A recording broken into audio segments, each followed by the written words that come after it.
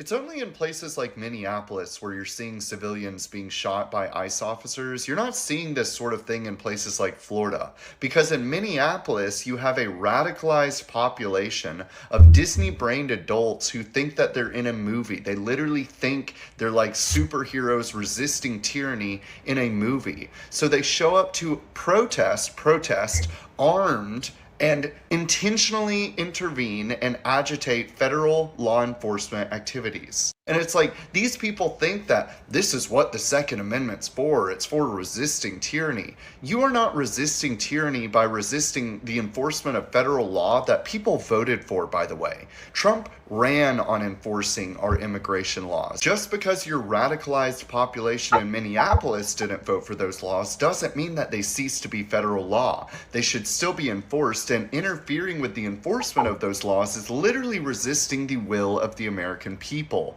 You are not the hero you think you are. You're a radicalized Disney-brained adult who thinks that you're the superhero in a movie when in actuality you've just been brainwashed to fight against your own interests.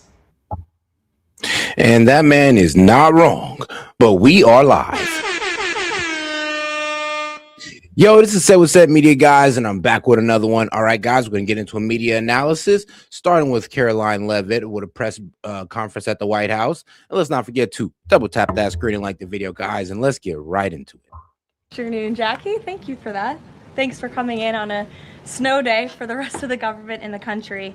And as much of the country feels the impacts of that winter storm, President Trump continues to monitor the situation closely, and he has remained in constant contact with FEMA and emergency responders.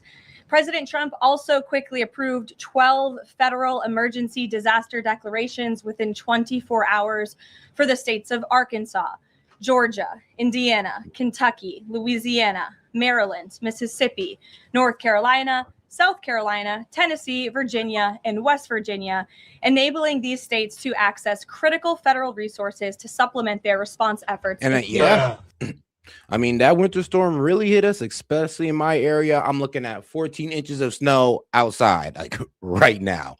But across the United States, look, man, if you're blessed to have power, I mean, yes, you are blessed right now, because there's about 1 million people across the United States who don't have it, hundreds of thousands in your state possibly who don't have it, and especially in mine. So, yeah, trust me, that winter storm really hit us in the Northeast. These declarations will help state-led efforts of turning power back on, clearing roads for emergency services, and keeping communities safe. The White House will continue to correspond directly with governors and local officials in the coming days, especially in those states that were harshly impacted by this storm. I would also like to address the chaotic scenes in Minnesota over the weekend. Nobody in the White House, including President Trump, wants to see people getting hurt or killed in America's streets. This includes Renee Good, Alex Preddy, the brave men and women of federal law enforcement, and the many Americans who have been victimized at the hands of illegal alien criminals. Saturday's shooting remains under active investigation by Homeland Security Investigations and the FBI. The Customs and Border Protection is also conducting their own internal review. As President Trump said yesterday, the administration is reviewing everything with respect to the shooting, and we will let that investigation play out. But let's be clear about the circumstances which led to that moment on Saturday. This tragedy occurred as a result of a deliberate and hostile resistance by Democrat leaders in Minnesota. For weeks, Governor Walz and the Mayor Jacob Fry and other... And trust me, the administration is not going to let go of this point, because they're not wrong. If Minneapolis Mayor Jacob Fry was just to send out the police, the local police, to provide crowd control, if Governor Tim Walz would just bring in the National Guard to protect ICE and let them do their law enforcement, let them do their deportations, then we wouldn't be dealing with this right now. Renee Good would still be alive, and so would this man Alex. But for some reason, they're letting things get out of hand, and they're trying to blame ICE for it. And I'm gonna be real with you. Yes, that Alex shooting, bro, it was sloppy work on their part. But once again, it looks like these guys are going to get off on a lawful shooting. Elected Democrats were spreading lies just because he put himself in the way. Law enforcement officers who are risking their lives daily to remove the worst criminal illegal aliens from our streets: murderers, rapists, pedophiles, human traffickers, and gang members. Governor Walz and Mayor Frey have shamefully blocked local and state police from cooperating with ICE, actively inhibiting efforts to arrest violent criminals. They have also used their platforms to encourage left-wing agitators to stalk, record, confront, and obstruct federal officers who are just trying to lawfully perform their duties, which has created dangerous situations threatening both these officers and the general public and Minnesotans alike. Yeah, and here's the problem, though. The left will sit there and say, oh, they're against protests. No, nobody's against protests. Everybody's against obstructing law enforcement, except for the politicians in Minnesota. They're apparently all for it. They're promoting it. But no, nobody's against protesting. Nobody's against the freedom of speech of these protesters. The problem is, though, that there's protesting and there's obstruction. There's getting in police officers' faces, thinking that you can get involved in a police scene and think that you're going to be okay. That is obstruction, not protesting. This is precisely what unfolded in Minneapolis on Saturday morning. Obstructing federal law enforcement and inciting violence against officers is wrong and illegal. This used to be a universally accepted position in the United States. Amid the hysteria, we must remember how we got here to this moment today and what this Democrat opposition is about. Former President Joe Biden and the Democrats opened America's borders for 4 years, inviting tens of millions of illegal aliens from all over the world to flood into our country. Among them, violent criminals who terrorized American communities and have inflicted devastating, permanent pain and harm on law-abiding Americans and their families. Yet we never saw outrage from Democrats or their allies in the liberal media over these horrifying crimes against U.S. citizens. The pain of American angel families was ignored and dismissed because it undermined the Democrat narrative. Innocent Americans like Jocelyn Nungray, Laken Riley, and Rachel Morin are just a few of the many victims savagely murdered. And I mean, let's be honest, what was it? It was a chief border patrol guy. He came out and he was showing all the guys that they cleaned up off the street. We're talking about child predators, murderers, like people who've committed the worst of the worst crimes that are being taken off the streets of Minnesota and Minneapolis. Well, basically the same place. And for some reason, all is being framed as, oh, they're trying to take away our neighbors. But I mean, let's be real. Yes, they are going after the undocumented immigrants as well who haven't committed crimes, but they are going after the worst of the worst as well. And these protesters are not even being protesters. They're now obstructionists. They're now obstructing law enforcement. They're now trying to impede on the enforcement of the immigration law. And that just is not acceptable. As much as you guys want to go out there and be against this, you guys can protest, but you cannot obstruct. That's all. That's it. I'm not sure what the confusion is, but apparently you devs need to be told 3-4 times. Illegal alien criminals. Earlier this month, an illegal alien from Mexico with a long criminal history who came into our country under Joe Biden's administration threw a baseball-sized stone at a school bus carrying children in New Jersey and fractured the skull of an 8-year-old innocent child. President Trump promised accountability to these American families by securing the border, deporting every illegal alien who has committed crimes, especially and most importantly, violent crimes. Nearly 80 million Americans voted for him to deliver on that very promise, and he is. As the duly elected president, the president is fulfilling the will of the people by arresting and removing these threats from our country in cities from Los Angeles to New York, and yes, Minneapolis. Yet Democrat leaders in Minnesota with sanctuary city policies have actively defied federal immigration law and the will of the people. And as a result of that defiance, 2 Minnesotans have now tragically lost their lives on the streets of Tim Walz's state. True. It is President Trump's hope and wish and demand for the resistance and chaos to end today. That's why President Trump spoke with Governor Walz directly this morning, and he has outlined a clear and simple path to restoring law and order in Minnesota. Number 1, Governor Walz, Mayor Frey, and all Democrat leaders should turn over all criminal illegal aliens currently incarcerated in their prisons and jails to federal authorities, along with because apparently that's been a problem. These guys trying to deport the people that they've detained in these Minneapolis jails, but they're not being allowed to. AKA, these guys are protecting, well, illegal immigrants, possibly illegal immigrants who've committed heinous crimes from being deported. It's just like, are you serious? Not only while they're doing that, they're not stopping these protesters from, well, following ICE around, attacking ICE, trying to trap them in, honk their horns to let these illegals know that they're in the area. Like, they're not trying to stop any of that. Any illegal aliens with active warrants or no. But they want to sit there and talk about how bad ICE is. But here's the thing, though. They're the ones making it worse. ICE was not trained to do, honestly, to do crowd control. They're not. It's like common sense would say that, yeah, it's supposed to be the local police that's supposed to come in there and help them out. And if things get too crazy, then, I mean, the governor's supposed to bring in the National Guard. I mean, it does seem like Minneapolis or Minnesota is about to get hit with that Insurrection Act. And then it's going to be up to the president. And I'm going to tell you right now, you guys are complaining about a police state, but you're about to walk yourself into a police state. Own criminal histories for immediate deportation. Number 2, state and local law enforcement must agree to turn over all illegal aliens who are arrested by local police. And then thirdly, local police must assist federal law enforcement in apprehending and detaining illegal aliens who are wanted for crimes, especially violent crimes. If Governor Walz and Mayor Frey implement these common sense cooperative measures that I will add have already been implemented in nearly every single other state across the country, Customs and Border Patrol will not be needed to support ICE on the ground in Minnesota. ICE and local law enforcement can peacefully work together, as they are effectively doing in so many other states and jurisdictions. Additionally, President Trump is calling on the United States Congress to immediately pass legislation ending sanctuary cities once and for all. American cities should be safe sanctuaries for law-abiding citizens only, not for dangerous illegal alien criminals who broke our nation's laws and do not belong here. We hope Governor Walz will do the right thing and continue to work with President Trump to keep the American people safe following their call this morning.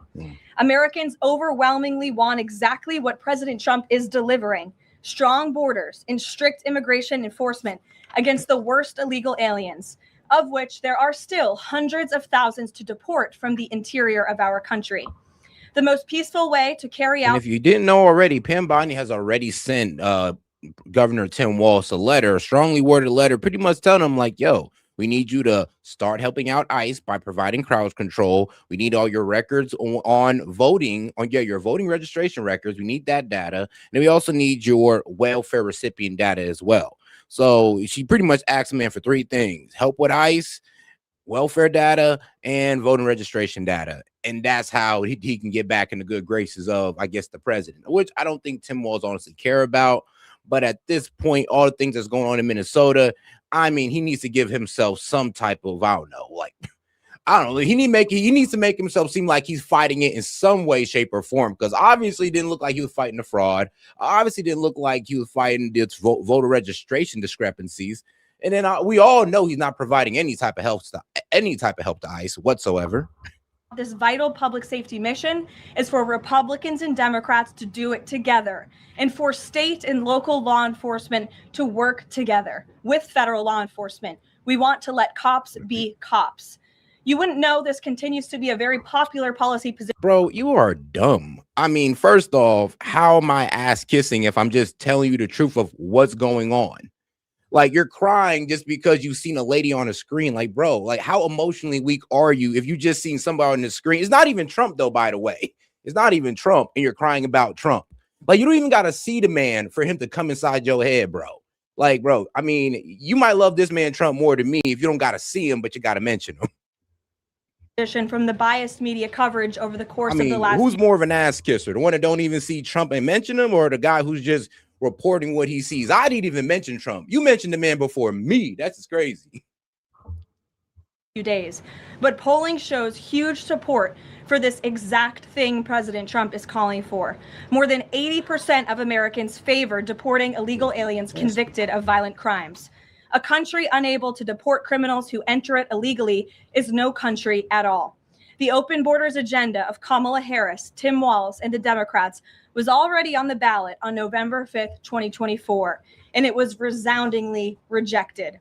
President Trump will never back down from his promise to deport violent criminal illegal aliens and make America safe again, and he welcomes all cooperation in that effort.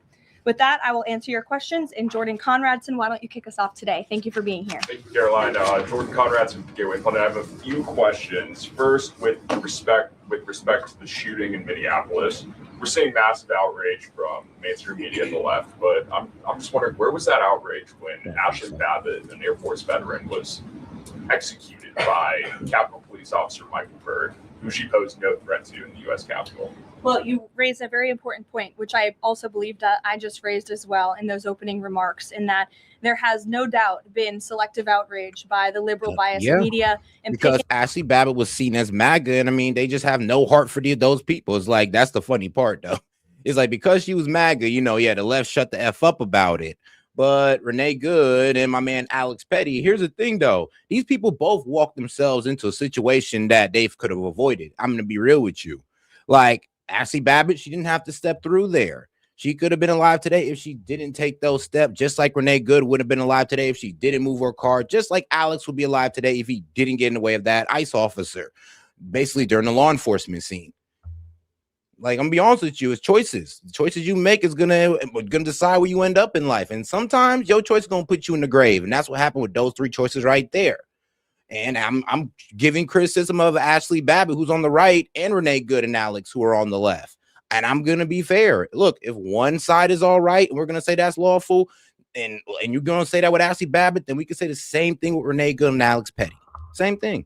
And y'all just going to have to deal with that because you wasn't trying to show that same energy for Ashley Babbitt, January 6th or not. Still a wife, still a woman, still an American citizen. And choosing victims and highlighting their stories. And as I've said, President Trump does not want any Americans to lose their lives in the streets of America and in American communities across the country. He believes what happened on Saturday is a tragedy, but every life is equal to President Trump. And that's why the lives of Laken Riley and Jocelyn Nungray continue to matter to him and be an utmost priority to him to this very day. And it's unfortunate that we did not see the same type of sensationalist media coverage over the tragic deaths of those innocent American women and girls across the country as we are in the wake of this tragedy that took place on Saturday. Crazy. Gabe. No, I mean, that's a really good point. Like, the left wasn't even trying to talk about those deaths. But I mean, the Renee Good died. I mean, let's be real. We're talking about a lady who got brutally murdered by an illegal immigrant. Bro, the left does not even want to talk about it. Doesn't even want to mention her name. Renee Good gets killed by ICE and a nationwide sensation. It's just like, I'm gonna be real with you. This is selective outrage. Go ahead. I want to get your response to this. The Arizona Attorney General, just days before this shooting in Minneapolis, she seemingly encouraged rioters to go out, shoot, and kill ICE agents. And I'll quote her here. She said, "If you reasonably believe your life's in danger and you're in the house or in your car or on your property, you can defend yourself with lethal force." And she said that you can't tell if ICE agents are law enforcement or imposters, and it becomes an issue of whether you reasonably believe they were law enforcement. Do you have a response to that? And I mean, shoot, I know I do. That's what they want. That's what they want. They want one of these protesters to take the law into their own hand, or what they feel is the law, and kill one of these ICE officers, right? And then this was going to happen right after. Now, we're going to expect this person to be arrested, but the mayor, the officials, the judges in Minneapolis is going to protect that person, make sure they don't get arrested, and it's going to cause a whole problem because this is what they want. And I'm telling you, that's going to be the setup to, I'm be real with you, one of the most divisive situations in America. We're telling me if a protester, leftist protester, goes out there and shoot an ICE officer and they're getting protected by their own from the law, yeah, that's going to be a huge problem. does the White House believe that she should be held accountable for these remarks? Such dangerous rhetoric, as I pointed out, is exactly what has brought us to this position today, where you have elected Democrat officials across the country who are encouraging left-wing agitators and crazy people to go out and unlawfully obstruct lawful immigration enforcement. Again, these brave men and women of ICE and Border Patrol and the federal enforcement are just trying to do their jobs to enforce our nation's immigration laws and to go after the worst of the worst in this country. I would encourage everyone in this room, and I would encourage the Arizona Attorney General to look at the video of an ICE agent in Minneapolis. He was approached by left-wing agitators who were honking their horns and were screaming slurs at him. And he rolled down his window and he said, "What are you doing? I am out here trying to catch a child predator, somebody who has convicted crimes against an innocent child, and you are trying to obstruct me from doing my job." This rhetoric against ICE, comparing them to Nazi, Gestapo, Donald Trump's police force, is despicable, it is shameful, and it is precisely what has led to the escalation of tensions in Minneapolis and in other places across the country. Gabe, Facts. go ahead. I mean, that's the worst thing about this. These protesters don't even know what they're honestly stopping. They're thinking they're stopping the deportation of what, or the capturing of undocumented immigrants. Well, to be honest with you, that's kind of half true, but you're actually stopping the arrest, the apprehension of some pretty heinous criminals who done some pretty crazy things. I mean, especially when it comes to their sexual crimes. So the fact that I know the left don't agree with that, but I mean, you're out here protecting it. So I would like to let you know that you are out here protecting pedophiles while crying about Donald Trump being a pedophile. I want to let you guys know that right now. You're protecting pedophiles while crying about an administration being full of them. For justifying violence. I would defer you to the Department of Justice on that. Thank you, Caroline. Regarding Minnesota, on Saturday, the Department of Homeland Security posted that Preddy looks like he wanted to do maximum damage to massacre law enforcement. Stephen Miller on Saturday posted that, called Preddy a would-be assassin. Why did administration officials jump to conclusions before an investigation had even been conducted? Well, look, this has obviously been a very fluid and fast-moving situation throughout the weekend. As for President Trump, whom I speak for, he has said that he wants to let the investigation continue and let the facts lead in this case. With regards to the deployment of Tom Homan to Minneapolis, should the deployment of Mr. Homan to Minneapolis be seen as a sign that the president is dissatisfied with how the officials on the ground had handled the incident? No, Mr. Homan is doing an exceptional job, and he has been working with Secretary Noem and President Trump over the course of the last year.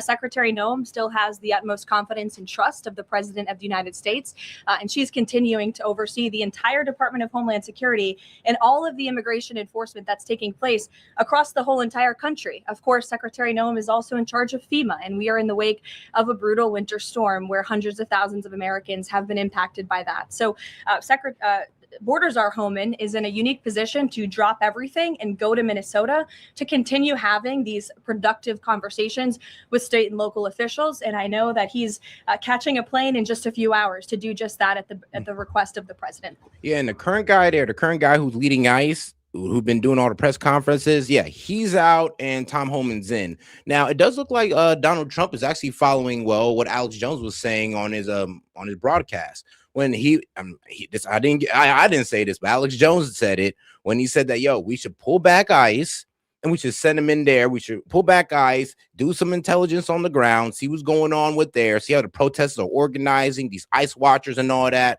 and that's a re-enter so we know how to counteract them. Because right now they're just surprising ICE with all types of BS, and they have really no time to react. So it does seem like they're doing a strategic retreat to re-enter in on another day. Jennifer. On Saturday's shooting, has the president been briefed, and have you been briefed on specific details of the shooting? How many shots were fired? How many guns discharged? And I mean, did the protesters' gun go off, or only the officers' guns? Do you have any of those details? Again, now it looks like the protesters' gun went off, because I was doing some research, and it does look like the gun that he was handling has a very bad malfunction. I mean, honestly, the way these SIGs are made, they should all be recalled, but apparently SIGs don't care that much. But yeah, it has a very peculiar malfunction that I'm just going to show you right now. Like, check this out, guys. Put some input into the slide somewhere. Will it go off again? Will it release? Let's see. Yep. You see that right there? Basically the same type of gun this guy Alex Petty had. And for some reason, these guns can go off without pulling the trigger, which is, I mean, well, I'm gonna be real with you. I wouldn't buy a gun like that. And they've been known to fire while they're in the holster, shooting people in the leg. They've been known to fire just from accidentally being dropped. I mean, all the stuff that you wouldn't want a gun to do. That's 3 in a row. Let me take the screw out.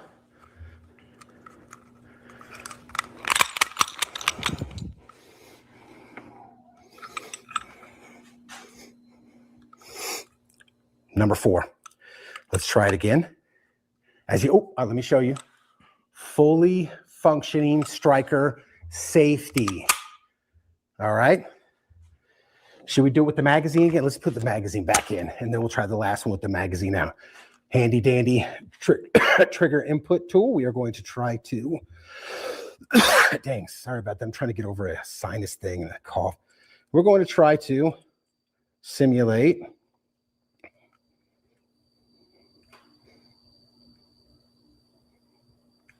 all right, here we go. Again, we are roughly, as we saw on the tabletop, I'm guessing we're roughly a millimeter to less than a millimeter of engagement on that trigger. And let's see if we can get it to go off again. Son of a. Yeah. That was 4. And the reason why I showed you guys this is because discharge of that gun could have been, that honestly could have been the reason why they just opened fire on this guy like it was open season on him. And I know I said a bit gruesomely, but to be real with you, yeah, that makes sense. If there was a gun that fired and they don't know where it's coming from, they're assuming that it came from Alex. And I believe that the gun discharged right when the officer took it away. It discharged. And everybody thought that, I don't know, maybe if it was an outside protester, maybe it was Alex who reached for a gun, and they end up just firing on him. It's like, honestly, it's very sloppy the way that went down. But if it's because of a gun that just went off and everybody just mistaked it as Alex, I mean, we just can't. Sadly, they're not gonna. Honestly, not even sadly, but understandingly so, they're not just gonna put that all on the ICE officer.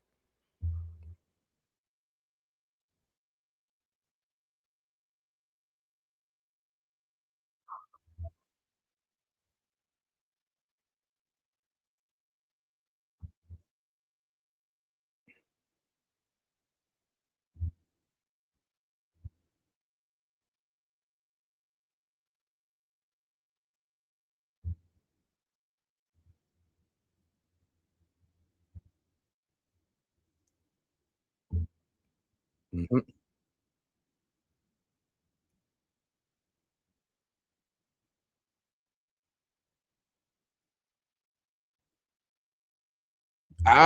See, and I don't like how, I don't like what Christy Nome is doing or the other guys doing by calling them domestic terrorists. Because I mean, with Renee Good, I'm be honest with you, there's like we don't really know her intent. We don't know if her intent was to be a domestic terrorist. We don't know. We never will know. So we can't sit there and just call domestic terrorist without knowing for sure. That's a pretty damning thing to say about somebody. And then with this guy, Alex Petty, I mean, we can't say that about him either. It seems like he was just trying to protect this woman by obstructing an officer, and it ended really bad for him. Is that domestic terrorism? No, not really. No, not at all.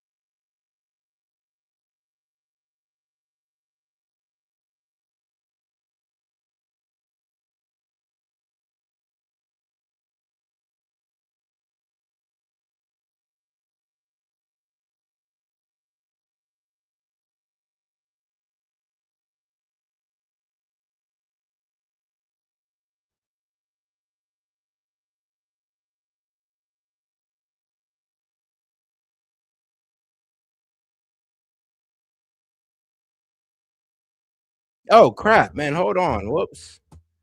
Oh wow, my bad, guys. I didn't even know I still had the video. Whoops. He committed an act of domestic terrorism. Stephen Miller labeled Preddy a domestic terrorist. HSI and FBI are conducting interviews with those that were involved and the agents who were involved in this unfortunate tragedy on Saturday. Are they keeping the president up to date on all those details? The president is obviously very much on the ball with respect to this investigation. I think he's made that quite clear with the various statements that you've seen him put out, and also the 4 points that the president has outlined as well to Governor Walz, and to encourage him to cooperate with ICE and with the administration. Mary. Thanks, Caroline. To follow on Gabe's question, Secretary Noem said Alex Preddy committed an act of domestic terrorism. Stephen Miller labeled Preddy a domestic terrorist. Does the president agree with them? Look, as I've said, I have not heard the president characterize Mr. Preddy in that way. However, I have heard the president say he wants to let the facts in the investigation lead itself. Was he alarmed to hear his top officials referring to him in that way, rushing to that judgment? Danny, go ahead. Thanks, Caroline. On Stephen Miller's comments, will Stephen Miller be apologizing to the family of Alex Preddy? Yeah, people jump into this whole domestic terrorist claim on, Renee Good and Alex Petty. Yeah, don't do that. I mean, there's no strong evidence to suggest that they were domestic terrorists until we can figure out what type of organization they belong to, if they was Antifa, which there is no proof of that whatsoever. So, yeah, let's not jump the gun and call these guys domestic terrorists. Obstructionists, sure, we can call that all day, but terrorists, no. For calling him, quotes, an assassin who tried to murder federal agents, despite the fact that, as you say, this is still under investigation. Look, again, this incident remains under investigation, and nobody here at the White House, including the President of the United States, wants to see Americans hurt or killed and losing their lives in American streets. And we mourn for the parents. As a mother myself, of course, I cannot imagine the loss of life, especially losing one's child. And that same empathy from the president goes for the parents of angel families, and parents of victims of illegal alien crime across our country as well. And that's exactly why the president continues to be wholeheartedly committed to deporting the worst of the worst criminals from our country. Why don't we go to the back? Kelly. Does the president believe that the killing, though, was a mistake? Has he expressed that at all? Again, the president has said, we have to review it, and this investigation needs to continue. And he's I'll be real with you, Renee Good. Yeah, I mean, all of them were, honestly, you could say, a mistake. But, well, maybe not Renee Good, because like I said, from the perception of that officer who the Renee Good drive her car towards, it looked like, his life was in danger. So was his partner's, whose arm was still in the car. So he shot off that one. But Alex Petty, that one could have been a honest to God mistake. They heard a gun discharge, and they all thought it was Alex, so they all started firing on him. And I mean, that just seems to be what it is. But we'll wait until more information comes out, of course. Facts on the investigation lead itself. Does he want the body camera footage to be released to the public? Now, that's not something I've heard the president commit to, so I won't do that from the podium. Sure. Caroline, how serious is the administration taking allegations that local and state officials in Minnesota are actively coordinating with demonstrators through encrypted or non-encrypted communications, as well as providing government resources to impede immigration enforcement operations? I'm sorry, Carrie, could you repeat your question? How serious is the administration taking allegations that local and state Minnesota officials are communicating with demonstrators to basically impede immigration officials? Well, we've definitely seen active organization amongst these left-wing groups, Carrie, and it is something that I know the FBI and the Department of Justice are looking into. Again, it is illegal to unlawfully obstruct lawful immigration enforcement in this country. And these agitators are making it nearly impossible for ICE to do their jobs and for federal law enforcement to carry out the will of the American people to deport the worst of the worst. I would just encourage everyone to please imagine in this room, all of you come to the White House every day to report on the President of the United States and the administration. You come into this briefing room, you walk through the gates of the White House. Just imagine if there were left-wing agitators or agitators of any kind who were in your face, who were doxing you, who were harassing you, who were physically threatening you, who were biting off your fingers. In the case of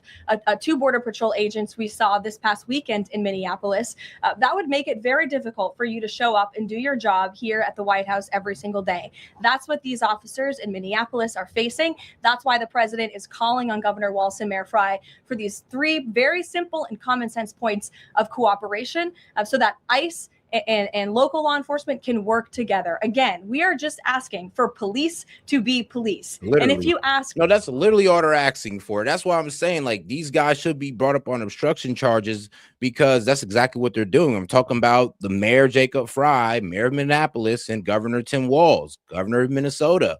Because, like, Tim Walz, well, he could have brought the National Guard and all this would have been done. But at a much lower level, Jacob Fry could have just ordered the local police to provide crowd control, and that'd have been it. And we would never have situations like Renee Good and Alex Petty at all. any law enforcement agent or official, they want to be able to work with their federal counterparts at the state and local level, and vice versa. Caroline. Thanks a lot, Caroline. Two questions. One is looking forward. The role of Mr. Homan, is he being sent by the president to diffuse the situation that exists right now on the ground? Is he the point person essentially for the White House in terms of trying to tamp down the tensions that exist right now in Minnesota? Well, Mr. Homan is the point person for cooperating with state and local authorities and corresponding with them, again, to achieve this level of cooperation to subdue the chaos on the streets of Minneapolis. And I would just point out that Mr. Homan is someone who has been lauded for many, many decades for his experience working in law enforcement. In fact, this is a Washington Post headline from 9 years ago, 2016. Meet the man the White House has honored for deporting illegal immigrants. Yep. And I would remind everyone in this room that it was former President Barack Hussein Obama who awarded a medal to Mr. Homan. So Yes, that man Obama did. I mean, that's one of the reasons why Trump brought him in. He brought in one of the guys who gave Barack Obama one of his biggest success, and that was deporting 3 million illegal immigrants. I mean, that was Tom Homan's work, especially when it came down to what was going on at the border. That was Tom Homan's work. The man has been in it for a while. The thing is, though, Tom Homan does it for Obama and everybody shuts the F up. He does it for Trump, and now it's this big national situation now where ICE is the Gestapo. And I'm just like, they were doing the same exact thing under Obama. You know what the difference is? The difference is this. One, these weren't so advanced. Social media wasn't so prominent or so ubiquitous to the point where you can just hop on any social media and just make a viral video or take a video or take a police scene out of context, just with this right here. So he's obviously very qualified. He has the full trust and faith of the president. He will continue to have these meetings in the hopes that ICE and local law enforcement can cooperate and work together to have successful immigration enforcement, as we've seen in almost every other state across the country. Caroline, secondly, Caroline, can you talk a little bit about tomorrow's trip by the president to Iowa, what the purpose of that trip is, what the goals of that trip are? Sure, yes. Tomorrow, President Trump will be traveling to Des Moines, Iowa. He will be making a local visit at a local business, and then he will be giving a speech on affordability and on the economy. And I know he very much looks forward to being there, to meeting with the great people of Iowa, but also lawmakers as well. Jake.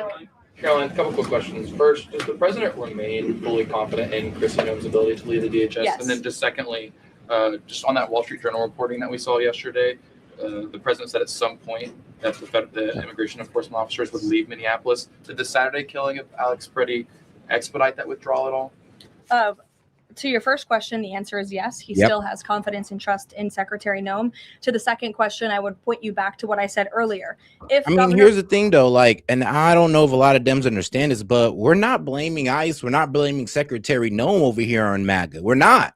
Over here on the right, we're blaming, honestly, the laziness of leadership in Minnesota politicians. Let's be honest with you. Like I said, Jacob Fry can go up there and provide crowd control. He can use not all 600, but he can get some officers together. Oh, wait, hold on. If they don't have the officers, then Tim Walz need to bring in the National Guard to provide crowd control then.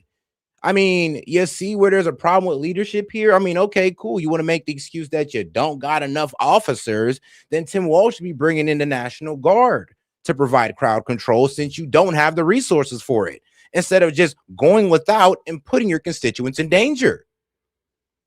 Doesn't that just make sense if you actually gave a damn about the situation? Walz and Mayor Fry implement these common sense cooperative measures, CBP will no longer be needed to support ICE on the ground in Minnesota. ICE and local law enforcement. Hey, man, shout out to my man Ham. Appreciate the support, my brother. First one, too. Right now we under a shadow ban, my friend, so it's gonna be slow in the chat for a couple weeks, but it is what it is, man. I appreciate you sticking it through with me. Will peacefully work together as they are effectively doing in so many other states and jurisdictions to remove violent criminals from American neighborhoods across the country. All to ask the president to remove the immigration enforcement officers. He asked the president to scale down, and the president reiterated what the president put out in his statement yesterday and what I'm sharing with all of you as well. I would just add on this level of cooperation a few statistics that I think are very important. 7 of the top 10 safest cities in the United States cooperate with ICE. And we've seen historic turnaround in safety in cities that have chosen to cooperate with ICE, that are not just led by Republicans, but also look right here in Washington, D.C. We had a great level of cooperation with Mayor Bowser and the local government, and we have been able to remove thousands of illegal aliens from the District of Columbia, where you all live. So you can thank President Trump for that. The murder rate in Washington, D.C. has plummeted as a result. There were no riots. There were no protests. Nobody was tragically killed as a result of that level of cooperation between federal and local authorities. And again, that's all the president is asking for in Minnesota. It's totally common sense. Jared, go ahead. Thank you. Caroline, in this process, you continue to describe the situation in Minneapolis as chaos. Was there any mistake made by Secretary Noem that led the president to send Mr. Holman there? I'm sorry, I don't understand your question. Did Secretary Noem make a mistake which led to? She made any mistake that could lead the president to send Mr. Holman to Minneapolis? No, as I already mentioned, Mr. Holman has been working alongside Secretary Noem and for the president over the course of the last year. And again, he's uniquely positioned to hop on a flight to Minnesota today to continue this correspondence with state and local authorities, and that's what he's going to be doing. Yeah, because now, as Tom Holman goes there, ICE is going to pull back out of Minnesota to return on a later date. But this is what Tom Holman's going out there to do. He's going to talk to Walls. He's going to figure out, all right, well, why can't you provide crowd control? They're going to figure that out. They're going to figure out, all right, well, these detainees that you're not allowing us to get, we're going to figure that out. And then we're going to rebring in ICE. After, of course, they get more intelligence on these ICE watcher guys and all this good stuff as well. Like I said, they're kind of going into there on a reactionary, honestly, they're going into there, kind of unprepared, to be quite honest with you, because in other states, none of this is happening. None of this is honestly happening, guys. And I think this video sums it up pretty well. Like, there's not, bro, in Minneapolis, they just got a special group of people who truly feel like ICE is out to get them, who truly feel like they're the Gestapo, who overreact to them and end up hurting themselves in the process. But check this out. It's only in places like Minneapolis where you're seeing civilians being shot by ICE officers. You're not seeing this sort of thing in places like Florida. Because in Minneapolis, you have a radicalized population of Disney-brained adults who think that they're in a movie. They literally think they're like superheroes resisting tyranny in a movie. So they show up to protest, armed, and intentionally intervene and agitate federal law enforcement activities. And it's like, these people think that this is what the Second Amendment's for. It's for resisting tyranny. You are not resisting tyranny by resisting the enforcement of federal law that people voted for, by the way. Trump ran on enforcing our immigration laws. Just because your radicalized population in Minneapolis didn't vote for those laws doesn't mean that they cease to be federal law. They should still be enforced, and interfering with the enforcement of those laws is literally resisting the will of the American people. You are not the hero you think you are. You're a radicalized Disney-brained adult who thinks that you're the superhero in a movie when in actuality you've just been brainwashed to fight against your own interests. I mean, do you not want pedophiles to be taken off the street? I mean, do you not want to live in a safer neighborhood? Do you not want your kids to have an opportunity in the job market? Is all that not important to you? Because, yeah, when you guys fight against, when you fight for these undocumented, you're fighting against your own interests right here. You're fighting against your own interests. And like I said, you guys are complaining about, oh, the president's a pedophile, but you're out here stopping pedophiles from being arrested in your own area. I mean, bruh, if you're a person in Minnesota doing these protests, I better not ever hear you call Donald Trump a pedophile ever again, because you're protecting him. Fran. Caroline, is it the White House's position that Americans have the right to show up to these ICE operations and film, document, or protest the law enforcement actions? All Americans have a First Amendment. You can protest. You can sit there with your camera phone out, with your nice homemade sign, your little arts and crafts sign that you did. But what you can't do is get in the way of law enforcement. That's the problem. Nobody's telling you guys you can't do that. The problem is the people who are going out there aren't protesting. They're obstructing. There are people who are protesting. There's people who are obstructing. The problem is that left-wing media makes it seem like all these guys are just peaceful protesters, and they're just getting like pretty much detained and thrown on the ground for no reason, when that's a lie. Even the lady that but there was actually, an ICE officer recently got his finger bit off, and his lady tried to throw a tear gas can back and end up getting hurt. Well, no, flashbang back and end up getting her hand or finger blown off. And this is all going down in Minnesota. So we got ICE officers and protesters losing appendages. And we want to keep this going because of lazy leadership of the mayor and the governor, as they just sit there and try to blame it on ICE as if these two can't do anything about it.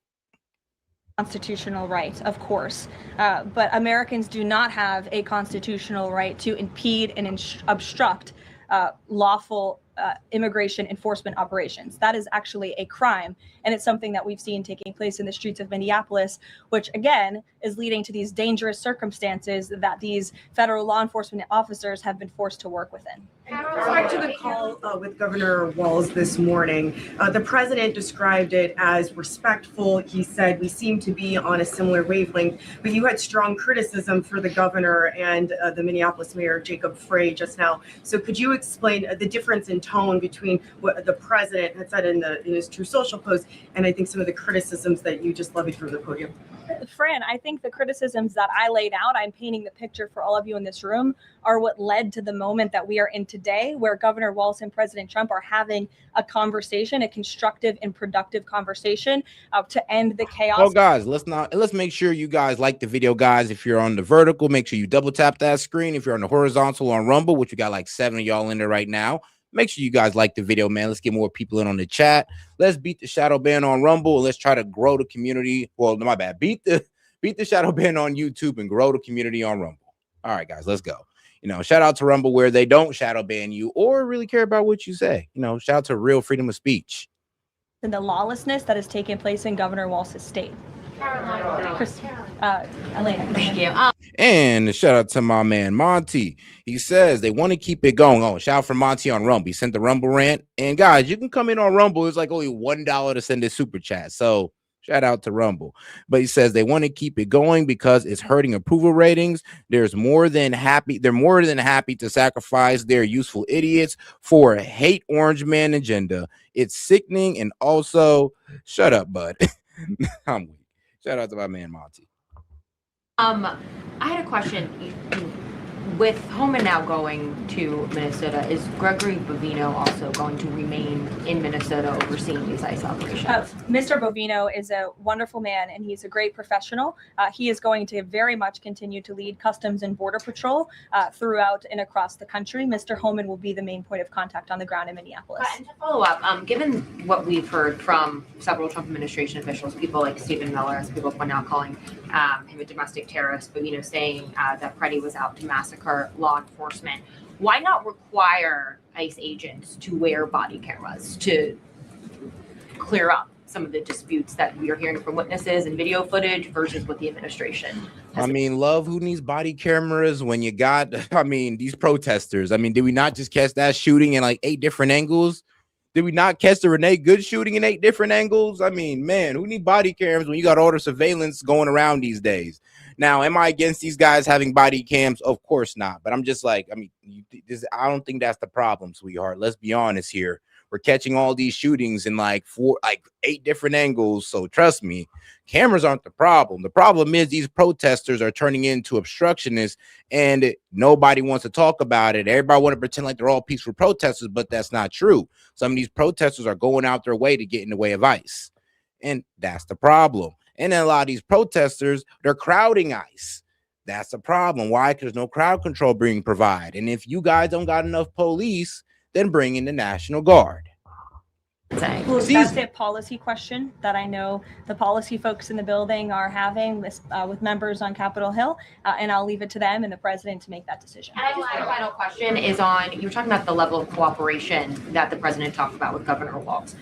Will the administration commit? Oh, I thought you were talking about to somebody in the chat or something, or somebody that I recently brought up. I did have to just grill a chatter, but shout out to my man Monty. So I didn't mean shut up. I meant to type what up. Shout out to Monty. Appreciate you. Shout out to my man Monty on Rumble and to the viewers on YouTube. You know, I appreciate you guys. To cooperating with local officials on this investigation into Alex Preddy. The president spoke about this with Governor Walz and said he would have a discussion about it. He did not make a commitment, and so therefore I won't make that commitment here. I would just remind all of you in the media, because I've seen a lack of reporting on this fact. There are investigations into what took place on Saturday. The Homeland Security investigations and the FBI have teamed up for an investigation, and there's also an internal. Now, this is where the distrust comes, because for some reason, the left does not like the fact that this is being invested by, you know, Homeland Security Investigation, HSI, and the FBI. They don't like it. They don't like it, and I know why. Because they know that if we leave it to the Minnesota state, they're going to crucify this man. They're going to hold him. They're going to say he's guilty no matter what proof comes out, and that's just what's going to happen. But this is why I also hear the left out that if it goes to the FBI and the HSI, well, oh, that's all ran by Trump. It's going to be extremely biased. Well, guess what, brother?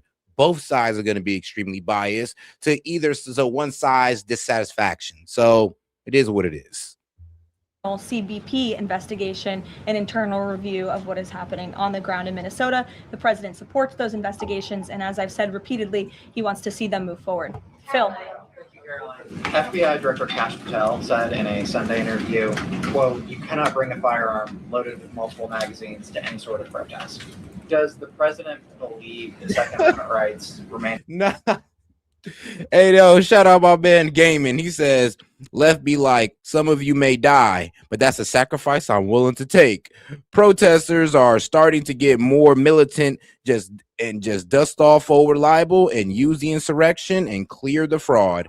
I mean, yeah. I mean, here's the thing. I mean, what Pam Bondi offered this man might be his only way out. Like, all you got to do is give up your welfare data, your voter registration data, and provide backup for ICE, which Tim Walz can do as governor by bringing in the National Guard, and it's all good.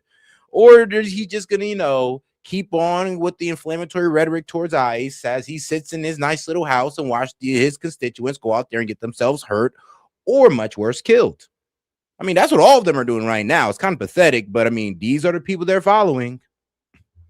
In effect, even when protesting. The president supports the Second Amendment rights of law-abiding American citizens. Absolutely. There has been no greater supporter or defender of the right to bear arms than President Donald J. Trump. So while Americans have a constitutional right to bear arms, Americans do not have a constitutional right. Well, this is not about a constitutional right to bear arms. It's also about, well, if you're a person bearing arms in Minnesota, it's your responsibility to carry identification with you. It's also really responsible for you to understand, like, yeah, as a person who is armed, maybe me trying to get in the way of law enforcement is not gonna, well, be perceived the right way. Like, he may go in there being like, I'm just trying to save this lady, but the ICE officer going there like, hold on, this is an armed man trying to stop me.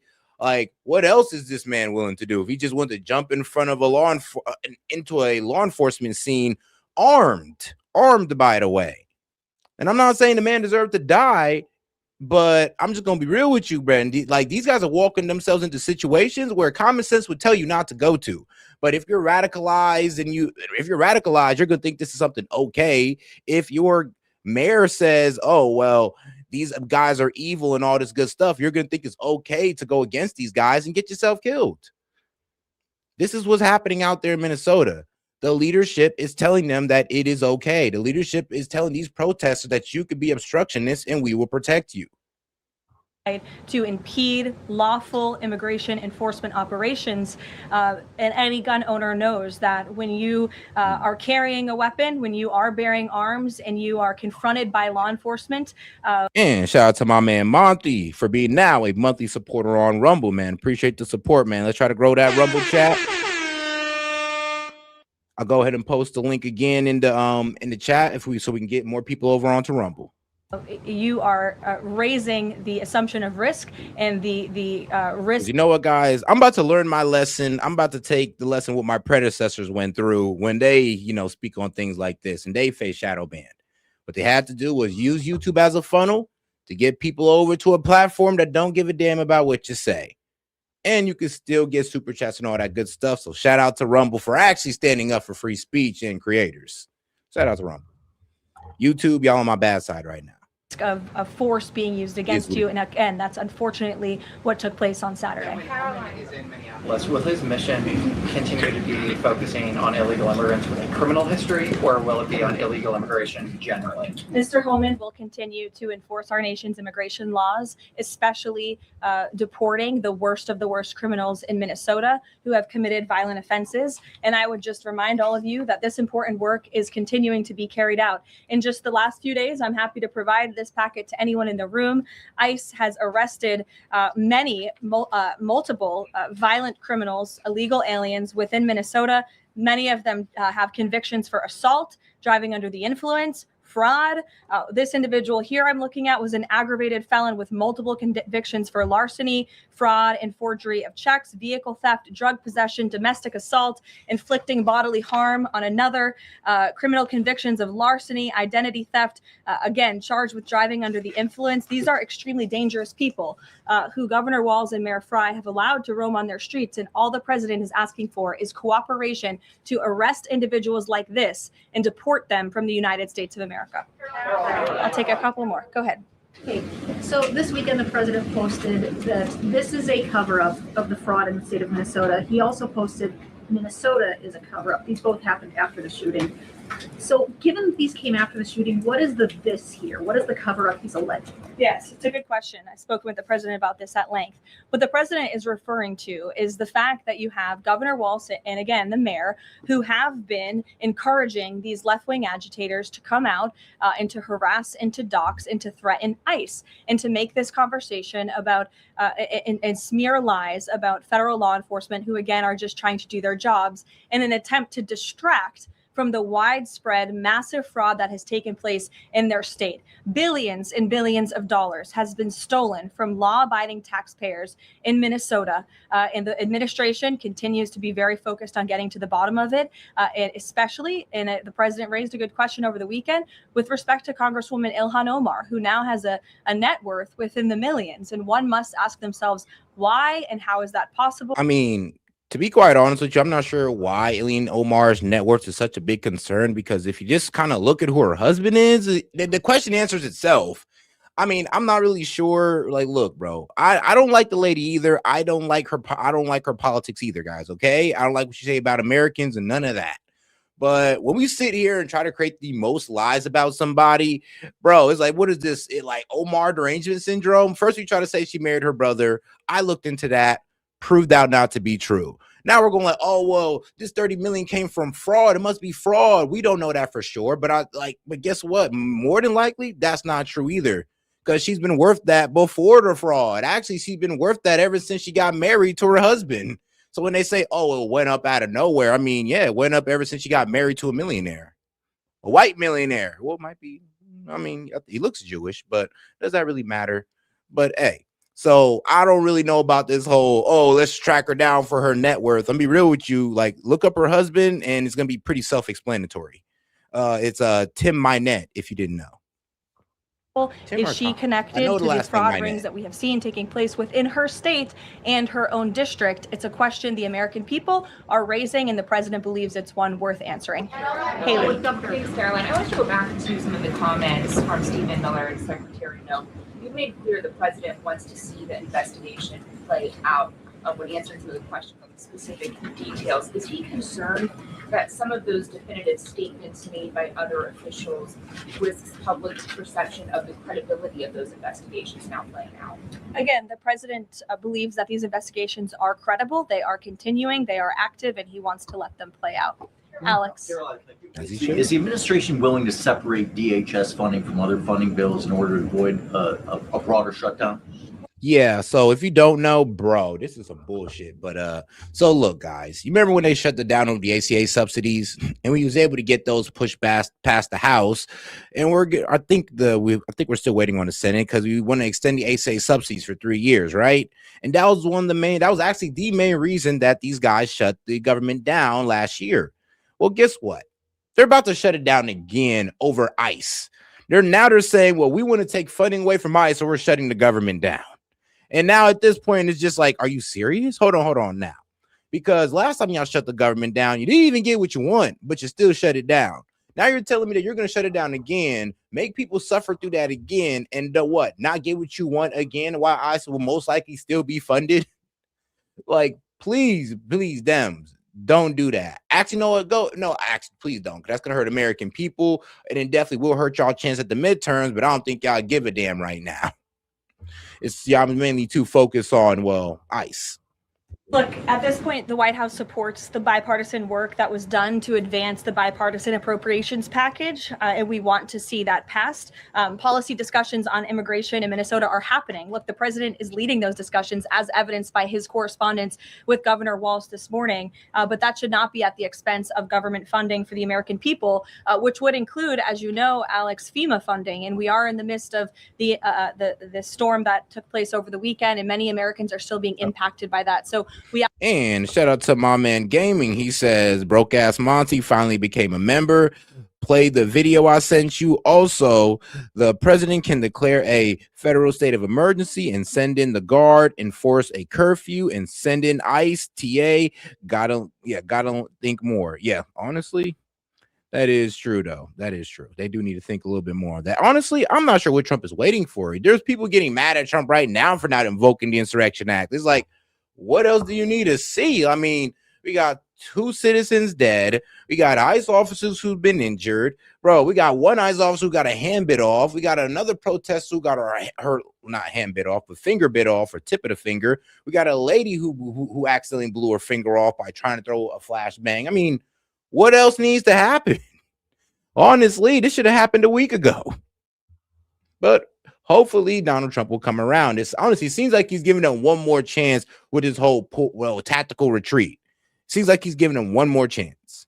Absolutely do not want to see that funding lapse, and we want the Senate to move forward with passing the bipartisan appropriations package that was negotiated on a bipartisan basis. And secondly, there's another round of Russia-Ukraine talks this weekend, Sunday.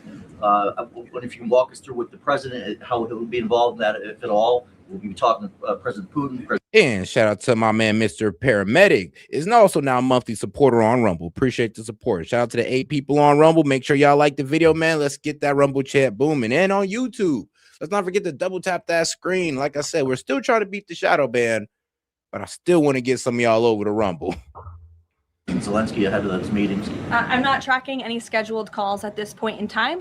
However, the president remains deeply involved, and of course, he's being apprised by his advisors, namely Jared Kushner and Special Envoy Witkoff, on these talks. They had a multilateral meeting this past weekend, which didn't get a ton of coverage, but that was historic in nature, where the president's team has really brought 2 sides of this war to the table together to move the ball closer towards peace. So the president is not giving up on the peace process. He obviously just met with President Zelensky when we were in Davos, Switzerland, but I'm not tracking any calls scheduled for this week.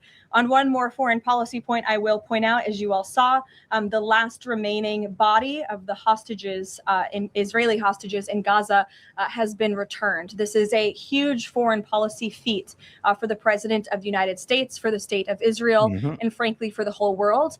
The president made the impossible possible, and so it's great news for the president, for the United States, for our allies, and also for peace in the Middle East.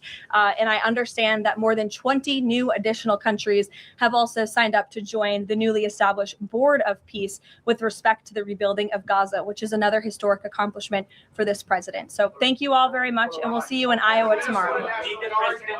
And all right, guys, so we're going to go ahead and look at what both sides got to say about this. So let's go ahead and get over to the right side of media with telling everybody that. And then I'm going to go ahead and bring in a couple of the guests. If you guys want to come up, let me know. I'm talking mainly like Monty and Gaming. But talk to you guys. Now back to the breaking news out of Minnesota. So multiple federal sources are telling Fox News that Border Patrol Commander Gregory Bovino and some of his agents are going to leave Minneapolis as soon as tomorrow. This is Tom Homan makes his way to the state. That was the president earlier today. Okay, so it's not, he says some of his agents. So not all of them, but it does seem like some of the agents, and mainly the ones that are mainly involved in those shootings, are the ones that are going to be leaved and taken to somewhere else, most likely another state. Him, it seems like they're saying he's been demoted, but I mean, like, what type of demoted? Because we demoted Tim Walz from, what was it, our national security advisor. Well, Trump demoted him from national security advisor. Now he's our UN ambassador. I mean, he's still involved. So him is basically going to be the same thing. He's still going to have some high up position. Soon as tomorrow. This is Tom Homan makes his way to the state. That was the president earlier today, telling everybody that he was going to. Wait, did I say Tim Walz? Michael Walz. Mike Walz, not Tim Walz, but Mike Walz. He used to be our national security advisor, and he got caught actually texting an Israeli informant, or Bezor the Mossad, during a strategy meeting, and that would pretty much what got him kicked out from his job, and he ended up being a UN ambassador. I know, not completely kicked out of the administration, but just a UN ambassador. They call that a demotion. Tom Homan there. Also, President Trump had a phone call today with Minnesota Governor Tim Walz, calling on the governor to hand over all the criminal illegal aliens. But Walz claims his state honors all immigration detainers. Here's Caroline Levitt. She was in the briefing room earlier today. This tragedy occurred as a result of a deliberate and hostile resistance by Democrat leaders in Minnesota. Governor Walz and Mayor Frey have shamefully blocked local and state police from cooperating with ICE, actively inhibiting efforts to arrest violent criminals. They have also used their platforms to encourage left-wing agitators to stalk, record, confront, and obstruct federal officers who are just trying to lawfully perform their duties. This is precisely what unfolded in Minneapolis on Saturday morning. Obstructing federal law enforcement and inciting violence against officers is wrong and illegal. Just yesterday, Governor Walz compared immigration enforcement in Minnesota to the Holocaust. We have got children in Minnesota hiding in their houses, afraid to go outside. Many of us grew up reading that story of Anne Frank. Somebody's going to write that children's story about Minnesota. Okay, so a little hyperbole there. Tomorrow is actually Holocaust Remembrance Day, so who knows what he'll come up with by then. But, Jesse, the president also put out a Truth Social statement saying that they had a good call and that they have some sort of way forward, hopefully, and maybe the Border Patrol leaving, if that happens to turn out to be the case, maybe that's one of the steps forward. I'm very glad Walz called the White House, and they're both using the same word, which is cooperation, and that's all we've ever asked for. Hopefully we can just dial things back. We can get some cooperation. Oh yeah, shout out to my man Chase. So my man Chase in there as well. My bad. I just say, like, did I miss something, Chase? My bad, Chase. Yeah, but shout out to my man Chase, Monty, and Gaming holding it down in the chat right now. In the Rumble chat. Appreciate you guys. And people aren't needing to get hurt. He's not telling the truth, though, about the state. No, but I'm gonna be real with you. I agree with him. I'm actually happy that Tim Walz actually did the best thing for his people and actually reached out to the president and trying to find a way to figure this all out. Because, I mean, let's be real. If he actually if he actually cares about his safety of his people, then yeah, he should be reaching out to the president, because only getting worse in 3 different areas, not just Minneapolis. What was it? They said St. Paul in another area. Needing to get hurt. He's not telling the truth, though, about the state. State corrections only cooperates after an illegal has been convicted and served their sentence. The city jails and the county jails do not cooperate, and they release dangerous illegal criminals into the streets, and that's why ICE is having to conduct these dangerous manhunts. But both sides need to change tactics. The governor of Minnesota is in open rebellion. He has called ICE agents Nazis. He's told the people to get in their face and to kick them out of the state. And now it's like a low-level insurgency. There's very sophisticated communication tactics. There's like food drops. There's supply chains. It's crazy. They have stormed into churches. They have broken into hotels. They've looted cars. They've lit fires. They've kicked. They've bit off fingers of federal immigration police. Just So crazy. it's out of control. And now they're aiding and abetting dangerous foreign nationals who are fugitives from justice. And what ICE needs to do in order to change tactics is stick and move. You're sitting ducks for 6 weeks and you have no backup from feds and you have no backup from the locals. And you've announced to the entire country that you are in Minneapolis. You don't need to do that. You need to be more stealthy. Sticking like a boxer does not stand in the middle of the ring with his hands down and just gets hit and just gets hit.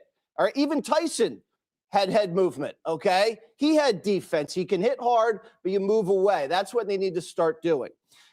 The guy who brings a loaded firearm concealed into a dangerous... And it's crazy thing, too. They was doing this over here in Columbus, Ohio as well, where there would be a whole bunch of people standing outside the hotels where the ICE officers were staying at. And honestly, there were some that got vandalized, just like in Minnesota, but not as bad as Minnesota, not as bad. But honestly, it was just pretty annoying. They would play loud music, fireworks, trying to make sure they don't get no good night's sleep. Literally trying to sabotage their operation, sabotage their day. And here's the thing, if you guys stop these guys from getting sleep and make them more irritable, wouldn't that make them more likely to shoot your ass? I'm just saying. It's like y'all setting yourselves up for failure with every action. Against guy who brings a loaded firearm concealed into a dangerous fugitive operation is crazy. You do not bring a loaded gun and start violently and physically resisting and obstructing a manhunt. Okay? Anybody who knows you have a concealed permit and some guy that is confronting you as federal enforcement, you say, "Here are my hands. I have a loaded weapon on me." And you wait for further instruction. You do not actively, physically resist. Now, you watch the video, and it's very, very chaotic. It may have looked like they might have disarmed this guy during the scuffle. You have whistles blowing. You can't hear anything. You hear gun, gun, gun, gun, gun. The guy, anytime guy says gun, gun, gun, and the subject pulls his arm back, you don't know if he's reaching. So obviously, they're going to be doing a big investigation. They're going to find out what happened. We're going to look at the body cam, but it is not a clear-cut situation. And it's very divisive. It's partisan, the way they're reacting to it.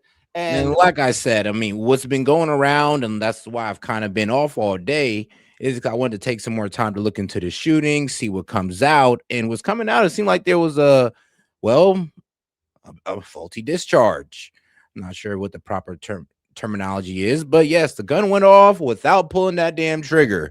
So yes, a faulty discharge. Pretty much with these SIGs, you can just tap it somewhere on the lower barrel and it could fire, or maybe you could tap it anywhere else but the trigger and it will fire. And if this happened during that engagement, then I'm gonna be real with you, it makes sense why they just opened fire on him, because they mistakenly thought that it was probably coming from him, or maybe he grabbed the gun and they just all stepped back for their safety and unloaded on him. Wish it didn't happen, but that's what's looking like. Well, that's how it's looking like right now. Hopefully, if every side changed tactics, we can move forward. Oh, Gaming, where's that video you sent on Discord, or was that Monty? I'm not sure. And do what the American people have told the president to do, which is get these criminal illegals out of the country. It was the reaction to the chaos that you're watching right there on the screen, Jessica, I know you want to weigh in, that led to the president making this announcement today that Tom Homan is going to Minnesota, and now the Border Patrol is leaving. Right. The president was forced to make that decision because what happened to Alex Preddy, that he was murdered, was not divisive and was not partisan. It was clear as day. And there are video analyses up in the New York Times and the Wall Street Journal have both done incredible reporting on this, that you can see clearly that an agent had taken his gun already. I think it's the one wearing the black coat. And you have the guy with the gray coat. After the guy is shot, you already get 10 bullets in him, even though his hands were up. He had his phone in one hand, which you're allowed to do. You're allowed to video. The other one like this, crouched over. And then you hear another guy going, "Where's the gun? Where's the gun?" Well, shouldn't you know that before? Well, actually, that guy didn't say where's the gun until the man was already dead. Like, that's just the fact that it mattered. Like, I seen the entire video, even the aftermath of it. And yeah, like they wasn't saying where the gun was until the man was already dead, because like I said, they thought that he shot it off, but it happened that it was probably a faulty discharge. But shout out to my man Monty says negligent discharge. It's a P320. You hit the top of the slide and it goes off. They have recalls. Yeah. I mean, yeah, now I don't know. I think I sent the video to you too. Cause what I was looking at, it seemed like all bro had to do was just like tap it, just tap the barrel just a little bit, and it was firing just the bottom. Like it was absolutely insane. You kill somebody. No. It takes a lot. No, you shouldn't. It takes And a lot thank God to you're not a police unite officer. the NRA and Greg Abbott and other major conservative forces in this country against the Trump administration and the way they're doing immigration enforcement. The First Amendment, the Second Amendment, and the Fourth Amendment have all been violated by the way that they are carrying this out. And people saw it clear as day, and that's why they responded this way. Hey, yo, and shout out Sleepy Lounge Talk for sending in a laughing disco for 250 jewels. I appreciate the support, my brother. And he said, I actually went to a demo channel, a Democrat channel, biased as hell. Dude named Dennis.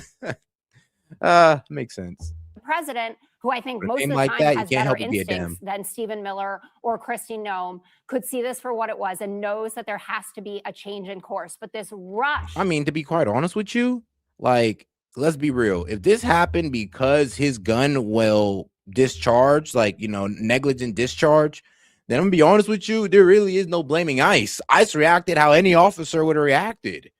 And I mean, it's sad that it happened that way, but I mean, it's gonna sound fucked up what I'm about to say, but it's kind of his fault for coming out with a faulty gun. If he'd have came out with a regular working gun that doesn't fire just by touching it or dropping it, he would still be here today. He would also still be here today if he never got involved in a law enforcement scene. So, you know, there'd be that as well. Or he'd also still be here today if, well, I'm gonna be real with you, if Tim Walz would bring in the National Guard or if there's some type of crowd control being enforced by local police. You know, all things that, you know, that would ensure that he would be here today. I'm not wrong. To come out and say, again, like Renee Good, that he's a domestic terrorist. But you're rushing too. You've clearly arrived at a conclusion before an investigation. Based on watching all of the video and the president. Have you seen the body cam video? I was unaware you had. You the know body what? It's cam going to video. exonerate all the agents. You're completely right. Stephen Miller saying an assassin tried to murder federal agents, and this is your response. And JD Vance. Look, it doesn't matter. Look, here's the thing, lady. It doesn't matter what Stephen Miller say. Like, when we're arguing about the legality of the shot, are we arguing about how outraged we are at Stephen Miller and Kristi Noem over calling them a domestic terrorist? Are we arguing about the legality of the shot? Because if you want to argue about, oh, them be called domestic terrorists, like, yeah, we get it. They're jumping the gun on that. But if we're talking about the legality of the shot, then I'm gonna be real with you. It's a lawful shot, especially we're talking about a negligent discharge, or if we're talking about the perception of the officer, because that's something that all Dems don't want to get down with when it comes to these shootings. When you got to deal with the, as my man Parabolic like to say, the totality of the evidence, which the totality of evidence means that you got to also go from the perspective of the officer who made the shot. And it's not about what you all think from y'all still shots and all that. It's about what he perceived. Retweeting it says something about where this administration is and how they're considering it before and after the murder of Alex Preddy. And this will go down in history as a turning point for this. Greg Bovino wouldn't be leaving tomorrow if an innocent person wasn't killed. And the double standards that are being employed for how you have to behave versus how these agents have to behave is mind-boggling to me. Kyle Rittenhouse was a conservative hero, right? For walking into a protest, actually brandishing a weapon. But this guy who had a legal permit to carry and already had his gun removed, to some people, I guess, is some sort of instigator when he was actually going to help a woman who had been pushed down and tear gassed by ICE. We have— You can't, look, lady, I know as noble as that sounds, as white knight as that sounds, you are not allowed to interfere with a law enforcement scene. That's basically obstruction. As soon as he walked up and tried to like back the ICE officer off of him while being armed, yeah, that was a no-no on his part. I'm sorry. Yes, I know all the liberal women were going to be, he's a defender of women. He's also an obstructionist at the same damn time. And that's what got him in that situation. I mean, I'm gonna be real with you, it's gonna sound effed up, but he could have let the lady get pushed down, wait till the officer left, or at least communicate to him like, hey, yo, can I help her up? Can I help her up? He's either gonna tell you no, back your ass up, or go ahead. But if you don't communicate whatsoever, you just come out of nowhere, gets in his way and you're armed, yeah, you just put yourself in danger. right to protest. That should be upheld and respected, and it is not being. They were Jessica, not. did you call for an investigation after Renee Good? You did. Yeah. Well, So- yeah. After So actually, are you calling for an investigation now, or are you course. just stating a conclusion? Because it seems like you've arrived at a conclusion before an investigation. I'm saying that Jesse said this isn't divisive. This is divisive and it's partisan, and it's not. I don't. I think Yes, it is it is. irresponsible to call someone a domestic terrorism before you have the facts. So you agree with me? Yes, that I agree with you on that. Stephen but Miller, but here's JD the Vance have all point, made Jessica. mistakes We've here. listened for 2 minutes. You are no different. That's the problem, though. You're too focused on look. All right, obviously these guys aren't even worried about the legality of the shot no more. Not even focus on legality. They're crying about, oh well, Stephen Miller and Chrissy Nome called her domestic terrorists. It's like, hold on. I mean, I thought this was about the shooting, not rhetoric, but all right. I guess when you can't win the argument of legality of the shooting, you got to switch to, oh well, the rhetoric being used on these protesters. How could you? They're not domestic terrorists. Well, I get it, brother. But here's the thing. That doesn't matter. It doesn't. Them being domestic terrorists or not does not hold any weight on the legality of the shooting. And that's all we honestly care about, the legality of the shooting. And hopefully we can find a way to where this doesn't happen anymore. I know you Democrats aren't too interested in that, but I know we are. Well, I know I am. I know I am. Some of the guys on my side are kind of done with y'all and kind of want y'all to throw yourselves into the fire. Like, go ahead, keep it going. Me, I want to help y'all just a little bit. Than Kristi Noem. Kristi Noem came out and said domestic terrorist. You are coming out and saying murderer. When you say murder, you are calling those 6 agents murderers before you have the facts. The responsible way to handle this is to say, one, it is a tragedy anytime a U.S. citizen dies. It is a tragedy that Renee Good died. It is a tragedy that Alex Preddy died. Number 2, we call for an investigation because we don't arrive at conclusions. We don't call people domestic terrorists who were killed before investigations. Disagree with the administration on that. So too does President Trump and on Renee Good. No, well, he didn't on Renee But Good. you are not calling for an investigation. You are retracting into partisan talking points by coming out and calling these guys murderers. We don't know the facts. A responsible thing is an investigation. President Trump has been the most responsible person in all of this. Today, Caroline was asked, what do you say when Kristi Noem said... yeah, did they take that man's life? Yes. But was it premeditated? Did they walk out this morning and talk about, I'm going to go kill this guy, Alex? Of course not. I mean, like I said, like, Dems, y'all were the main ones talking about due process, innocent to proven guilty. I mean, like I said, what happened to all of that? What happened to all of that? Because y'all was throwing that in our face. Now we're throwing it in y'all face. Y'all ain't even hearing it. There was max. Oh, and shout out to my man, Mr. Paramedic. He says, check Discord for video. All right, got you. Maximum damage. And he's first, though, I do want to get over to this one video right here. My man Gaming sent it in. Get into a couple of videos. Shout out to my man Gaming. Yeah, see this, and this is where everybody's been hyper focused on. When bro is running away with the gun, people even say that they can kind of see the slide cock back and everything. Gun that's been shot on the last bullet. With the this man did his due diligence. Slide visibly to the rear in the frame. Yep. Walking. Oh, yep, you can see it move. Like he took it. I mean, in worst case scenario is he pulled it and he accidentally pulled the trigger.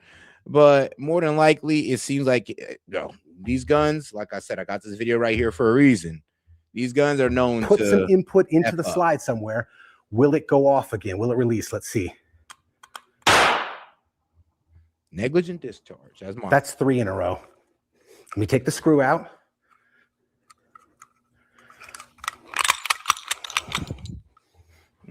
Get y'all up here. Number 4. Let's try it again. Let me show you. Fully functioning striker safety. All right. Should we do it with the magazine again? Let's put the magazine back in, and then we'll try the last one with the magazine out. Handy dandy trigger input tool. We are going to try to, dang, sorry about that. I'm trying to get over a sinus thing and a cough. We're going to try to simulate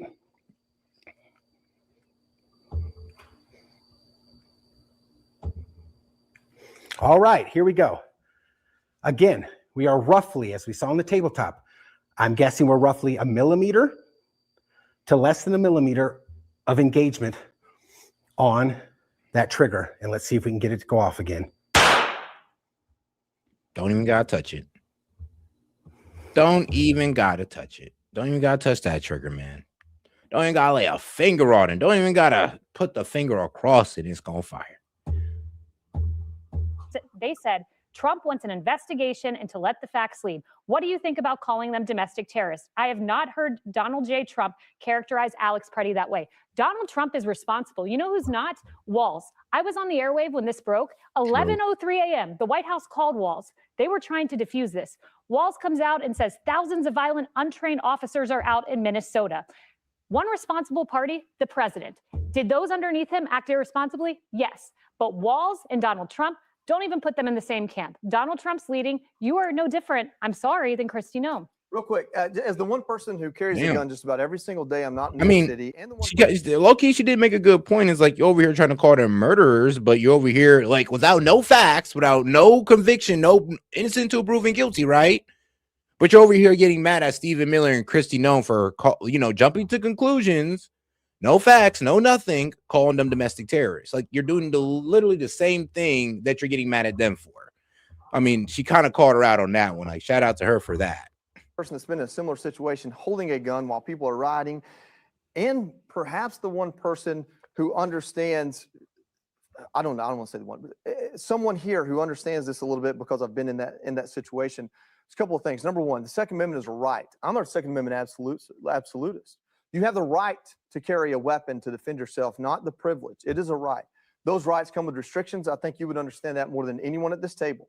One of those restrictions is you have to have your ID and your permit on you. We don't know. Current reports are he didn't have either one of those on, at which point he's not carrying legally.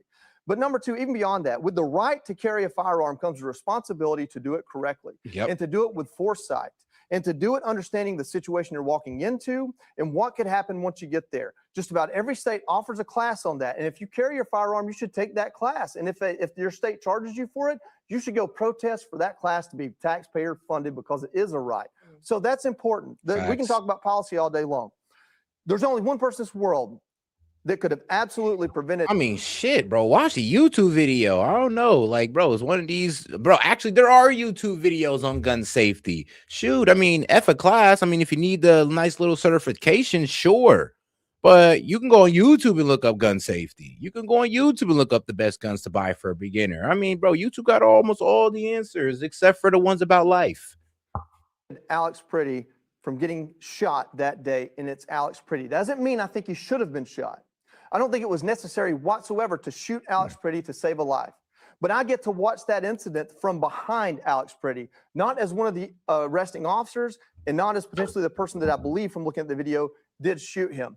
Why does he have 10 rounds in him? Because if you have to shoot anybody once, you better shoot them enough to kill them, because if you're shooting somebody, you think they're trying to kill you. Every police officer in this country is taught that. If you want to change that, go lobby to have it changed. Why was he shot? He was shot because of the reasonableness clause, the reasonableness doctrine. The Supreme Court decided this, which is the fact that if you are a police officer conducting police work and someone has, and it's explicitly outlined, someone has resisted arrest, violently or not, disobeyed orders, and shown the means to harm you, then you have the ability to protect yourself. Now, do I think he should have been shot? No, because I see 10 things that happened before that happened that could have been handled differently. But what I don't see are the 10 minutes before that happened. You call him a protester, I call him an agitator. He showed up with a cell phone. He showed up in the middle. And we'll be getting to that because actually CNN did release a video on the events leading up to the death of Alex Preddy. The street in the middle of an operation. That's common sense. I don't care what your passions are. To carry a weapon on your person and to get in the middle of a police operation, whether you believe it or not, that is lawful. 100%. Another way it could have been prevented is if there was a police cordon from Minneapolis Police Department stopping people from, like Alex Preddy, from getting in. That happened. You call him a protester, I call him an agitator. He showed up with a cell phone. He showed up in the middle of the street, in the middle of an operation. That's common sense. I don't care what your passions are. To carry a weapon on your person and to get in the middle of a police operation, whether you believe it or not, that is lawful. 100%. Another way it could have been prevented is if there was a police cordon from Minneapolis Police Department stopping people from like Alex Pretty from getting in the middle of the operation rather than holding a sign and speaking loudly and proudly from 100 feet away. That is the end of the story. There might even be a federal agent that goes to jail because some jury or a federal investigation decides he acted prematurely or shot him and shouldn't have. That I'm not arguing or disputing that because I haven't seen the investigation. But I know for a fact Alex Pretty had no business where he was in that moment. I know for a fact that he did resist arrest. And if you are carrying lawfully, the moment you resist arrest, you are now carrying unlawfully to the point that in the state of Minnesota, your carry permit is revoked in that moment. So the point here is nobody's condemned in this other than the politicians that let it happen.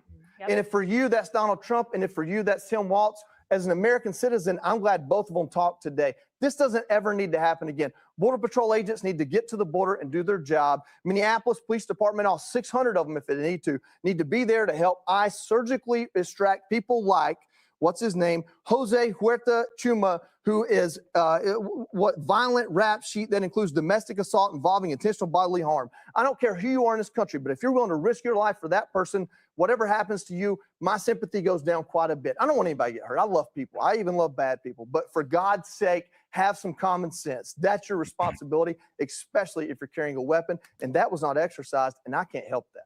Hey, I mean, hey, I'll be keep it real. You didn't tell not one lie he told.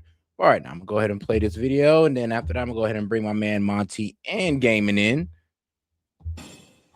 So while Bovino's cracking down in Minnesota, House Republicans turning the heat up on Ilhan Omar. They want to know how she got all that money. What your response is to the Oversight Committee launching an investigation into your net worth, you and your husband's net worth. They're claiming that it's risen rapidly. What's your response to what they're saying?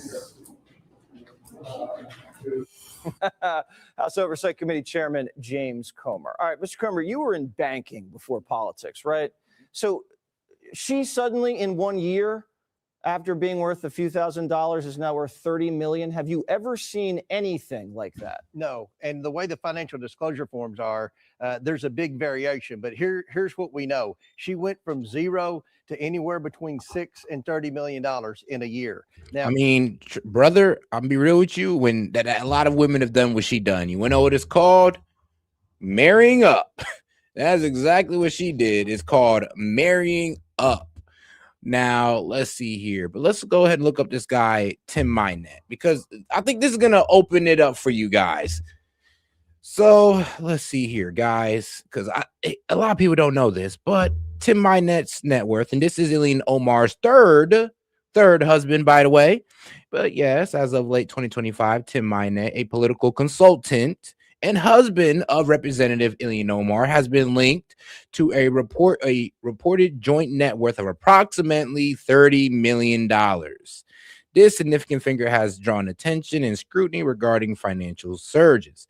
And Tim Minette, if you look at his history, yes, he's been a political consultant, owned a political consultant company for a while. And I'll be real with you, the funny business between Ilhan Omar, well, while she was with her second husband in doing her campaign, she was working with Tim Minette and actually, yes, paying this guy money for helping her do political consultant while also cheating on her second husband with this guy, Tim Minette, who's now her third husband, who was approximately worth $30 million and a political consultant. And he's been worth millions, well, for a while now, actually. I wonder if I could find his 2021. Like for a while now, this guy has kind of been rich. See, in 2024, Tim Minette had a household net worth of $6 million and $30 million at the end of 2024. So yeah, I'm be real with you. You can't link Ilhan Omar to that 30 million without bringing in this guy, Tim. And if you don't know who Tim is, well, here's your boy, Timmy. Here's Timmy. Yeah, this guy. That guy. So, yes, this is Ilhan Omar's Tim, pretty much the reason why she has such a high net worth. And I almost feel like if we try to expose her net worth, we're going to end up exposing all the ish that he was doing with her. Because, you know, those political consulting companies, man, Lord knows they ain't running on the up and up. All right, man. Let's go ahead and bring in my boys here, man. Shout out to my man Monty and my man Gaming. How's it going, brother? What up, dog? What up? And it's all good. It's all good. What you guys thinking so far? I ain't heard no lies with I that sent last you. reporter. I sent you the P320 video that I have. I mean, you already showed a good one where you can squeeze the slide and it'll set it off. But there's an even better one. That guy put a screw in the trigger, so there's trigger travel. You don't even have to have that happen. If the back of the slide gets hit or compresses at all, it'll go off. What? All right, Yeah. then. So SIG, it's an ongoing meme in the gun community, which I'm also, a huge follower of. But yeah, it's like they have military contracts, and an airman died a couple months ago. There's been several negligent discharges. There's videos of people on the range. They'll draw the pistol out and it'll go off. And what happened in this video? He drew the pistol and it went off. You kind of see when he turns around, he kind of jumps because he doesn't realize what just happened. And yeah, I was getting ready to say, I was getting ready to say that those particular pistols, we were when I was in the Navy, we were all supposed to switch out from the M9 Beretta to the to a SIG P320 like that year while the I was M18. still in. Yeah, and they ended up the U.S. Navy canceled the contract because they said all of the pistols, every time you would try to holster them with live ammunition, they would go off. And mind you, the military variant of those pistols don't have a safety. The military variant does have a safety. That's the variant that does have a safety, is the M18 and the M17. The P320 yeah, we had the P320. That's why. Oh, you did not have an M18? No, we were getting the P320s. Oh, belay my last. So sorry for anybody that's not keeping up. The M18 and the M17 are the military contract versions of the P320 that have a manual safety, kind of like a 1911 has a manual safety in the back. So it's a dangerous weapon. SIG has denied it and sent cease and desist to people that have said anything about it. So I wouldn't talk too much about it unless you want to get sued by SIG. But I'm gonna talk all the smack I want to, because it's real hard to send a cease and desist letter to the U.S. Department of Defense. For canceling multi-billion dollar contracts because several of their service members across all 5 branches have been injured and or nearly killed by the weapon. There's an airman that died a couple months ago. He was shot in the head. The weapon failed and he dropped it, and it was pointed at his head when it hit the ground, and it shot him. Oh shit! God damn. Wow. So those it is special forces won't even carry it. The reason I'm going, they carry a 226. The reason I want to go off of this so hard and heavy right now is because I can't wait for all the people that are anti-gun that are suddenly going to become gun experts. I want this field played right now, and I would venture to say if we ever actually do get the report from this investigation, there's going to be a bullet hole in the ground very far away from Alex Peretti from that SIG going off. Oh yeah. Because you can't talk about, especially with this particular type of gun, you can't not talk about it without mentioning the history behind the weapon. And I don't really care about SIG knowing, because I was in and I witnessed personally. I have a P320. Like, I like SIG and I like the P320, but you have to recognize it is not a safe gun. It's gun. And they make some. And this is not, and I'm gonna go ahead and save set show a little bit. This is not a slide on SIG. SIG makes some fantastic and outstanding weapons. Oh, yes, they do. This It one, looked great too. This one was just a total miss. If it's nice in your hand, it's easy to maneuver with, good to shoot, water resistant, dirt resistant. Just that safety, it is. Can't have that. Safe. Yeah. So there are a lot of ranges that have even banned that weapon, because it's not safe. Like you saw that in that video, you literally just squeeze the slide, and it'll go off. Now that was only that's like that is like what 2 ounces of pressure that he was applying to that trigger. Now you have to also factor in that most holsters to hold a weapon in like they securely, they exert at least 2 or 3 pounds of pressure. Yeah, that's when I was reading up on it. I was hearing about a whole bunch of times they fired it like when it was in the holster. I was like, oh hell no. Yes. Sir. Yeah. When you can't holster a weapon and it goes off just because like you're essentially handling it, not something that should be available to anybody.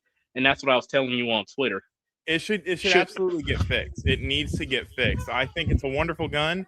Like the modularity of it, like there's a lot of cool things you can do with a P320. You can change it to any kind of gun. Like the fire control unit is the firearm, not the hand grip. Because like a Glock, the entire hand grip is considered the firearm. So you have to get a 4473 every time you buy a hand grip. But with SIG, you can change the hand grip out for a new hand grip and just slide in the internals, and you can basically change your gun into an entirely different gun. And that's I really like it. I just wish it was not dangerous. All right, guys. Now I do want to hold on now, guys. I do want to go ahead and get to my man Monty's video. Let's go ahead and get into this a little bit deeper, since my man Monty went ahead and got a video for us. Check the first video. I sent you 2 videos. Check the first one. All right, gotcha. Let's see here. Oh, you mean the short? Yes, sir. Yes, sir. The short. That one's Washington gun law breaking it down for the legal experts out there. Gotcha. The wannabe legal experts. Yep. Yeah. So let's see here. Fingers off the trigger. So I decided to reposition the gun more on the front of the trigger guard. Okay. I'm going to shoot the first round. Let's see here. Hold up. Set. Pause it real quick. Yeah. So it's important to note where when he hit the back of it, when he had the gun basically pointed up and down in a holster, where that trigger guard is, that's what the trigger guard rests on when it's in the holster. And that's why it goes off. So literally holstering the weapon causes it to discharge. Or unholstering it. Bruh. So I decided to reposition the gun more on the front of the trigger guard. Okay. I'm going to shoot the first round. So let's see here.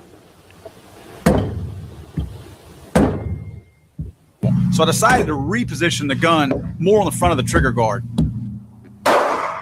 Jeez. Okay. I'm going to shoot. Well, I mean, I'm gonna be real with you, bro. These guys at SIG, man, they might go out of business after this. Nah, it's been known for about 1.5 years, 2 years. I was getting ready to say absolutely not. Jesus. Oh, they just don't care then. Nah, SIG has so set. They issued a recall that fixed. They quote unquote tried to fix it, but that's when you start getting into you can squeeze the slide. This video came out a while ago.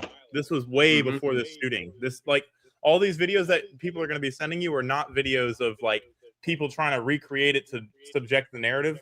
Of course, it already exists. It's already known. Yeah. Now, remind you that SIG is actually one of those few companies that I don't know what they were thinking on the P320, because it was such a phenomenal gun. It literally sold out at midnight. They had pre-orders in the millions. Not even joking. It is like nice pre-order. Everything other than the fact that it goes off when you don't want it to. It's a really, really good gun. It's very accurate. Dude, it's very quick. It does. It's like having a Glock size 1911 with easy modularity, so you can swap out barrels. The innards are easy to like upgrade.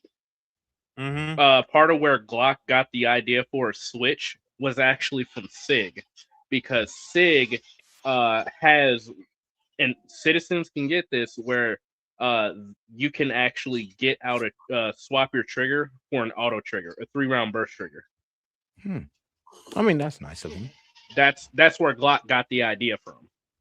Okay. Well, So, I mean, so the gun that we're talking about is what rolled it out. Good gun, just somebody was slacking on the freaking engineering. And they've denied it, and they've basically said, "Oh, the gun's safe. You can't ever. Don't believe your lying eyes." I don't know. My lying eyes see me with a bullet hole in my leg, so I think I'm gonna believe the hole that's inside of me rather than what you're saying. Yeah. And all right, guys. Now let's go ahead Pause, and that play didn't this sound video. right. That did not sound right at all. Too late. Too late. The gay accusations are coming. No Diddy. I hate you guys. All right, man. Let's get into the CNN video. Federal immigration officers fatally shot a man Saturday in Minneapolis. He was an ICU nurse who worked at a local Veteran Affairs hospital. Another controversial killing by U.S. immigration agents, and the second U.S. citizen killed this month. CNN analyzed cell phone footage from multiple angles. Taken together, they're gonna recreate they it. appear at odds with the Department of Homeland Security's initial claims about the lead-up to officers firing on Alex Preddy. Around 9 a.m. Central, video captures two people approaching a federal immigration officer in front of an unidentified vehicle. The sound of whistles is blaring in the background. It's not like Alex that's Preddy distracting or enters the anything. frame here. He's filming an officer interacting with protesters and waving a car through. 15 seconds later, Preddy yells, Do not push them into the traffic. In their statement, DHS said that an individual approached officers with, quote, a 9mm semi-automatic handgun. This video seems to show officers approaching Preddy instead of the other way around. We'll see later that Preddy does appear to have had a gun in his waistband, but this video shows he didn't have a gun in his hand, only a phone. So pause it. Video from this white car. So their story already has a hole in it because it says, according to DHS, she said that, oh, well, Preddy never approached him. Well, at the start of the video, he's walking towards them. What you do whenever you see somebody, and you got to put yourselves in their seat, you do what's called an initial assessment, or what we used to call at my command a dress down. You look and see if they got anything on them. And if they know that he has a 9mm semi-automatic pistol on his hip, yeah, that's going to draw some attention. Yeah. After car that, shows an up-close angle of a federal immigration officer pushing one protester. Then, 3 seconds later, he pushes Preddy. And then, as the camera comes into focus, you see the same federal officer push a third protester with the orange backpack. Preddy raises his hand and turns away, just as the officer sprays him with a chemical ear. Hold on. If I'm getting this right, this guy was just pretty much on a backup spree. He was telling everybody to back the F up. Same federal officer pushed a third protester with the orange backpack. Preddy raises his hand and turns away, just as the officer sprays him with a chemical irritant. You see Preddy and the other protester trying to help the person with the orange backpack. You can see here an officer pulling Preddy off of this person. 3 more officers join, and then 2 more. Preddy is on the ground under them. One officer in a tan beanie can be seen repeatedly striking Preddy's head with a metal can. I told you, bro. Nah, I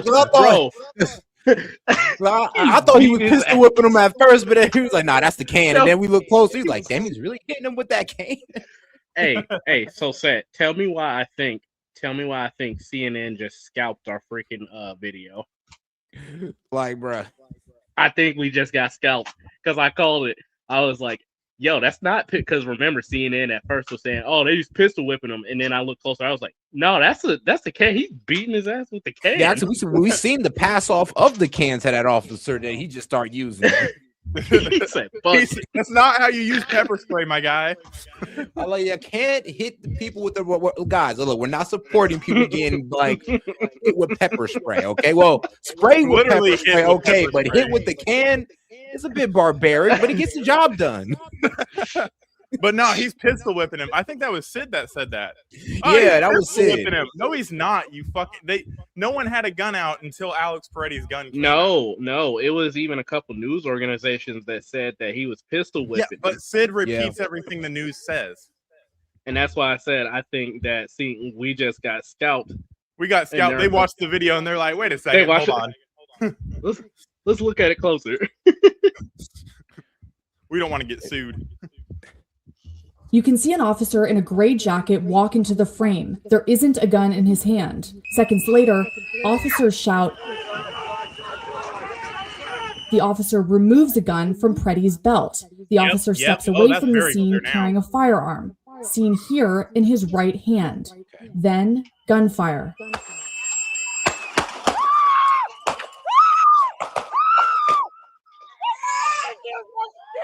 At least 10 shots ring out. We looked back at the scene from different angles and slowed down the footage. This officer, wearing a black beanie, can be seen pause this. Pause this. We finna bum rush CNN. No, we're not. No, we're not. Not like that, but like we finna spam them because we went through this and I identified every single thing that they're talking about. I did it live on your live Sunday. I said this exact same bro. CNN, count your fucking days. Hey man, tell me I'm wrong. Tell me I'm wrong. Hold on, let's see how they land the plane on this one. You never know, bro. If they say the same, if they arrive at the, do you remember what my conclusion was? What was it? Oh boy, right there in the gray that drew his gun first, fired the first shot. That was my exact conclusion. We can go back to your live and watch it. If That's they true. say that, you did if say they that. say that, bro, we finna at CNN right now. In Preddy's direction. We can't see his gun when the first shot is fired, but we can see that this officer fired the second shot. In this angle, you see a second officer also had his gun drawn. And here, he's pointing his weapon at Preddy as we hear gunshots, though it isn't clear. All right.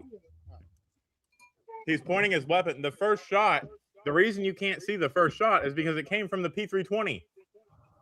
Yes. That's true. This angle, you see a second officer also had his gun drawn. And here, he's pointing his weapon at Preddy as we hear gunshots, though it isn't clear if he's the one firing. What the Did they kill that guy? Preddy collapses onto the ground as the officers scatter backwards from around him. The same agent in the black beanie from earlier can be seen firing 5 final shots as Preddy lies there, motionless. Nobody approached his body for 24 seconds. When officers do return to Preddy, they appear to begin searching his body. Yeah, that's what it was like. Where the gun? Where's the gun? And he pointed. Then they pointed back to the guy like, "Oh yeah, he got the gun." And I'm pretty sure they were all confused at that moment because I'm like, "Yo, we just opened fired on this guy, thinking that he have his gun, but we're looking on him. Where's the gun?" Well, I mean, the reason we brought him to the ground, the whole reason we brought the man to the ground because he had a gun. All of a sudden, the gun is gone. But luckily, yeah, there was some guy that took it. It discharged, but like I said, was that the first shot? Most likely. Go ahead. We finna ratio the hell out of CNN. I want to say something before Gaming goes off on his community guidelines, and we get taken down. But so shit, I forgot what I was gonna say. But so I guarantee you, if you interview all these officers, they're all gonna say I didn't fire the first shot. I guarantee you. They're gonna say I fired because I heard somebody else firing and I saw the suspect reaching for something. That's good. It's gonna be all their statements. Why? Because none of them did fire first. Yeah, no lies. Like honestly, it is looking like. And here's the thing: like I'm gonna be real with you. I'm almost at like almost without a shadow of a doubt. I don't want to say 100% because you never know; it might come out the next day. But yeah, it's looking like, bro, it most definitely was a discharge. I'm like at 85% that was a negligent discharge on the. Yeah, same here. I'm at this. I'm almost there with you. I may be a little bit higher. I'm at like 90 at this point. it's not even a negligent discharge because if the gun is known to be faulty, then it's just a discharge. It's still a negligent discharge. It's still that's for the definition of it. That's a negligent discharge. But it's not. It's not a. It's not on the ICE's officer fault either. Yeah. Of course, nah. Especially since it ain't their gun. And he wasn't Video the show trigger. All right. body. Video shows that about a minute after Preddy collapsed, immigration officers asked for medical support. When CNN asked DHS about the officer removing the gun before the shooting, DHS repeated their earlier statement, quote, "Officers attempted to disarm the suspect, but the armed suspect violently resisted." Joining me now is Juliet Kayyem, CNN national security analyst and former assistant secretary at DHS. Thank you for being with me, Juliet. And I want to play for you Greg Bavino, the Border Patrol commander at large, in just a moment. Hey, Seth. First, yo. So this is why we need to wait for investigations to happen, because when I first saw this, I was 100%. Oh yeah, no, this is not a good shoot. And the more that comes out, the more it looks like it is a good shoot. Yeah, sadly. I mean, well, not sadly, but well, sadly for the Dems. But I mean, when I keep looking at this, it's like sadly the man died, but. Yeah, it is looking like a lawful shot, especially when you can go fall on the excuse of like, look, bro, we didn't know where that shot came from. We thought it came from him, a gun he grabbed. We just looked out for ourselves.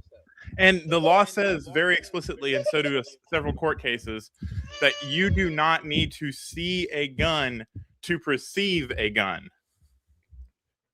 Like, in other words, if you can rely on your fellow officer saying gun, gun, gun, or like the fact. Yeah. Oh, that's what I'm about to say though, because the problem is with the Dems is they forget this one argument right here. They forget that it's all about the officer's perception of the situation. Yeah. Without the benefit of hindsight. Yeah. Without the benefit of hindsight. That's Minnesota law, for the record. Exactly. And here's the thing, though. They don't want to bring that up. That's the problem. So let me go off on these little crock of unskilled, quote unquote. Hey, calm down. I ain't scared of CNN, you fat. Just say faggots. bad words. Just say bad words. Don't say bad words. For real.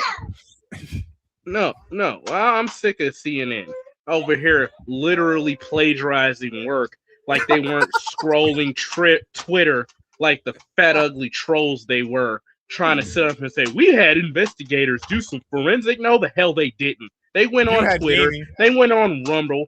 They seen live where we were talking about it. They was like, let's see where these guys were. And then they scout the work. You guys are so left-leaning. I'm surprised you haven't tasted your own ass crack. God damn. Sit up here and has his head off to the left of his ass. Nah, bro, who's gonna sit up here and then talk about it as if you have all the facts, Sid is a bro. CNN correspondent. He just stole it from us. But all right, though. I do want to stick on this topic here of ICE. Now let's get over here to our guy at ICE, Liberal. How's your how's the snowstorm doing? You doing all right? Yeah, I'm doing all right. You know, I still got power, but 14 inches of snow. That's really the main thing. I heard you said you were pulling people out of the snow. What do you got, a truck? Don't let me find out you got a truck. Nah, bro, I wasn't pulling nobody out the snow. I was digging people out of the snow. Seth ain't wait. Seth ain't got no truck. He a city boy. He lived next to the projects, bro. He got that. He got the. Hold on, no, whoa. Nah, he got a Chrysler projects. I don't live there. Nah, he got a Chrysler 300, I live in bro. the white neighborhood now. Nah, he got a Chrysler 300. No, whoa. He got it's a Nissan Altima. Chrysler 300. 2 months behind on bills. He probably got a traffic warrant. I'm done. I'm done. I'm surprised I said ain't got no kids. I have one of the police Chevy Impalas. Oh my God, man! Brittany, my wife was the closest. She said you had a Crown Vic. I can't see him in a Crown Vic. I can see him in a bubble Chevy though. A bubble Chevy. You're in a fishbowl. No, you. I do got the fish bowl though. I do got the When fish. you make it, when you Why? really make it, you need to get a Dodge Ram TRX. No, because when I roll around my neighborhood, I need the police to know that it's me. I'm a good citizen of my community. What you mean? Don't shoot. Hands up. What do you mean? You're an informant. An informant? Oh, damn. What? Come on now. Come on. That's almost disrespectful to say that. Bro's an informant for the hood. Bro, nah, S.E.T's just a Fed. This is a psyop. On me. I'll go for neighborhood watch. I'll go for that. Oh yeah, he definitely. I'll go a for Fed. community watch. No, what's it called? Community watch. That's what it's called. Nah, he's definitely a Fed. I can't say what I was gonna say. I mean, come on now, gaming. If I was a Fed, bro, you would have definitely got the by now. No, I wouldn't have, because you would have ran my record and been like, well, he's well within his rights. Nope. I'd have found a reason. That's what we do, bro. We find a reason.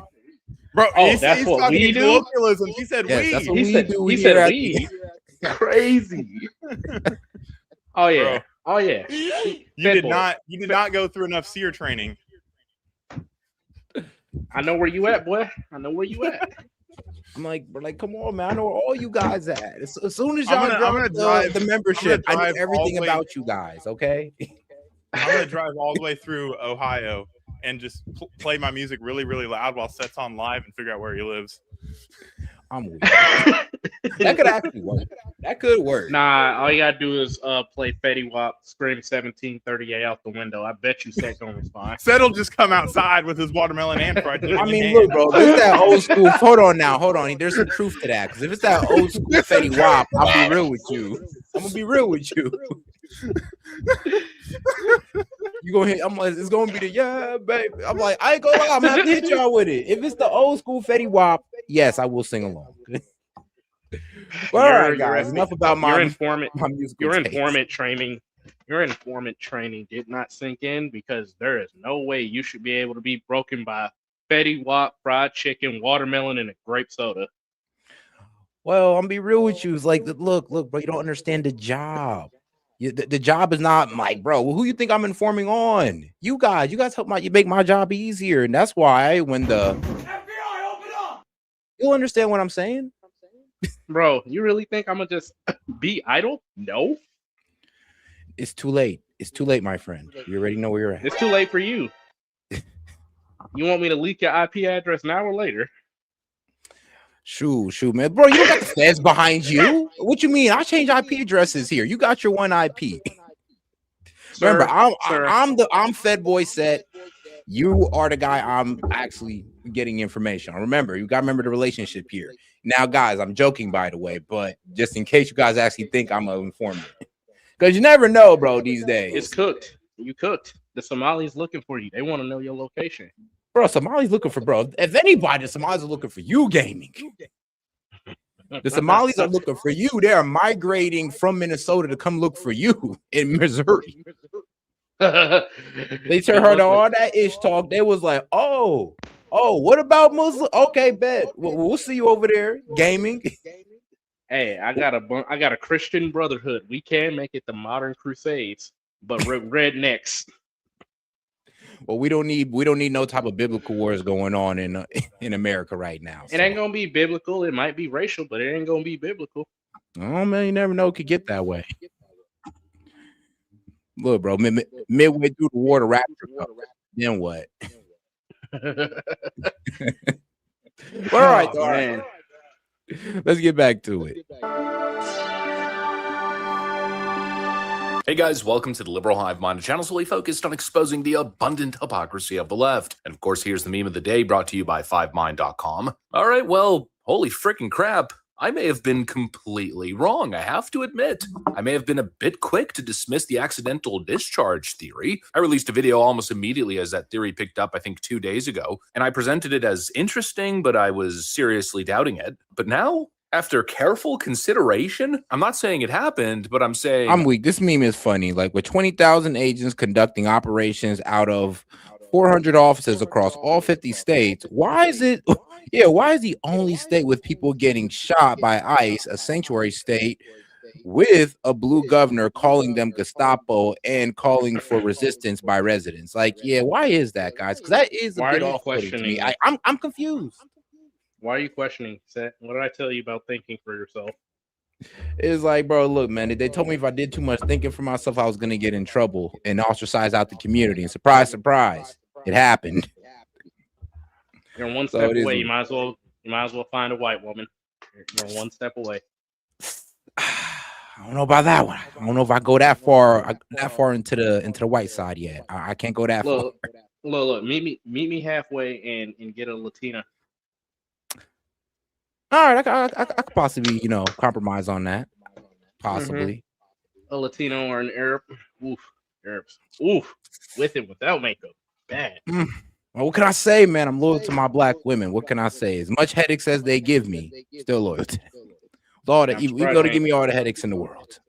Surprised you ain't got gray hairs from the headaches. But man, look, dog, look. There was a time, okay? There was a time your boy was getting those white hairs because of the stress. But thank God I am past those times. But all right, guys. All right. Let's stay on topic. I may have been completely wrong in my dismissal. After watching the slow-mo video, I mean, really slowing it down frame by frame. Oh, my bad. And shout out to Hellbat. He says, in the country, justice runs on diesel. I'm crying. Shout out to Hellbat.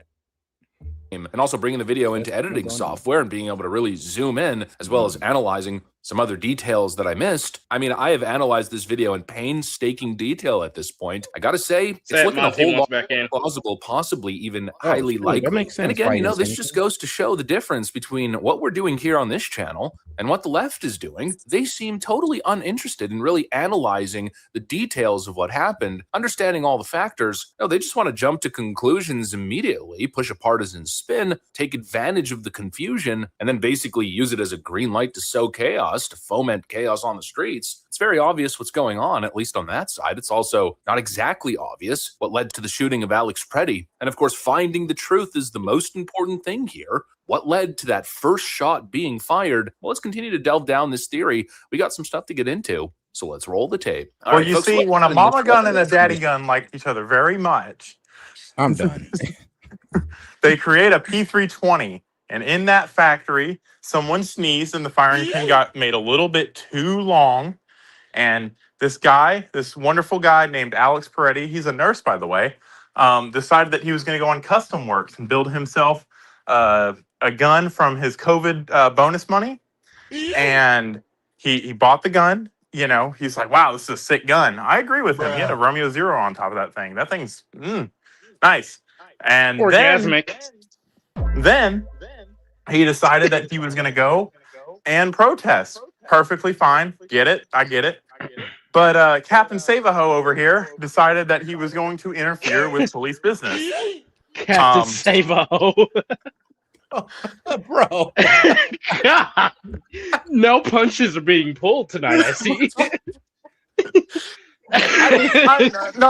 So I'm trying to be sarcastic and be funny, but it is really not a good thing when American citizens are being shot in the streets. Like, it's not. I know, but I'm sorry. It's the way you said it, Captain Save-A-Ho over here. That's the reality. I just like the best medicine is laughter, but yes, he shouldn't have been there, and that's really all that matters. Honestly. I mean, I'm sorry, bro. I'm just stuck on the Captain Save-A-Ho. I mean, hey, bro. Guys, man, look, White Knight can get you killed out here, apparently. She's still not gonna fuck you, bro. I mean, that's what all this is about, right? I mean, you ain't lying. You're not lying. You're not lying, bro. We're just saying that you just said the quiet part out loud. It's just that it's funny as hell that you said it. Because even I wanted to say it too, but I was like, maybe I'm not gonna say it. Then here comes Monty. I'm just like, all right. I'm sorry. Hey, I got into a rumble. I got into a rant, and shout out Rumble for not censoring people. I was just flowing, and then it slipped out. I'm sorry. I'll try to keep it relatively zoomed in.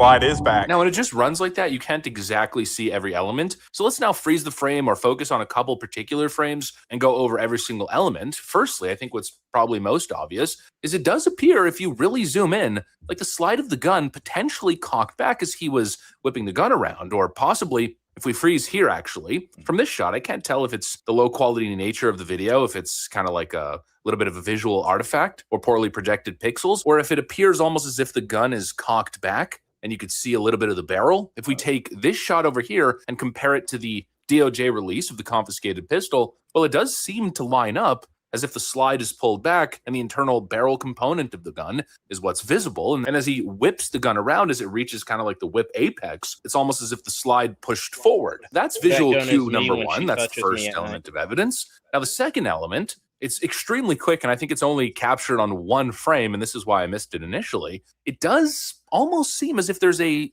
small puff of smoke at the moment the gun is whipped back. Now, you'll notice it's really subtle. Hey, Again, it's hard to tell if it's some sort of, low quality. All right, yeah, pause it. Look at that dot up underneath the gun.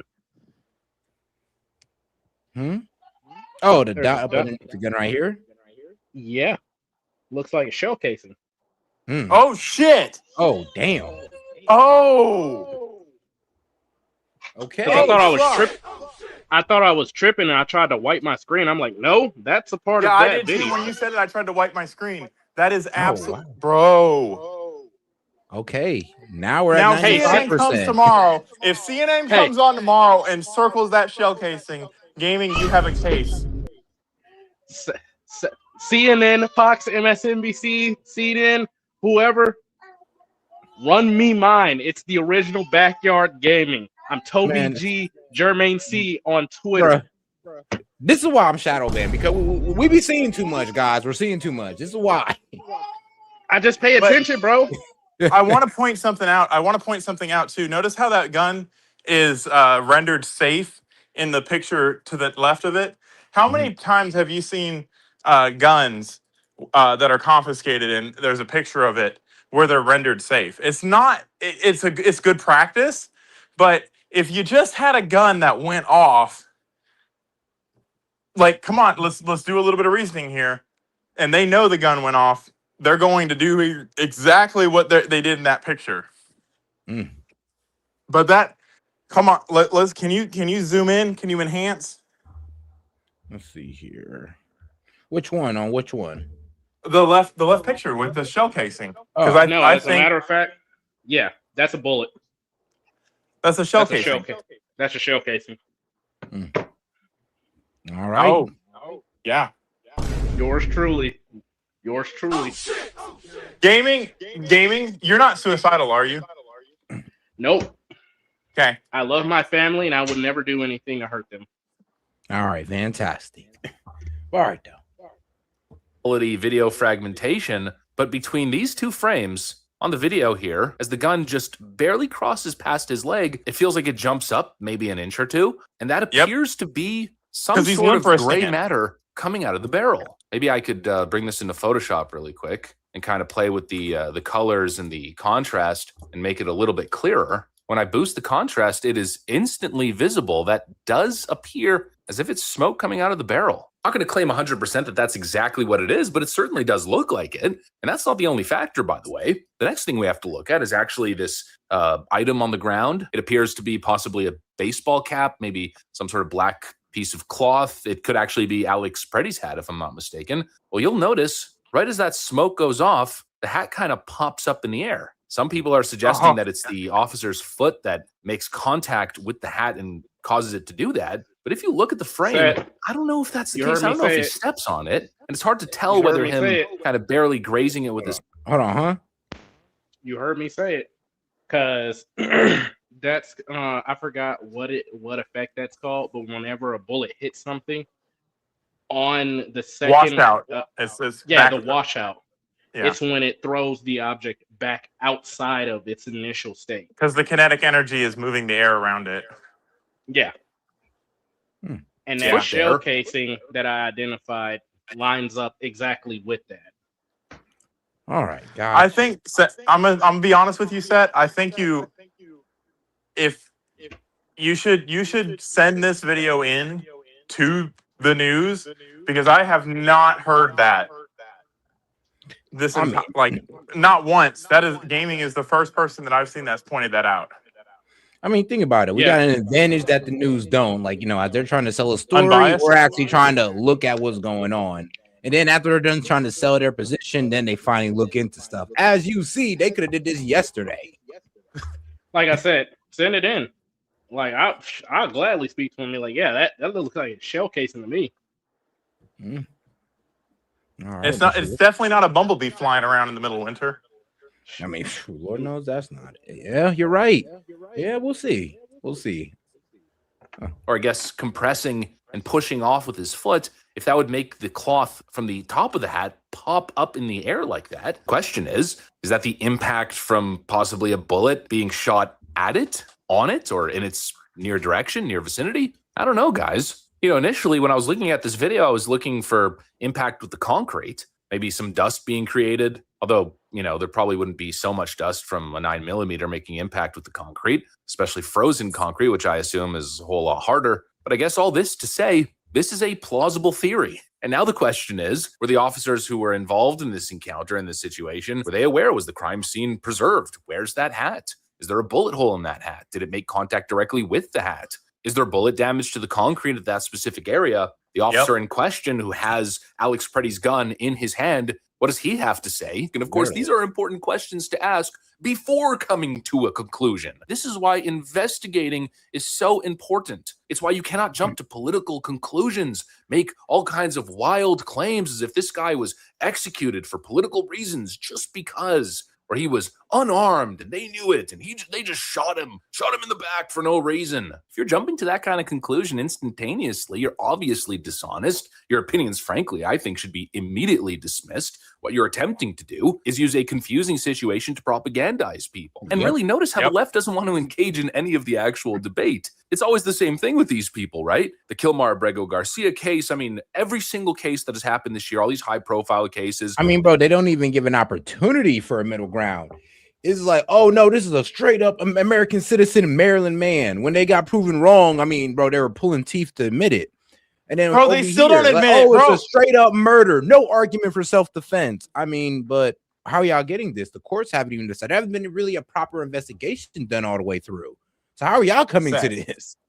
It's not even that they have taken that back. It's not even crickets. There are still people that come up here every once in a while, like that guy did a few weeks ago. Oh, yeah. Kilmar Abrego Garcia is an American citizen, a man from Maryland. No, he's not. He's a green card holder that got convicted of domestic violence. Yeah. And smuggling. And human trafficking. Dude literally beat his wife and smuggled children. Well, hey. And apparently this guy, actually, he seems to be doing really well in court. And I don't know what it is with Kilmar Garcia. All I know that they're trying to, I don't know, I think they're giving him a deportation deal. Like, because he's been asked to leave before. So, let's be real. He's not going to stay here. But children supposedly. Yeah, go ahead. I'll be the first one to admit I came up here the day it happened when you went live, and I was like, yeah, that's a bad shoot. I'm starting to change my opinion on that. Like, given the totality of the situation, Now, before we come to that, I just want to ask y'all real quick. Is there any way he could have noticed he shot that gun and like turn around and let them know? Or because think about it now, because this does seem like this was the whole reason why he got unloaded on like that. I'd be very interested in what that cop that pulled that gun has to say. Yeah. And I guarantee you the entire Department of Justice and the FBI are asking the same questions. It'll probably come out pretty soon. But I'd be very interested to see. I think if anybody is to get any disciplinary action, it would be the guy that screamed gun, grabbed the gun, effectively disarmed the man, and didn't say a damn word. He put everybody else in harm's way. Yeah, and then on top of that, But again, Yeah, this happened in 2 seconds. This is same thing with the Renee Good shit. It Yeah, but happened all in right, 2 no, but I'm just seconds. asking y'all on this opinion though, because I know my Chase is saying, you know, it happened too quickly, and I'm just thinking, like, you know, if I'm running with the gun and it just pops off, I don't know. I'm thinking in my mind, I would want to tell these guys immediately, so don't just assume that it was him. I'll be honest with but you. that's just me in the hindsight. That's just me and what I would do in that moment. If I'm just running with a gun and it just goes off. Let me be honest with you, Seth. So I've had a negligent discharge before. I slammed a magazine into my Glock with the slide back, and the slide went forward, and the gun went off, and I was sitting there for a solid 3 seconds trying to figure out what the hell happened. And I was getting ready to. I'm gonna add on to that. Whenever you are in the heat of the moment like that, in those particular situations, you do not have the wherewithal that most people think you have. It happens like that. No, I get the gunshot happened like hold up. that, but I know. I know. What I'm saying is, when that gunshot went off, let's take it from the officer's perspective. He hears a gunshot go off after gun's been yelled. Yeah, after gun's on been a yelled. violent suspect.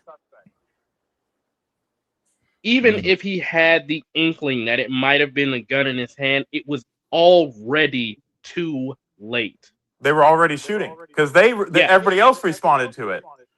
Yeah, that's the point I'm getting at. It was already too late. Yeah. Okay. All right. I just wanted to cover that basis real quick. All right. I'm trying to be objective here and just say, you know, if there is any wrongdoing in this situation, it looks like the biggest wrongdoing came from the guy that took the gun and didn't say weapon secured. Yep. Yeah, I mean that's the only thing. That's the only wrongdoing I'm seeing right now is the guy who took the gun not letting everybody know that we have weapons secured, or if when the gun went off, he just turn around. But like I said, well, honestly, like Chase said in the chat though, he's like, bro, be honest with you, like, hey, it happened real fast. Yeah, it happened so fast. Like after the shot went off, within a couple seconds later, they're unloading on this man. I'm just like, all right, that's a good point. Let me put it to you this way. Everybody. The fact everybody that saw this video for the first time from one angle, did you understand what was going on? Because that's how it happened. When you first see the video without the benefit of a fast forward, rewind, Photoshop, figuring out what actually happened, we have been digging this apart for 5 minutes now, and this happened in a matter of 3 seconds. Yep. And not only that, when I first seen the video, I even had to tell Set live on air, like with the last situation, I could be wrong, and here's my thoughts. Yeah. Because you can't tell what's going on. It looks like a struggle and then a shooting.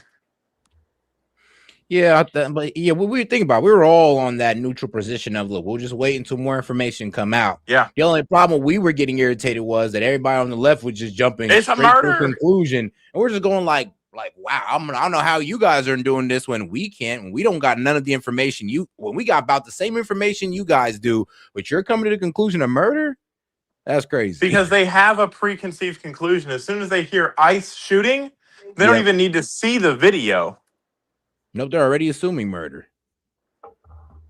But all right. They never actually debate. They just make these big claims and push these big outrage campaigns all over social media. And here we are pointing out a million different things, getting documents, getting evidence, but they don't engage with any of it. They don't address any of it. And that's exactly what we're seeing here. Notice how Sid is not up here? Leftist even address the misfire issue, which is very real, by the way. It's well documented that this particular gun has major issues when it comes to misfiring, accidental discharges. I actually have a video here from YWO Gun Project. And, well, I think it speaks for itself. I'll have to edit a couple parts because he keeps coughing and sniffing. Shit. Well, you know. It's that video. Yeah, same video. Ironic. But, yeah, because this video was actually getting a lot of traction online. That guy made that video not thinking a damn thing about it. And now it's going to go viral because people like you, people like me, people like this guy are just going to keep posting it. Because it's the most relevant piece of evidence right now in, you know, trying to frame a frame of mind.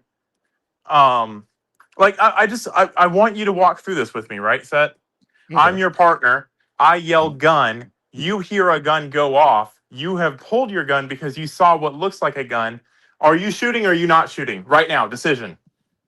You're dead. It's already been too late. You've been shot. I mean, That's, if you're talking, huh? I'm just.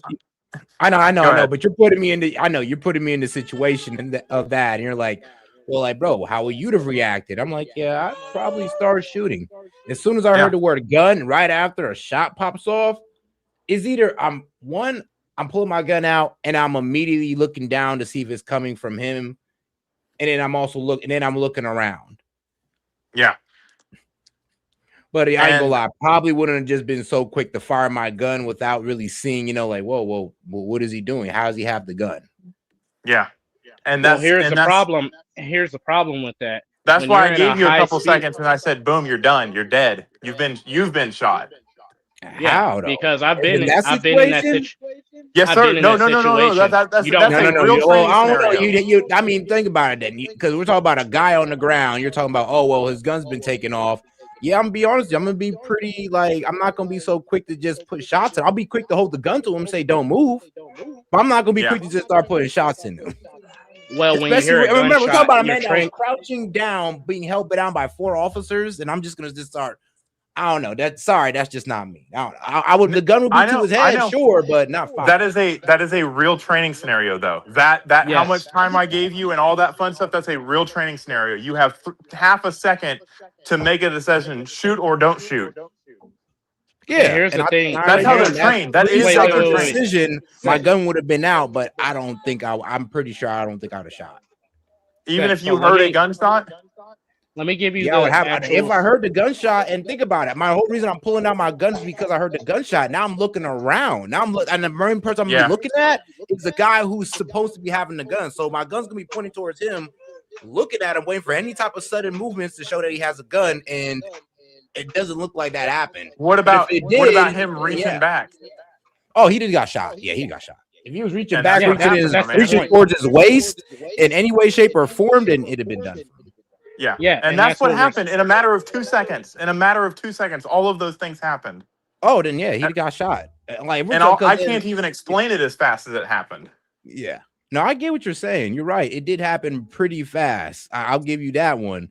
But honestly, if you put a lot of people in that situation, I think a lot of people would have said what I would have said. But then once you put in, well, if he's reaching back, then it's like, okay, yeah, your training tells you to shoot at that very moment. Yeah. Hindsight's always 20/20, but I'm just trying to put you as close to the real thing as I can without actually holding a gun to your head, because that would be bad. But it's an adrenaline dump, and your training kicks in. That is their training. Make a decision. Is it a threat or is it not a threat? If you've made the decision that it's a threat, you're firing.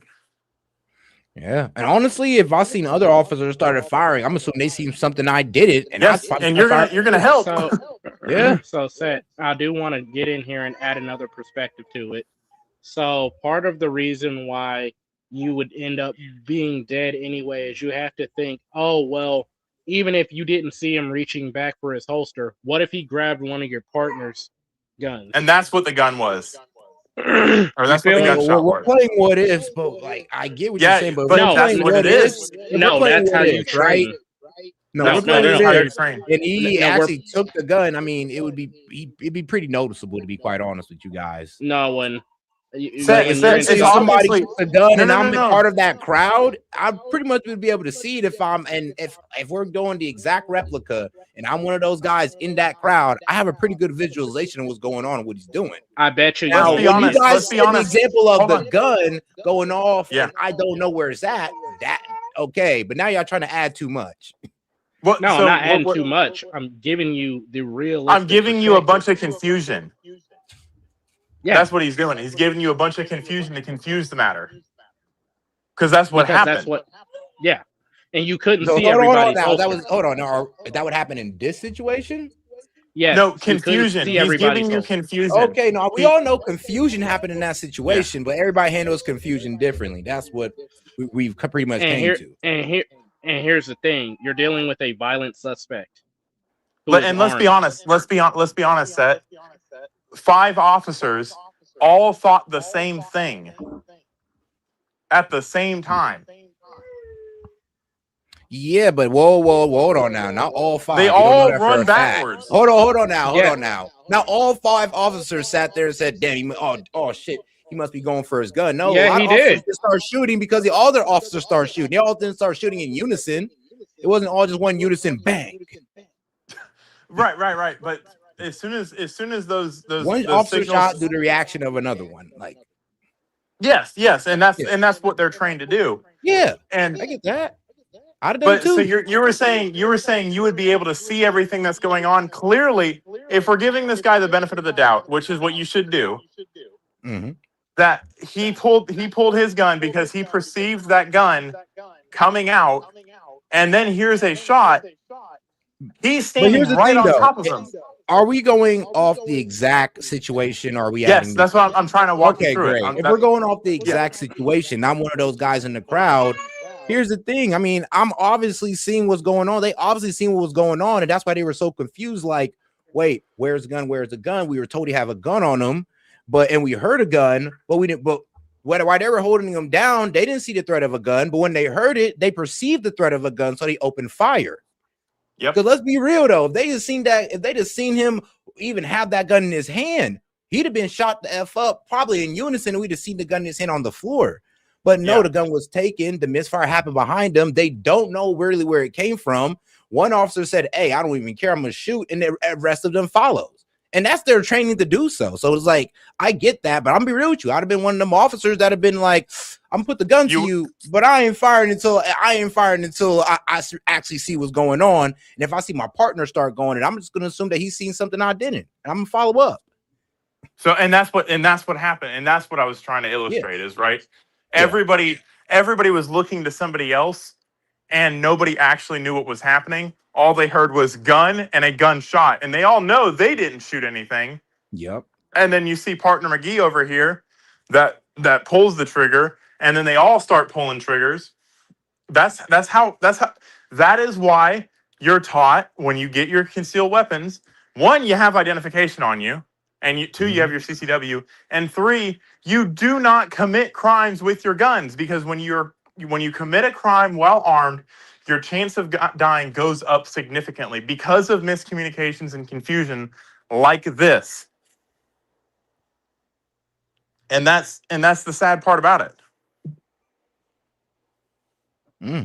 All right, hold on. Shout out to my man Hellbad. It's called sensory overload. It happens when too much shit's happening at once. Yeah, that's true. Especially when you're getting physical with somebody as well. Your adrenaline's fucking pumping, and then all of a sudden, all this stuff starts happening, and your brain slows it down for you a little bit until you get overloaded, and then it's just I need to act, or I'm going to be gone. Yeah. You cannot process information in fight or flight. Well, most people can't. Most people can't. Most people on Earth can't. Even highly trained people can't. In fight or flight? Yeah, most people can't. In Yeah, fact, if you're actually in fight or that's what I'm flight, saying. I don't know. I've heard some, like I said, I've heard some crazy things on people operating like pretty tactically off fight or flight, but that's not that's like rarely anybody can do that. I'm not so gonna they've honed their type 1 thinking into the fight stance. So they've trained their body to get to that point.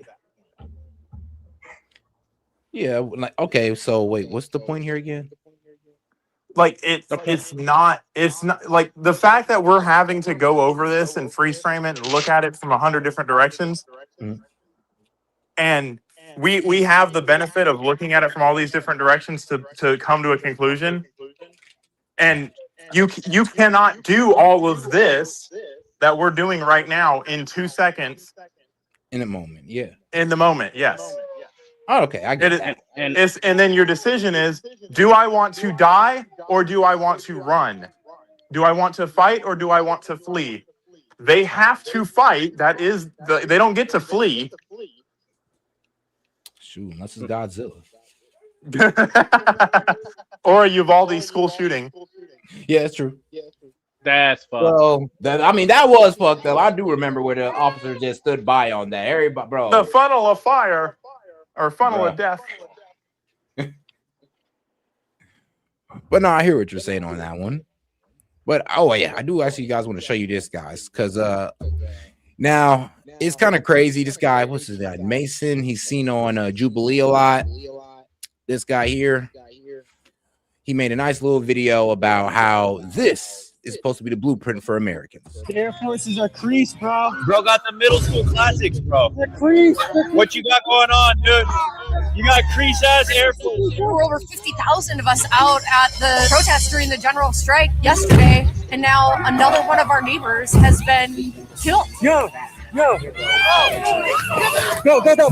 on the outside, they may just be, oh, it's not happening to me. It's not my problem, but we see those problems every day. You're causing those problems every day. Do something!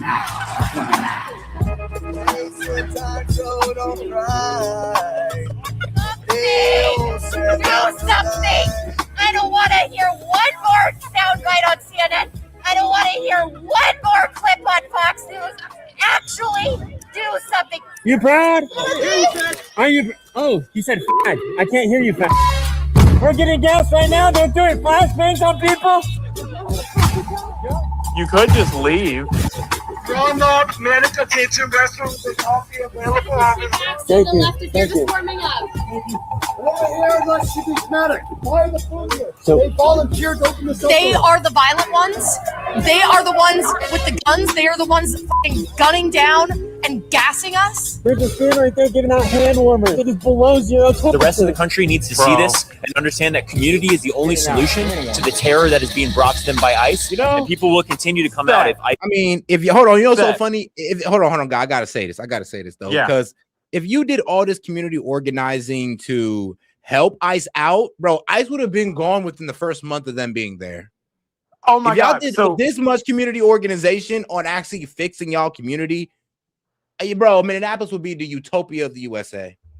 Okay, first off, I wanna say something differently, but tear gas only has a very short effective range. Like if you just actually left the situation, you wouldn't be getting gassed.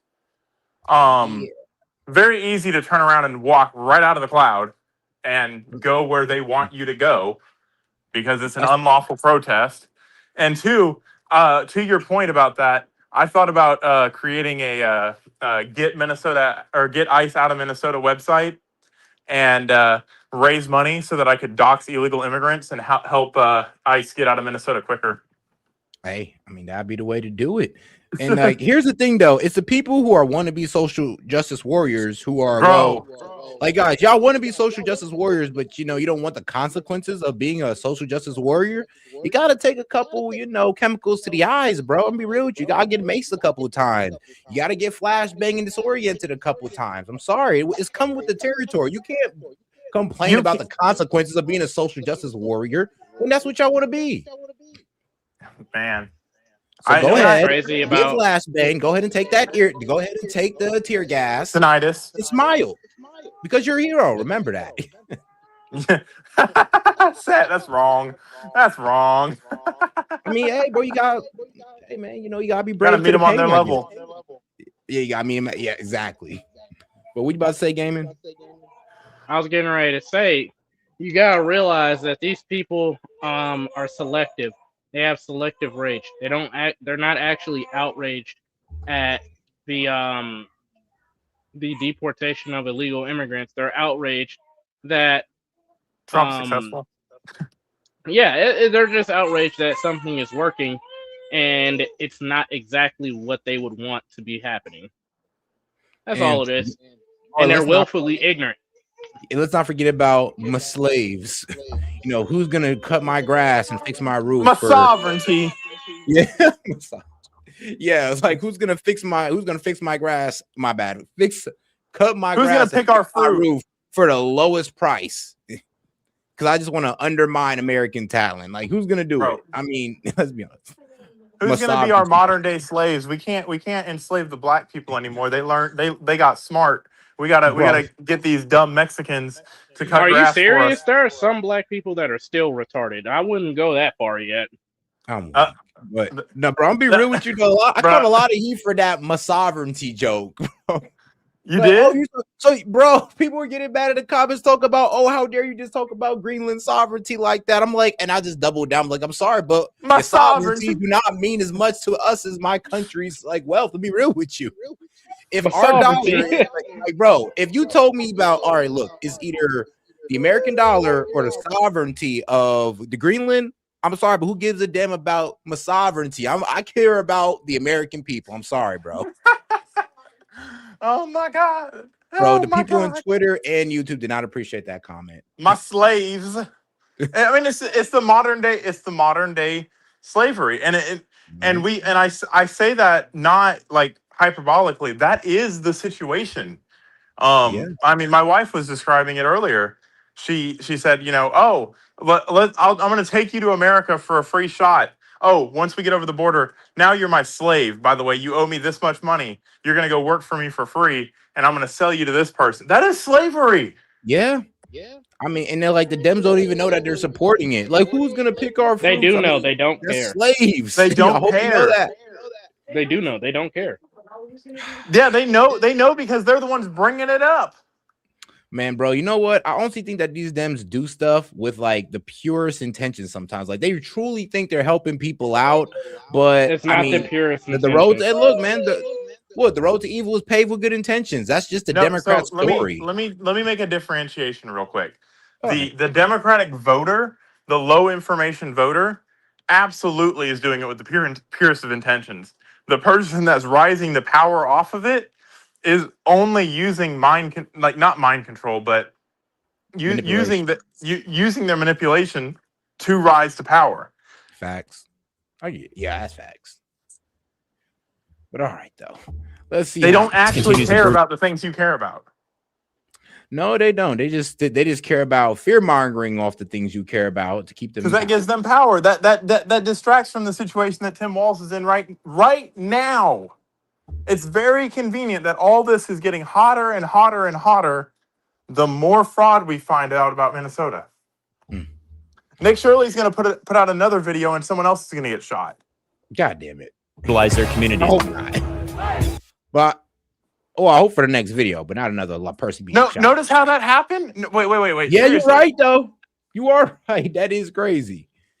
Like, and like the more heat that seems to be coming down on Tim Walz, the worse these protesters get, as if this is going to distract us from the fraud and all that good stuff. I mean, yes, this is bad, but trust me, we're still thinking about the fraud and the protest at the same damn time. Like, bro, I got Minnesota fatigue. At this point, it's like there's just too much going on over there. I'm glad it's not my state. I'm glad my state's not on fire yet. Man, thank God, bro. Thank God I'm in a red state. I don't gotta deal with that, bro. Well, I'm in a knocking deep on blue wood. state. Knocking on wood, bro, because I'm in a blue city, so you never know. Hey, I'm being quiet because my daughter is being a butt face. Nah, trust me, we was hearing. We heard her. W daughter. W daughter.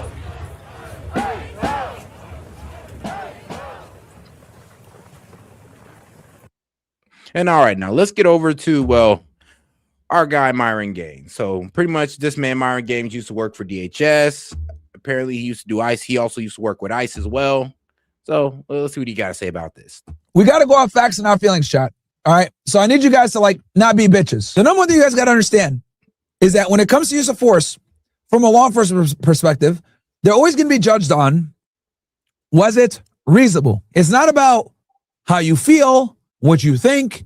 It is, wasn't it reasonable based on the facts and circumstances known to the person at the time they conducted the self-defense maneuver, or in this case, it'd be the shooting, right? That's what it comes down to. So number one, we got to understand 2020 hindsight, all these camera angles, none of that fucking matters at all, to be honest with you. None of that matters. What matters is what was known to the officers that shot at the time that they shot. Okay? All that matters. That's what matters. I want to be explicitly clear about this. Because a lot of you motherfuckers, especially progressives, you guys like to fucking Monday morning quarterback. Well, Myron, I think this, I feel this, I saw the video like this, I saw that, I saw this. None of that fucking matters. And I'm yelling it so you guys understand, because I know I'm going to get a bunch of fucking retards that are going to be in their feelings. Number one, you guys got to understand from the officer's perspective.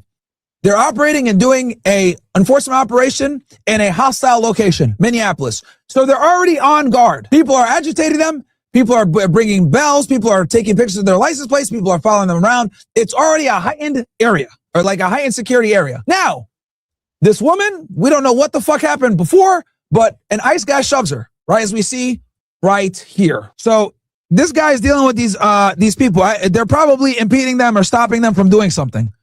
Okay. Boom, he pushed the lady. Get the fuck out of here. And then this one comes near him, pushes her back too. And then this guy puts his hand on the fucking idiot, bro. Why would you do that? Mind your business. You're armed. And you're touching a fucking ICE agent in Minneapolis where these niggas are on high alert, bro. Like, come on, man. Common sense. I mean, bro, I'm sorry, but I got to lead into that point, Monty. Like, how much times have being a Captain Save-A-Ho killed the dude? A lot. A lot. How many dudes have walked up trying to be Captain Save-A-Ho to some crying girl and boyfriend comes through and air your shit out? How many times that happened? Because trust me, it happens a lot.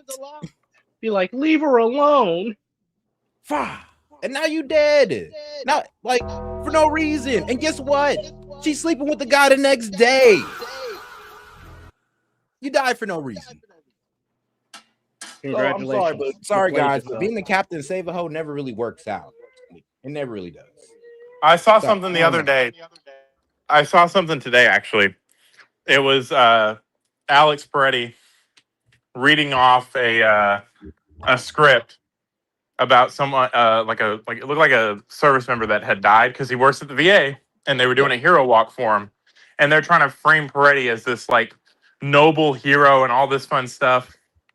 And someone commented underneath of it, it's like you guys are bringing this guy up on this pedestal for doing something stupid, and you never would have paid attention to him or given him a second thought. And she's talking about like the attention that women are giving him. Yeah. I mean, bro, yes. Trying to call, he's such a handsome hero, bro. The dude has the craziest bald spot and hairline in history. Now he's just this pretty boy that y'all all love because he died by ICE. Yeah, man, get y'all asses out of here, bro. I ain't hearing that. Hey, maybe he can cash in on his afterlife. Hey, man, never know. Never know. That is crazy, though. Pepper sprayed. And you're touching a fucking ICE agent in Minneapolis where these niggas are on high alert, bro. Like, come on, man. Common sense. I used to hate this guy. I love him now. And then you're resisting? I know they're telling him get on the ground and he's not listening. And you got a gun on your hip.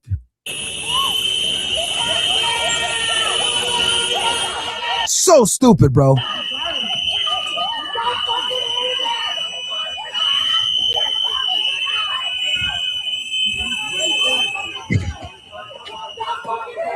I can hear, like, you can hear gun. He gets it out there. You can see it right here in his hand. Goes off because it's a fucking shitty ass 6 hour. Hits the ground. And then they don't know that the gun went off behind them. They think it was him. And they shoot. This is unfortunate. It's like a very unfortunate situation. But the reality is it's a clean shoot. And guys, this is a lesson to be learned. Guys, don't resist the police while you're fucking armed. Okay? Do not resist the police when you're armed. Do not touch a police officer if you're armed. Ever. Bro, ever. This was just why do we have to bring judgment. them back to elementary school? I mean, because some people actually got to hear this. Keep your hands to yourself. Don't try to run over police officers. Don't fight police officers when you're armed. Don't spit at police officers. Don't throw sandwiches at police officers. It's as simple as that. Like actually, just stay out their way. That's all you got to do. Just stay out their way while they're doing their job. It's that easy. This is elementary. My neighbor, they're not, bro. If your neighbor's a pedophile, bro, your neighbor's a pedophile. Okay, he's a sex offender. My neighbor, let's get up out of here. Set. It's basically like this. Keep all hands, feet, and other objects to yourself. Kafudi. Why do we have to go back there? Thought we were past Kafudi. I mean, bro, honestly, Honestly, though, but apparently these protesters need to be taken back to elementary school. Like, if you guys just keep your hands to yourselves, most of this wouldn't be happening to you guys. If you guys would just, if you just stayed follow home the and just law, join, if it you would all just be so join good. Set Media Reacts on Rumble.com, you could debate it all day.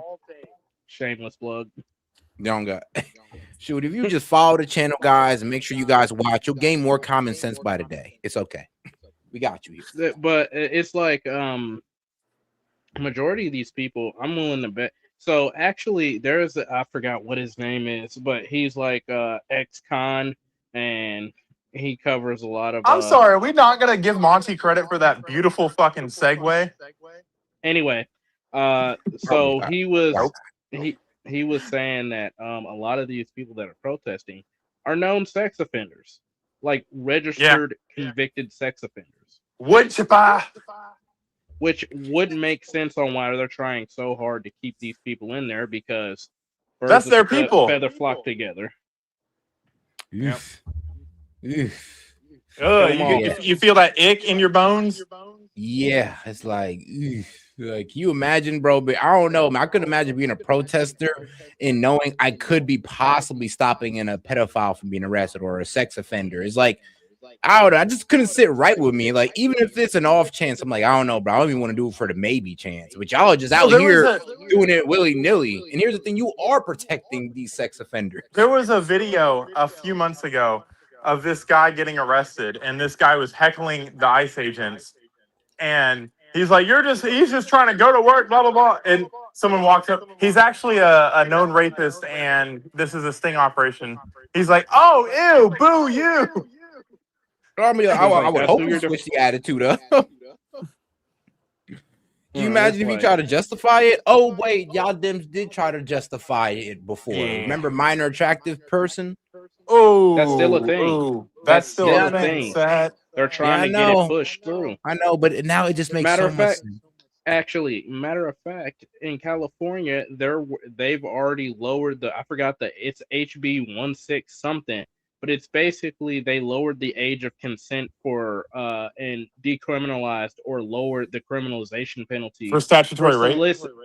Yeah, for soliciting a minor for prostitution. Whoa! Oh. Yeah, that's an actual bill. It's in the bill. You think I'm lying? Fact check me. I just threw it in my mouth. You think I'm lying? Fact check me right now, live. Please go find the website because it needs to be brought to light. I bet you. Fucking 2 6-packs of beers, bro. That's a thing. I looked it up for myself. I'm not gonna bet you anything because I believe you. True, bro. I remember when I found out that they were actually giving transgender surgeries to California prisoners on taxpayer dollars. They're doing that in Washington. Jesus.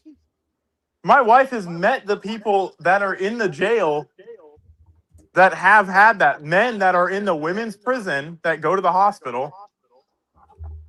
It's a thing. Rape. Okay, so it's Penal Code 261. Serious penalty results in 68 years in prison under strike. Let's see here. Recent laws reclassified. Oh shit. Okay, here it is. Recent laws. SB 268 2024 has reclassified many sexual offenses, including rape of an intoxicated person, as violent to prevent early release or charge reductions. Hold on, that's a good thing. That's a good thing. Hold on, reclassify of violent crimes. So classify the rape of California. No, this is California rape charge downgrades or downplay sentencing options. Here it is. Statutory rape. There is no Roman law in California, meaning underage consensual sex is still prosecuted. Okay, well. Let me see here. I'm gonna find it for you and send it to you. All right. Read it out when I do. Yeah, because I know I heard that before, but it's a bill that's been proposed. I have heard it before. I don't think it's become law though. Proposition. Oh, okay. Let me see here. I think I might have. Let's see. California Proposition 47 reduced penalties for some crime initiative. Let me see here. Initiatives. Let's see. Yeah, support declassifying certain crimes as misdemeanors instead of felonies. unless the defendant has prior convictions of murder, rape, and certain sexual offenses on certain gun crimes, allowing resentencing for those currently serving prison sentence. Okay. And All what are the right, crimes man. involved in that? Yeah, I'm not really seeing anything on it right now. This was back 2014. But all right, though, back to our guy, Mike. This is a lesson to be learned, guys. Don't resist the police while you're fucking armed. Okay? Do not resist the police when you're armed. Do not touch a police officer if you're armed. Ever. This was just bad judgment. As someone who's a concealed carry individual, I can't believe he did this. Like, this is stupidity on another level, bro. Does that mean he deserves to die? No. But I'll tell you this. This is a lawful shooting 100%. They just are not going to go to jail. It was 100% reasonable. Because I'll tell you all this.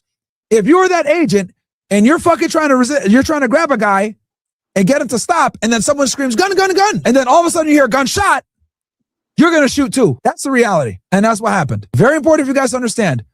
Was the shooting reasonable given the facts and circumstances known to the individual when he pulled the trigger and killed that individual? The answer is going to be yes. He had a gun. He resisted. He heard a gunshot. Doesn't matter if you heard the gunshot from an accidental discharge or someone giving it off.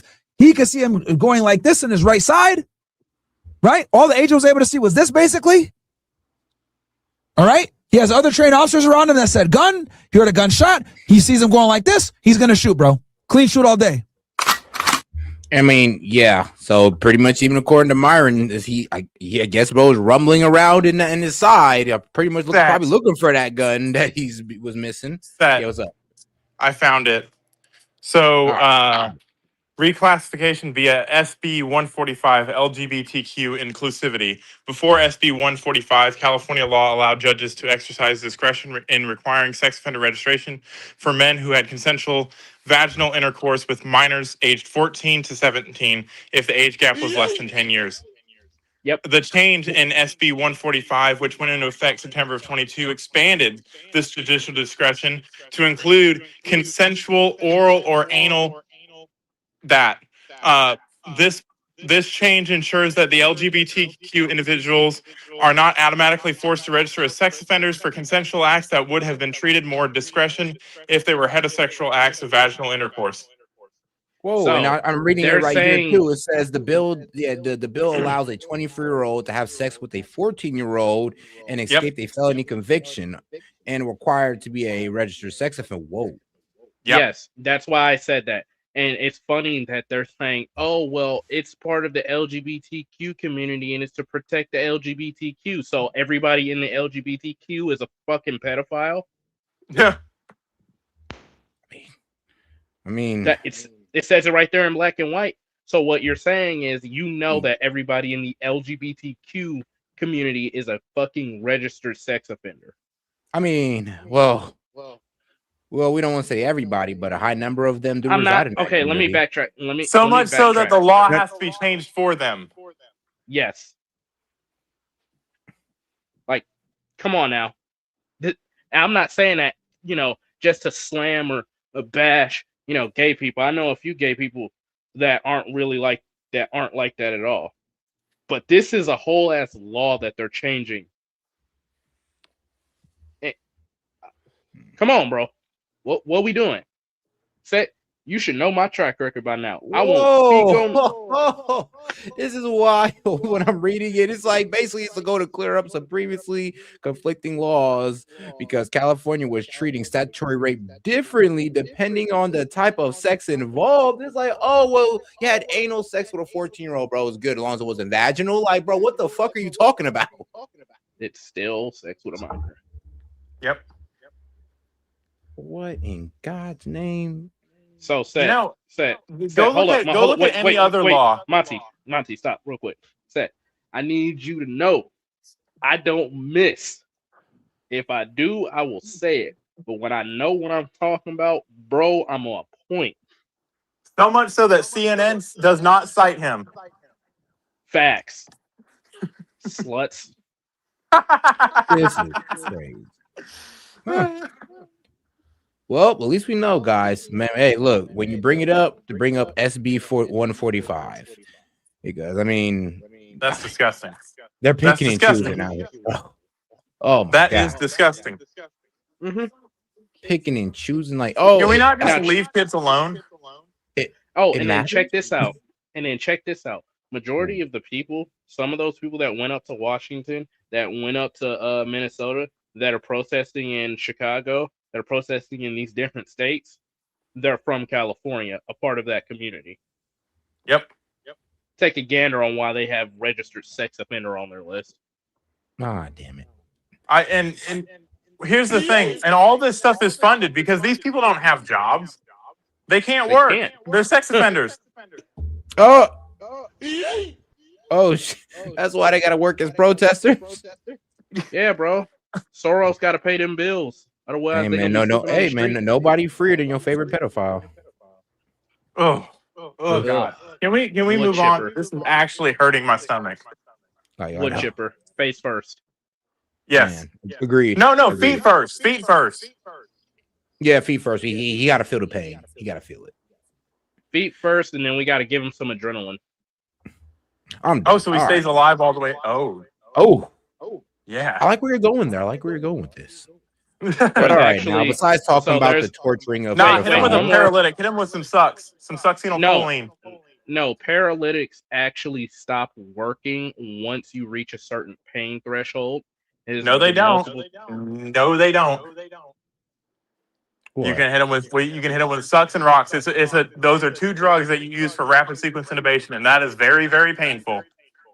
You said two drugs. I was gonna say paralytics on their own are known for like failing if people are have a high cortisol level, high adrenaline level, and they're like freaking the hell out. What the hell is this? That's not paralytics. You're thinking of sedatives. Look, man, just hit him with that Fetty, he ain't gonna feel nothing. If you hit him, you don't hit him with a sedative. You hit him with a paralytic, so he feels everything. So there's actually a drug out there that causes pain. That it was like a failed pain. It was a failed pain medication, and basically it ended up making people feel excruciating pain. Yeah, there are chemicals out there that'll make the wind feel like it's tearing through your skin. Hit them with some of that, and then throw them in the wood chipper feet first. Hit them with some adrenaline. Well, let me see, because I remember there was like a case out here in Columbus where they found that same drug inside a fake marijuana. Oh yeah. Oh my God. Yes, kids were smoking that, and then they would have, and get the same side effect, bro. Like they think they're having an overdose because everything's painful. Yes. Yeah. Bro said he was smoking it, driving through a car. He felt like there was needles tearing through his arm because he had his arm, like, in the wind. In the wind. I was like, bro, that's possible. But no, succinylcholine is a depolarizing agent. Basically, makes all the ions leave your cells so that you don't feel pain in your nerves. Or sorry, not that you don't. So you can't move. Your muscles can't move because that's how they move is with polarization and depolarization. All right. But then, all right, here, let's see. Now, do we want to keep on? I want to say this for the record. We would never do any of this. This is all jokes, laughs, hyperbole. If CNN, MSNBC, CW, Fox 11, Fox 2 News, Fox News in general, my local medical director, MS Now, Such Job, my college. If you were to ever find all of this, take seriously the forensic evidence that we did, and you ugly fat bastards scalped without giving me my credit. And disregard everything else as they are actually just jokes, and we're just saying this to vent our frustration out. I know exactly the power of the pharmacology of the drugs that are on my ambulance, and I would never use them for bad. He does not speak for the rest of us. Wait, you would do it? Whoa. Oh shit! Okay, I'm play the asking video. You said that. I got you. Right there in the gray jacket, grabs the gun. He notices it. I see the other guy right there in the green jacket, sees the gun. He's looking. His sunglasses, he's not sure. Someone yells, gun, gun, gun. You don't need to Just prove say- that. Yeah, you could tell. All right, hold on now. This might be a bit old. Let me see here. Oh, only 6 hours ago he said that? Crazy. All right, Steven. Let's see where you're getting this from. You acted correctly, 100% correctly. What you need to prove is that these officers acted reasonably. Here's sort of the point in history where we find ourselves. Everyone knows that we have to do something about illegal immigration, about illegal aliens. People, by and large, agree with that. And across pretty much all races, you see more men who support deportation than women, but there's no surprise there. So we know that something has to be done, but people haven't really thought through what that looks like. And unfortunately, this sort of toxic empathy has been used against us. There are plenty of countries across the world, and I think many Americans don't know this. You are jailed. You're put in jail if you are known to be an illegal alien.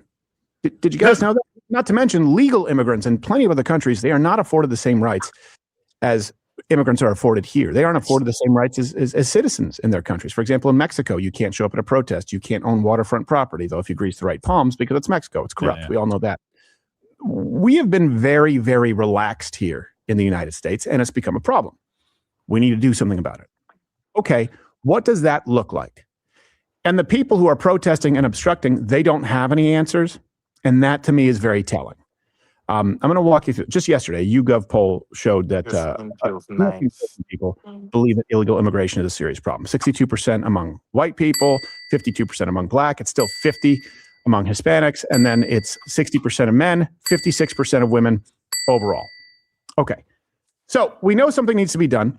And we also saw those polls not that long ago where people supported deporting folks who are here illegally. Got it.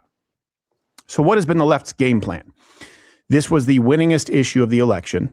They have been caught flat-footed. And now, of course, the explosive move. I'll tell you exactly what it is that they do. They lie. Okay? They lie and obfuscate. Man, it's like that what illegal Sid said. immigrants are more law-abiding than legal citizens. That's not true. They will tell you that illegal immigration isn't a problem. That's not true. They'll tell you that Joe Biden or Barack Obama deported more illegal immigrants than Donald Trump. That's not true. So they lie, obfuscate. Then step 2 is they'll obstruct. They'll impede officers from doing their jobs. Then step 3 is increase aggression. They will increase aggressivity as needed so that they can reach the final step, which is make martyrs, either of themselves or of useful pawns. I am going to propose to you what I think needs to be done or what should have been done from the outset. I completely support deporting illegal aliens and not just violent criminals, though they should get priority.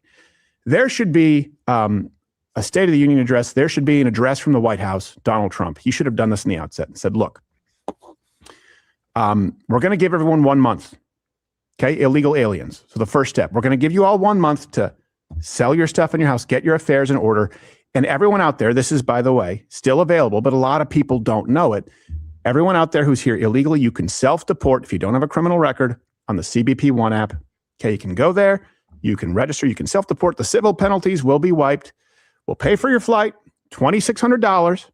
That is what is available right now, $2,600, and you can attempt to come back through the legal channels as everyone else. Okay? They should have said that on the outset to make sure that everybody knows. The reason I say this is because I have walked through this. You can go to the Change My Minds. I've had conversations with people where they will say, well, I agree, we need to do something. Yeah, but that's the thing, though. It doesn't seem like honestly, the Dems should have been promoting that more than the Trump administration. Like, yeah, we want you guys back over here, so just use the app and then come back and it'll be all good. No, you guys were on the F Donald Trump agenda, aka F that app and the opportunity that could have gave them to come back. Exactly. And you guys put these people at risk. But y'all say y'all care so much.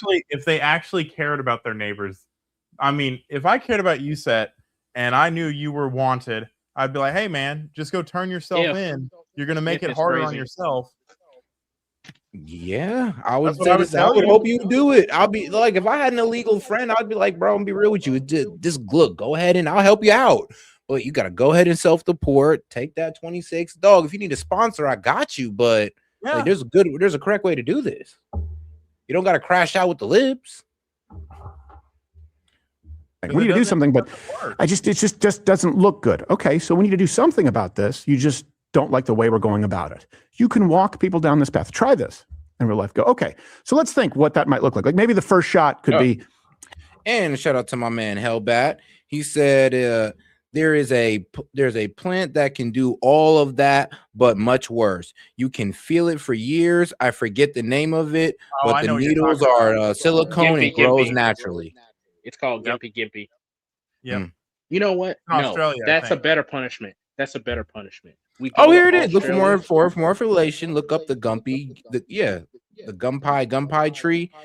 And Gimpy is how you It's pronounce in it. okay, where is it? Gimpy tree. What is that? Imagine Syria? accidentally wiping your ass with the leaf from that tree. Oof. Yeah, some I dude would just did it kill and he killed myself. himself. Yeah, some dude actually killed himself because the pain was so bad. What we should do is we should take all the pedophiles. We should be like, yeah, you get to walk free, but you gotta wipe all of your manhood thoroughly. Get inside the pee hole too with the Gimpy Gimpy plant. Oh Lord, what bro? They look so harmless. Just make them do it. Make them get a good wipe with the leaf. Send them on their way. I guarantee you, they'll never want to reoffend ever. They'll take care of themselves. Hey, solutions, upgrades, people. It's always Upgrades. Australia, bro. I'm sorry, but what's up with Australia, bro? Why y'all got the most dangerous shit in the world over there? Dangerous plants, animals, people. Australia's, bro. I was talking to this one Australian dude. He was like, "Yeah, even our warships, from time to time, you can find a spider on the warships, like a huntsman tarantula? spider, a huntsman spider." Ooh, yes, tarantula. Big boys. Oh, Set doesn't like spiders. But I don't like tarantulas. I'm cool with the small ones too. Like, As long as you can step on them. If they can step Yes. on you, you're worried. bruh, I mean, I ain't gonna lie, stepping on tarantula will leave a mess. But yeah, I know, I ain't gonna lie. Nah, you got me with the tarantulas. I'll do scorpions and snakes all day, but I cannot do the tarantulas.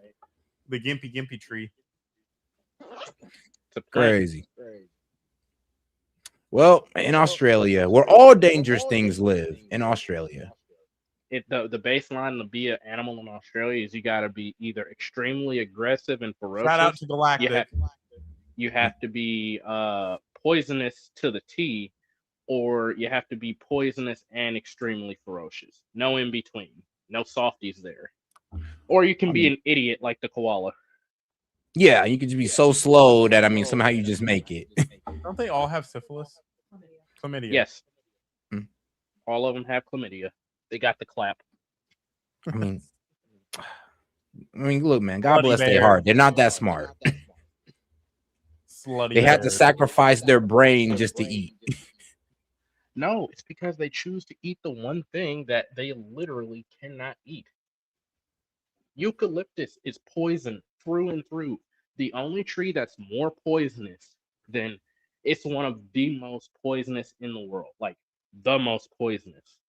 It's found. Take a wild guess. I'll give you and Monty one guess on where it's found. Australia. South America or Australia? Nope. Found here in Florida. Ah, that explains it. The Florida man created it. This tree is so poisonous, in fact, that it causes your insides to swell up. You start vomiting violently, crapping yourself. You can go into anaphylaxis and die. And it's a paralytic. The fruit's extremely poisonous. Also, All right, guys. All right. That's enough about poisonous trees. Let's go back to the subject. Man, I wanted to finish. You never let me finish. I know, but we gotta stay on topic, though. We gotta stay on topic. Hey, you guys, I get that you're scared.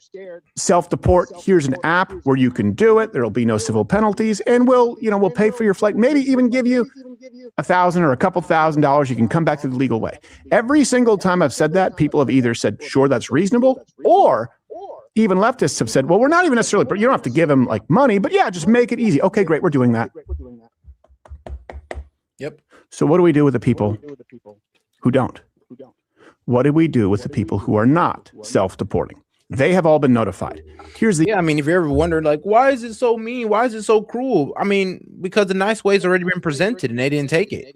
It's still available too. Yeah, the nice way is still available. Y'all are choosing the hard way. I want to let y'all know this. Hey, They're flat out fighting. Go ahead and link the Deport Now app in the pinned comment. Just in case there's a couple people that are too scared. And I'm not saying this to be joking. Just in case there's a couple people that feel like if they leave, they're going to be screwed forever. Like, nah, it's not that. The issue. Those who are here illegally know about this. A lot of the American people don't. And those in Antifa, those who act as professional agitators, they are banking on you not knowing. So this administration needs to do State of the Union address the nation. All right, here are the terms of CBP One app, $2,600 for anyone who registers self-deports. We're going to give everybody 1 month now, every illegal alien in this country, 1 month to get your affairs in order, do it. And during that period of time, we are only going to go after the illegal aliens in prisons, okay? So we're not going to go after anyone in the street, but we are going to go into the federal and state prisons where they're housing illegal aliens, and we're going to deport them first. The reason that's important is you arrest any governor or mayor who doesn't allow you to go into the prisons to deport people. That's important so that the American public understands. It's not about anchor babies. It's not about dreamers. A lot of Americans right now don't know that ICE is not being allowed in prisons to deport people who are violent felons. That's the first thing you do because it lays the groundwork for the next. After 1 month, now we're going after everyone who is not self-deported, and we are going to arrest any governor or mayor who is still trying to play the sanctuary city game. Okay? 1 month, self-deport, $2,600. We're just going into the prisons. Anyone who stops us from deporting prisoners who are here illegally arrested. After 1 month, we're going after everyone who remains with a priority on criminals, and we are arresting anyone who flagrantly disregards federal law. You'll still have protesters, but the American public will know where we all stand. Does that make sense? Comment below if you think that's a reasonable plan. Good plan. That needs to be the backdrop. That needs to be the context in which everyone views incidents like Renee Good or what just happened this weekend. We're going to walk through these facts. We'll make the references available for you, links in the description, even though it's a skeleton crew today. This man, Alex Preddy, was 37 years old. You've probably seen this, was shot and killed after a confrontation with ICE officers. Okay. We now know that he had a gun on him. Sure, that's not illegal. You absolutely have the right to carry a gun, especially if you're a lawful permit holder. I support constitutional carry. I know that's not where we are right now. That is not the issue at hand. To be clear, he was resisting arrest. That is an issue. He was impeding officers before that. That is an issue. These people actually went, meaning this man and two women in question, actually crossed the street to harass, arguably assault ICE officers. The key takeaway here is all of this is completely avoidable. We still don't have one example of people standing on the sidewalk, filming, protesting, not impeding, doing what we know as civil protest, taking part in that. We still don't have a single example of that, and then being shot or physically abused. We've not seen one yet. This is likely the first video that you saw, and the video that people like Tim Walz and Mayor Fry are hoping is the only one that you've seen. Here's the first one that was released. There you go. Looks like an ICE officer pushing a lady. This guy comes in. It's Alex Preddy. So you will hear the gunshots for those who are squeamish, but there's nothing graphic. Honestly.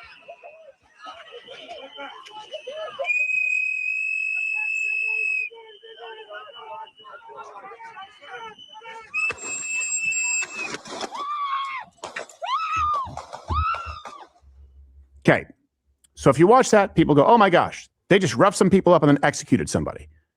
That looks really bad. Got it. It's a game of time codes. And we're actually going to illustrate this tomorrow. Where we'll shoot a sketch and prove the point to you. We'll shoot a simulation. So we'll show you a clip where you can watch, well, clearly person A is guilty. Then we'll extend it. You'll go, well, clearly person B is guilty. Then you go, oh, wait, clearly person C is guilty. And then you'll go, oh, none of this is real. I know this because I've worked in media. I know what they do. That's the first one you saw. Now let's pull back. A little more context. The people around Preddy were clearly not only instigating, were clearly not only obstructing ICE, but they were going out of their way to cross the street and accost ICE. And these people had been doing it all day long. Here's the next clip.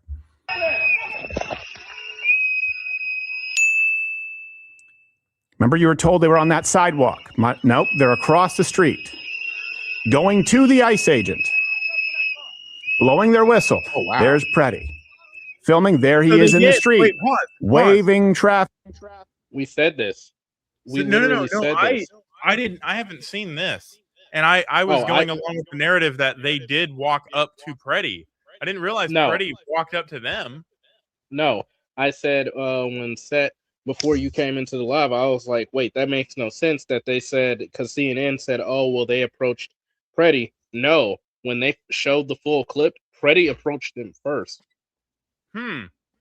See, the more you know. Pick through.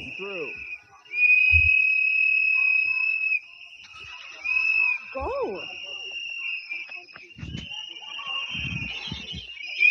There he is in the middle of the street. How long has he been doing this all day? Well, we'll get some more context. Now, there's Alex grabbing one of his friends in a headlock. Don't fully understand that that lady gets pushed. He goes to grab her. Okay. And now when they grab him, he obviously resists arrest. He is refusing to go down. He is trying to get up. We now know that this man had a firearm on him. And then you see everything obviously escalating. That's a horrible situation. It's a quagmire. It's a melee. A lot of confusion.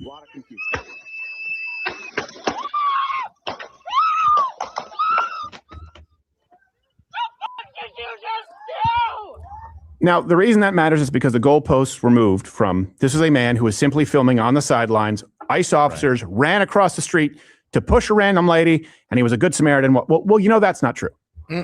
So now the conversation is centered around, okay, there are ICE officers on him. He had a firearm in his holster, SIG-P 320 with a threaded barrel. And someone took the gun out of the holster. So people are saying, well, the gun was taken off of him. He was disarmed before he was shot. Therefore, it's an execution. Here's a slowed down clip. And you tell me if you actually believe for a second that everyone involved in this sticky, dirty, confusing situation would have known that this gun was removed from this man. Let's watch this. So here you go. See that man apparently right there in the gray jacket, grabs the gun. He notices it. Now see the other guy right there in the green jacket, sees the gun. He's looking. His sunglasses, he's not sure. Someone yells, gun, gun, gun.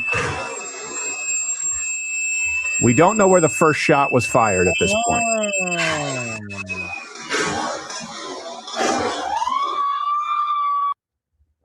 And there's a reverse shot, too, where he's reaching. When that guy in the back gets up is when he has the firearm pulled out. So it's even later. He pulls it out. There's some discussion now because it's one of those, say, P320s that may or may not have a tendency to go off on its own. It could be a negligent discharge. It could be an accidental discharge. We don't know. It could be that we don't know which firearm it fired the first round. Yeah. What we do know is that as he's being disarmed, someone yells, gun, gun. This could very easily be someone seeing him take the gun, go, gun. I know everybody here on this panel, we're at almost at a 85 to 95% agreement on, well, this was the gun that was taken off at Alex Petty that I might have accidentally discharged, which led to the confusion of the officers, which led to them, well, unloading on Alex Petty. Preddy. And Preddy. Yeah, Preddy. And not Petty. Like I said, Preddy. And like I said, when you freeze frame in one of those clips, you can clearly see a discharged round. Yep. That, like, if Shout you out weren't gaming for pointing it out. If you weren't paying attention, you can miss it. Plus the barrel smoke and the what appears to be the recoil, the kinetic recoil, the slide going back. Yeah. Hey, can I make a statement? This is going to be flushed out because they're going to test that gun and test that guy's hands for ballistic residue, like gunpowder residue on the officer's hand that had the gun in his hand. If it comes out that gun went off, then yeah, that's gonna it's gonna be very easy to prove. Yeah, and it changes everything. Well, hopefully it does for the Dems. It changes stuff for us, but I'm not sure about the Dems. I wonder how they'll kind of circle out of it. For the Dems. Come on, you watched the guy get run over by a car and they thought he should have just died. I mean, I was talking to Parabolic a couple days ago, and he was saying, well, I don't know, man, he wasn't really hit at best, slightly pushed He had up. internal bleeding. Yeah, well, did he miss that part? Yeah, apparently they did. Yeah, he had internal bleeding, but everybody's so hard to believe that because as Jacob Fry said, what you mean? He got hit. He got hit and he had a hop in his step. I was like, bro. That's called a limp. I was like, really, bro? He had a hop in his step. Like, and here's the thing. There is such thing as like, well, when somebody gets hurt, they don't automatically feel all the effects of it right away, especially adrenaline's a wonderful drug, guys. Yeah, really. Like, if you ain't never hurt yourself, especially in sports where you hurt yourself but due to adrenaline, you ain't feel the full effects of it until later. Until after, and your shit's swollen, and you're like, fuck, this hurts. Yeah, I've done that to my shoulder before. Like during the adrenaline, I was able to finish the match, win and all that. Good that's stuff. right. You wrestled, didn't you? Yeah, and then as soon as I get on the bus, I'm feeling like the worst pain ever on my shoulder. Dude, did they get a potentially dangerous on you? Bro took my shoulder all the way back. I heard a crack. Oh, he chicken winged you? You got chicken wing set? Nah, I mean, I don't know what the hell bro was doing. I think he tried to do something with his legs, and then my arm ended up getting caught. He was trying to leg cradle you. Yeah, bro, trying to leg cradle me like I was some type of effing amateur, and I got out of it. But I'm just and he I don't know why, but he was trying to get aggressive, not trying to let it go and all that. I'm just like, oh yeah. Oh, gotcha. Bro, he was trying to have you busted open whiter than ever. Bro, I've had people try to do it. Look, man, when you're in wrestling, you have people that try to embarrass you all the time. Like people try to splint you, leg cradle, banana split. And if you do that to somebody, it means you think they're a scrub. And if you get it done to you, you're a scrub. Like, bro, literally, come on now, man. We know there are some pins you have no business getting in. Yeah. Oh yeah. I mean, I've been in a lot of situations where I'm about to get pinned, and they screw up one time, and I'm on top of them pinning them. So it can happen. It can happen like that. I don't do none of that. I don't do none of that wrestling stuff. I did martial arts, Brazilian. Wrestling is a martial art. Well, I'm talking about more of the Asian variety, not the Greek variety. Oh, good point. You just don't want to get rocked. No, I you don't want to get feet. You don't want to get suplexed on your forehead. No, I don't want my legs being spread full eagle like I'm ready to receive. Then don't be a scrub. And you won't. No, I've never I ain't gonna do that. I ain't never had. I've done it to people. I've done it to people, but I've never had it done to me. Monty, a freak. I did it one time to somebody. One time. Both of you guys are freaks. It's always the person that. It's always the person that you got beat by when you were brand new, and they just beat up on you, and you get real good, and they didn't get any better, and you go and do that shit to them. Y'all are disgusting. Oh, man. I know what you're talking about. You lost to this guy freshman year, man, but you came back sophomore, junior year, and you swept this man. And see, this is why I'm studying Muay Thai kickboxing and Filipino Muay Thai kickboxing. Filipinos just throw their shoes. That's the right one. That's the right one right there. Not me. I just did wrestling and boxing, but I took wrestling more serious. I did. Wrestling is fun. Seriously. Yeah. I dabbled in Muay Thai kickboxing, and I've actually seen like some professional. Buddy, I'm sorry. They did a wrestler when we stopped in Oman. They had a little fight going on or whatever, and one of the dudes was a Muay Thai, and the other dude was a wrestler, and they went 3 rounds. And I ain't gonna lie, I thought wrestler was finna put him on his ass. Nope. Muay Thai dude gave him one good kick, and yeah, buddy, we were like, y'all gonna stop the match? I mean, dude, bro, if we're talking about if all bro knows is wrestling, then you're cooked against a Muay Thai guy. You gotta know some boxing. You in the head as soon as you go for a double leg. Facts. Yeah, I'm like, dude, this is murder. Oh, bro, and these Muay Thai guys, bro, they train their legs like really well. You got to learn. I went through. Learn how to do good single legs if you want to go against somebody that's Muay Thai. Yeah, dude, I went to like one of their like demo classes or whatever they held for us on base. my legs were sore as hell because they make you do intense weightlifting. This is why I can leg press like at my max. I could leg press 850 pounds. All right. So shout out to the sports segment of Set Media React, brought to you by Rumble and UFC. Hey, don't you got an ad to read, bro? Yeah. Hey, well, not that. I said I was gonna chill on the ads for today. I was gonna chill. Hit an ad. Get your money, man. Get your 10 cents. Make your money. Make your barely $1. Besides, I actually need to work with something on Rumble in the back end, but we'll see what. Bro, his PayPal got banned. Bro, if I got banned on PayPal again, I'd be sick. Again? You already had it again? happen? Yeah, I've been banned on PayPal before. Bro, I ain't gonna tell y'all for what, but nah, bro, you need drugs.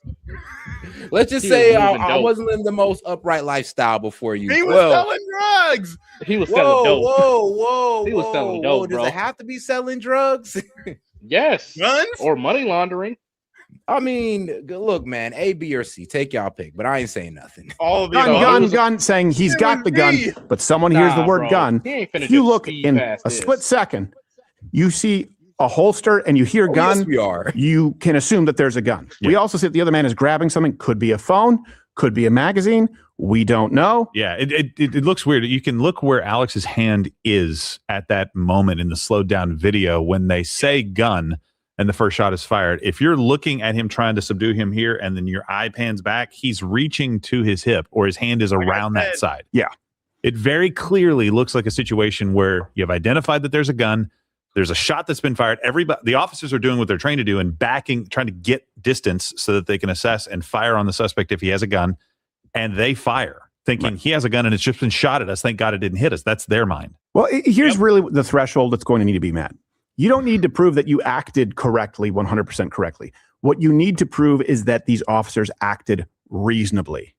Meaning, was there a reasonable concern that an armed man who was resisting arrest, who had a gun on him, could pose a threat if you hear the words gun yelled out and you hear a shot? Wait, I absolutely think that threshold will be met. Yo, the ICE shouldn't have been there. That's not even reasonable for them to be there. Those are our neighbors. Those are the people that pick our crops. They should. They wouldn't. None of this would have happened if ICE wasn't there. If none of this they is would reasonable. If they would let the freaking corporals keep their slaves. God, hey, man, what's wrong with you? Hey, man, look, apparently we're the bad guys for, I guess, wanting a better life for these illegals or, wanting them to chase a better life in their own country. Set, you better shut up, you sexist, racist, bigoted, homophobe, narcissistic, illegal, alien, hating bigot. Well, I guess I'll just have to be a bigot on that part because what can I say, guys? Hey, look, there is a lot of people who are honestly picking and choosing when it comes to immigration, like Joe Rogan. Let's be honest. He's one of the main guys that are just like, oh, well, we didn't really know about this whole undocumented. I'm like, bro, did you not read the fine print with Trump? He said all undocumented immigrants. He was very explicit. We're going to get rid of them. 20 million people have flooded across the border. We're going to get rid of them. So this is where I go lie. This is where I love Joe Rogan. This is where he kind of pissed me off on the whole ICE part because I was like, dog, I'm gonna be honest with you. He was over here co-signing, talking with your guests, going like, oh yeah, you're right. We need to get these guys out of here. Now we're getting these guys out of here. Oh my God, could this be done a little bit humanely? No, sadly, no. Yes, it can. It can. No, it can. Deport yourself. Get $1,000. That's true. Actually, that is. You're right. Deport yourself, but if they don't take the nice version, then I'm sorry, but there is no other way. Like we were tried the nice way. You guys said hell no. So hold up, Seth. I do want to say, like, to add on top of this, you also have to like take into account, like, oh man, why did I lose it? It was right there on the tip of my tongue. You're a homosexual? Talking about ICE? Stop talking about yourself. Oh. So we were talking about ICE, I believe, right? And Joe Rogan and self-deportation. Oh yeah, and Joe Rogan's his thoughts on ICE and how it's going we need too to be far. nicer about it. Yeah, we need to be nicer. Just not what people voted for. And I'm looking at him like, oh yes, I did. I mean, I didn't expect the Democrat. Well, I knew the Democrats were gonna go wild over it, but I didn't think they were gonna start biting off fingers. I'll be real with you. Yeah, that was a unexpected and unpleasant touch. Yeah. That's bitery. It's not even battery. It's just bitery. The one man who removed the gun, if he discharged it, could be and should be charged with a negligent discharge. That's not the same as murder. No. That's what started off the chain reaction. This is unfortunate. Yes. Was this handled ideally? No. Of course not. But if you are going to make the case that these officers did not handle this well, you would certainly have to grant that the man in question, Preddy, deliberately went out and instigated and handled this equally poorly. There's no good to come of this situation, to be clear. And I do the blame rests squarely with the governor, with the mayor, who have instigated this, who have vilified ICE, who, by the way, have said these ICE agents aren't trained. We'll get to that. These ICE, they're not new recruits. One of them has been in there for 8 years. I believe the other one for 10 years. We'll get to that. There's no way that this situation doesn't escalate, and it's exactly what they want. Because and even more than that, we know that there are people out there hunting ICE agents. So Cam Higbee, who's been doing some great work lately, he infiltrated a signal group where ICE watchers, as they're referred to, they specifically organized to impede federal officers. I know this because this happened in Utah when we did it with Antifa. Ben Shapiro was speaking, and they handed one of my producers an ice pick and a taser, and they were going back to their trunks to get sawed-off shotguns. We got into their application, and this is how many of them organized. Back then, it wasn't Signal, it was something else. So if you look at this group, it exists to find ICE officers in the middle of doing their job and impede and obstruct them and make it difficult. Some of the members in there include, by the way, some Minnesota administration members or officials.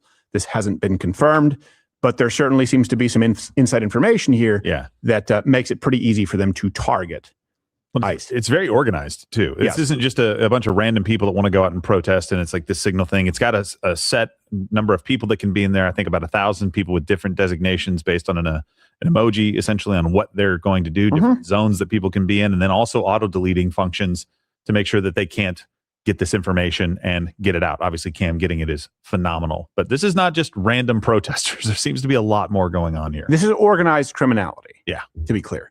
These ICE agents are not just dealing with deporting illegal aliens and random protesters. They are dealing with an organized crime ring. I hope you guys understand that. Does that change the context? An organized crime ring. And then you'll see the proposals, and I see this on CNN, and they go, well, we definitely can unmask ICE agents and demand transparency. You think that's a good idea when you see this? You know these people and their families will be targeted. Killed. There is no doubt. They will be killed. They will be killed. They'll be lynched without a trial. That's exactly what people want on the left. They want these, hey, why aren't their names out there? It's the Tim guy that you debated, the puka shell guy. I forget his last name, Tim. The Bulwark guy. Yeah. He was out Miller? there. Yeah, Tim Miller. Tim Miller's like, yeah, why aren't their names? We know that their names are out there. I'm like, what do you want them to just be shot in the streets? You know they aren't going to get a fair trial. People aren't going to ask them what actually happened. People don't care if they saw a gun or heard a gun firing and tried to defend their own lives. They're just going to kill them. That's what's going to happen. Well, I can tell you this. Obviously, Charlie Kirk was assassinated. And I mean, let's be honest. Like, bro, that's why I was a bit weary about the whole, they're being doxxed. I'm like, but we got some crazy motherfuckers out here that will literally go there and try to kill these guys, and kill them and their family. And if that happens, bro, I could see how that would turn into a very civil divide, and we could be heading into civil war over that, because there's going to be Dems over there defending it. Bro, and this is why I don't want it to happen, because I know for a fact that if a bunch of Dems went out and killed ICE officers and his family, or his or her family, y'all Dems will sit there, and some of y'all will sit there and defend it. Not all of you, but there's a good amount of you that will sit there and defend that. Wait, we have pause. I figured out what I was gonna say. I remember what I was gonna say. Sorry to cut you off. What I was gonna say is, I find it funny how the left it cares about, alien asylum seekers and alien seekers and all this other crap. But what about the 2,000, actually more than 2,000, I think it's close to like 4 million or so Iranians who are currently right now trying to seek asylum in America from different countries? If you care about asylum seekers that much, Oh, there you go, Monty. Went ahead and put that one up for you. Yep. What is it? I can't see. Rico. Can you zoom in? Oh yeah, sorry. This is my screen. Racketeering and Influential Corrupt Organizations Act, designed to combat organized crime by targeting ongoing criminal enterprises. It allows prosecutors to link unrelated crimes such as bribery, murder, or money laundering to a single pattern of racketeering. It's designed to take out organized crime, and that's what's going on here.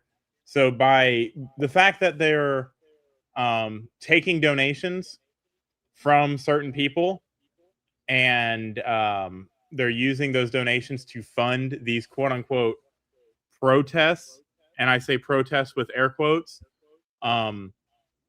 it's on its face a legal thing to do, but when you tie the money to these signal groups that are saying, oh, let's go do this, let's stop these ICE agents from doing these things, that is a criminal conspiracy. And when you have a criminal conspiracy plus funding and the fundraising that's going on, the entire organization becomes one entity that can be charged under it. Oh shit! Yeah, that's how the RICO Act works. Why do you think Diddy? No, I didn't think, honestly. I didn't think they would honestly. Well, I didn't think it would be a bit relevant in this thing because like it's going to be hard to tie them in as a criminal organization over obstruction. No, it's not. So let me explain to you how this is going to happen. For you. Hold on. Let me do it for you. So there's riots. That's the crime. There's riots and there's impeding law enforcement, right? Now, if any of those people that are rioting and or impeding law enforcement and or inciting violence against law enforcement or vandalizing or organized crime, they have this app that we've now gotten to the next level of it, right? They have coordination. Now, if any of those people are a part of groups over here that are a part of that are doing fundraising, like Act Blue or certain places, they actually name drop a couple of the websites that are taking money and giving it to these people that are committing crimes. The people that are giving these people money, the big whale donors, not I want to be a progressive and a social justice warrior and stand up for these people. No, the people that are organizing it, that is where you start getting the layering and the construction, and that's what brings a RICO case. So pretty much you got to find the organization. Like, let's say ICE Watchers. So exactly. ICE Watch. So we can sit there and prove that there is an organizational funded effort to go out there and stop ICE RICO. So check this out. Organized crime. Organized Wow. crime just means that you're organized when you commit the crimes over a period of time. So hold up. So the way that the linchpin in this is it's all gonna depend on FBI and IRS findings, and they have to do what's called a forensic audit on all of their fundraising. They have to see where they're getting money from. They have to see where the money's coming from, what businesses are associated, everything else. When you order a forensic audit of just something that's loosely related to it, what usually happens is everybody scatters. But the paper trail is still there because money never lies. Okay. All right, guys, we're going to go ahead and go to a couple of, before we get back to our guy, Steven Crowder, I want to go ahead and play some of these little clips that came out of Minnesota. Because this guy here, breaking, CPS agent has a direct message to the press after chaos. Where's local police? Man, brother, I feel you. Like, literally, I'm asking the same question. Is everyone press? We're all members of the press. We're all press here. Okay. Oh my God. Oh my God. Are you okay? I'm fine. Are you okay? I'm fine. He's all right. Holy shit. Where's the local PD? That's my question for the press. Okay. Where is the local PD? What's your message? AKA, bro, where's my effing backup, basically? Where's the crowd control so I don't got to be sitting out here doing this? Bro, look tired. He's bleeding. I think they're in front of the hotel. Bro, just want to go to bed. Look at his hand. He's bleeding. Oh, they assaulted him for a while. Look at the hand that's on the barrel of the gun. It's all red and. All right, I didn't see that, but shoot, I'll take your word for it. Where's the local PD? That's my question for the press. Okay, Where is the local PD? That's the only question. What's your message to the local PD, sir? No. Okay. Well, the mayor. Very chaotic. Sir, while you're getting messages, what would your message to the protesters that want you outbeat? As long as you're getting comments, do you have any comments? Please get back up. Back up. Please give me some room. Yeah. And it's kind of crazy because instead of actually addressing this man, what he was saying, because he's making a really good point, like, yo, where's local PD? Oh, well, what about the protesters who want you out of here? Who gives a shit about them, bro? Where's local PD protecting these protesters? Like, did y'all forget that these guys protection, that there wouldn't be these 2 deaths, you know, if these guys were providing that protection, the crowd control? Did y'all forget about that part? Because obviously. But all right, Don, let's get over to this. Bad. I want to drop a comment. I do feel bad because I've been in that guy's shoes before. And if you don't know, and I don't know if Monty really knows it, but I can genuinely say after being in a combat zone, that stand that he's doing, like go back to the video. All right. Yeah, he's literally like fucking. His head's on a swivel. He doesn't know where the next attack's going to come from. So just mute it and watch his body. I mean, we were all watching his body, but all right. Everyone press. Mute it. I want you to focus on his body. Okay. This officer appears to be bleeding from the mouth. Oh my God. Are you okay? I'm fine. Are you okay? You see how he starts swaying and stuff? Yeah. So pause it. Where's the local PD? That's my question for the press. Okay. Where is the local PD? Yeah, he's swinging from left What's your to right. message to the local PD, sir? So pause it. Now I want to point this out. This dude is suffering from immediate what they call post-combat trauma. So like he's in shell shock. Yeah, essentially. But it's not it's a form of PTSD, but it's not what you think what it would look like. Like him swaying back and forth and stuff. One, that's a sign of fatigue. Anybody that has been in any security position knows that type of a sway, because you're doing that to try to keep yourself awake and alert. And number 2, you see when they come close, he backs up instinctively, which means he's been battling for hours. You don't do that type of stuff unless you've been constantly engaged 4 hours without stopping. Yeah, if I can give you a little context, they're outside the hotel that they're staying at that was being attacked, where they're making all types of noise. They're trying to enter it, breaking windows. Is this the Home 2 Suites? There's multiple ones actually that they're staying at. Yeah, and so what this is it's like y'all are giving these people combat PTSD, shell shock. Like, you gotta remember, bro, those are people too. That man is fatigued. That man is like basically terrorized. He ain't showing it. But unless the $50,000 sign-on bonus is not enough to deal with that bullshit. I'm sorry. Yeah, I mean the only reason why I can pick that out and I want to spend so much time talking about it is because I've seen that when I was in the military. I've done something maybe not as intense but similar.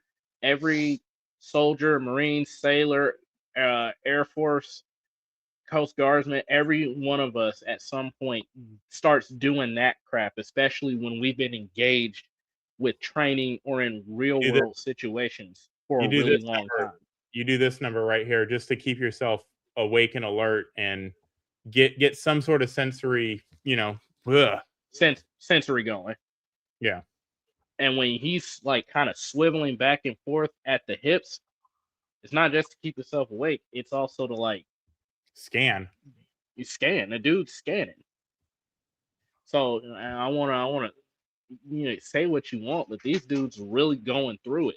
They're basically in a war zone, and I want people to really, for real, understand just what they're going through.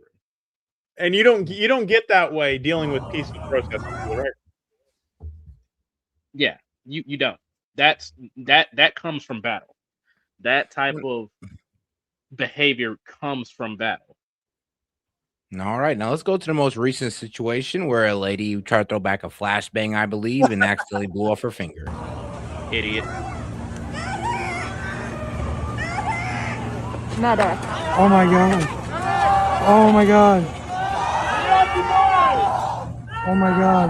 Oh my god. Oh my god. Yep, I mean, like I said, like a 3-second delay, right? There's no time for you to throw a flashbang back. You don't get to cook it after it's been thrown at you. Right. They have a She tried. 3-second they have a 3-second delay, and that delay is set so when it hits, it blows up. Ain't no delay on that. Now, let's go to one of the naysayers. I mean, apparently this guy had a lot to say. I thought he just needed the energy for the workout, but hey. Yeah, fucking political.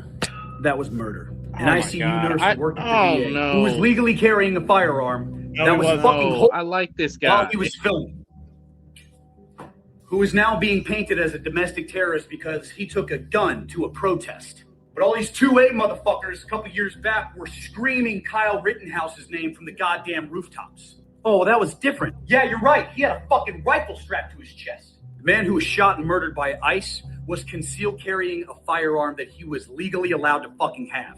Without now a seeing CCW or his ID. They disarmed him by taking his weapon out of his holster that was at his 6 o'clock, and then they mag dumped the fucking guy. So if you are legally carrying a firearm and they take that off of your person and then utilize that as a justification to put rounds in your fucking back while you were laying face down on the pavement, then it was never about following the law. The Second Amendment doesn't matter anymore, and you're fucked.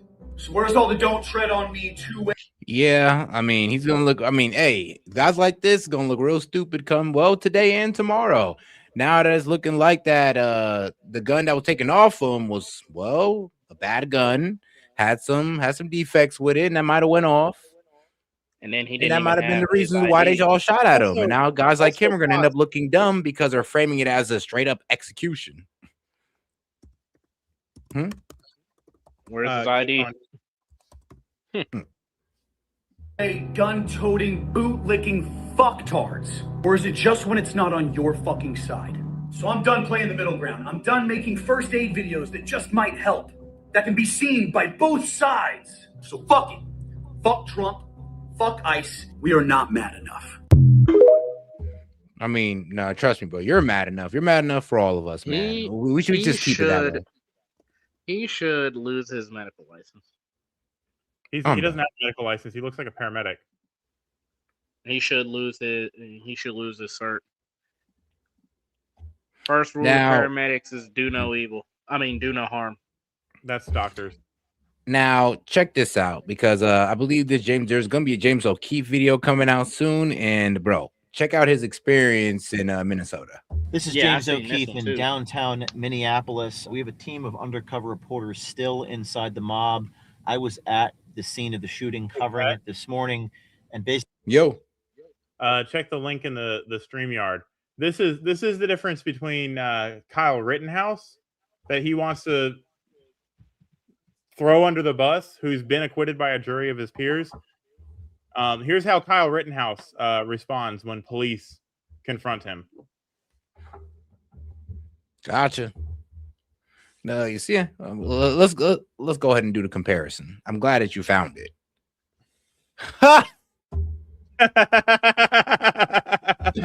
I mean, yeah, that's what you're supposed to do. I mean, smart kid. He said, hands up, hands away from the weapon. Don't even act like, don't even twitch your hand down the direction of that weapon. Yep. Keep your hands up. and walk towards them, let them disarm you and all that good stuff, and you'll be a happy camper. Oh wow. I mean, guys, I'm telling you, this is like the secret sauce right here. Dibs, look at this. This could save your life. You can't sit here and say, "Oh, it's because Alex Peretti's white too." Yep. Shoot, all the same fucking thing. Shoot, all of them was white. That's actually. This sounds effed up to say. I'm just gonna say it. Well, it's kind of a good thing they were white in a way, because now we can't get skirted off on race. I mean, it sounds fucked up, but I mean, let's be real. Now nobody can skirt off on race. Oh, it's black. It's because they're Hispanic. No, they're white. So what you got to say now? Remember all those times you see black individuals reaching for a gun and we're like, hey, there's a way you conduct yourself. It's like that. You do this. Yep. And then it's also kind of like, whoa. It is also kind of funny how, well, let's be real. Like, all right, well, who is I shot any black people? No, not that I've heard of. Have they shot any Mexicans? Well, no, there was that one Mexican, but really they shot mostly white people. So, you know, everybody was coming out saying, ICE, they're the racist, Gestapo, and all this wild stuff. I'm just like, I don't know, man. That's not what the numbers say. They say differently. And then also there's this nice little clip right here that, you know, Dems do not like to address. Oh, and shout out my man City. Like, have you guys changed your opinion on this being a bad shot? Yep. Oh, well, Monty says he's changed his opinion on this being a bad shot. So, like, hey, honestly, Sid, we're like 95% there on this was just because of the discharge of the gun that was taken from him that led to the shooting of Alex. What you see on your screen right now is how you interact with law enforcement when you have a gun in a tense situation. Now play the video of Alex Peretti fighting with officers. But man, let's go back to this. This is James O'Keefe in downtown Minneapolis. We have a team of undercover reporters still inside the mob. I was at the scene of the shooting, covering it this morning, and basically we barely got out of there alive. There were a few. Oh yeah, I saw this. Started throwing ice bottles at us. A few hit us, hit our vehicle. They were starting to rip off my bulletproof vest. So we got out of there. We were followed. We were tailed, and here we are right now. Someone sent one of his crew a message saying, "We know what you look like." Yep, we know that you're in Minneapolis. You're with O'Keefe and his crew of Nazis. You're in a white Ford license plate. They actually wrote the license plate down from Florida. You have 1 hour to leave or you're dead. You have 1 hour to leave or you're dead. We are going to produce our footage, gathering everything we've. Peaceful protesters, by the way, guys. Remember that. I mean, not all of them, but shoot. See, now, I'm going to say something that's really unpopular, but when I'm going to say this carefully. When people see stuff like that, it's really hard. I would never do this. I'm going to preface that right now. But I see why some people on the opposing side just walk into crowds like that and just hose them down. Because if you're going to be a danger to everybody else, why do you even, their mentality for that would be, why do you get to deserve to live? Because if you're doing that to people who are just trying to report on the ground, what about the families that are there? You want to wonder why people are radicalized. It's stuff like that. That's the better way of saying it. Mm-hmm. You want to wonder why people are like, yeah, no, if you bring that stuff out here, you're pretty much going in a body bag the first time one of you tries it. It's stuff like that. Notice how this isn't happening in red states. I just want to keep nailing that point home. But yes, January 6th was the worst day ever, guys. So much so that hold on. Sid owes me a debate that he chickened out of like 2 weeks ago on January 6th. So we're gonna leave that one alone for right now. I'm just saying, so much so that they had feds infiltrate. I did what, Monty? Protest. You pulled up. Look at him. He's got his little red hat on. Yeah, dude, I support Trump, bro. What are you talking about? I need the Antifa.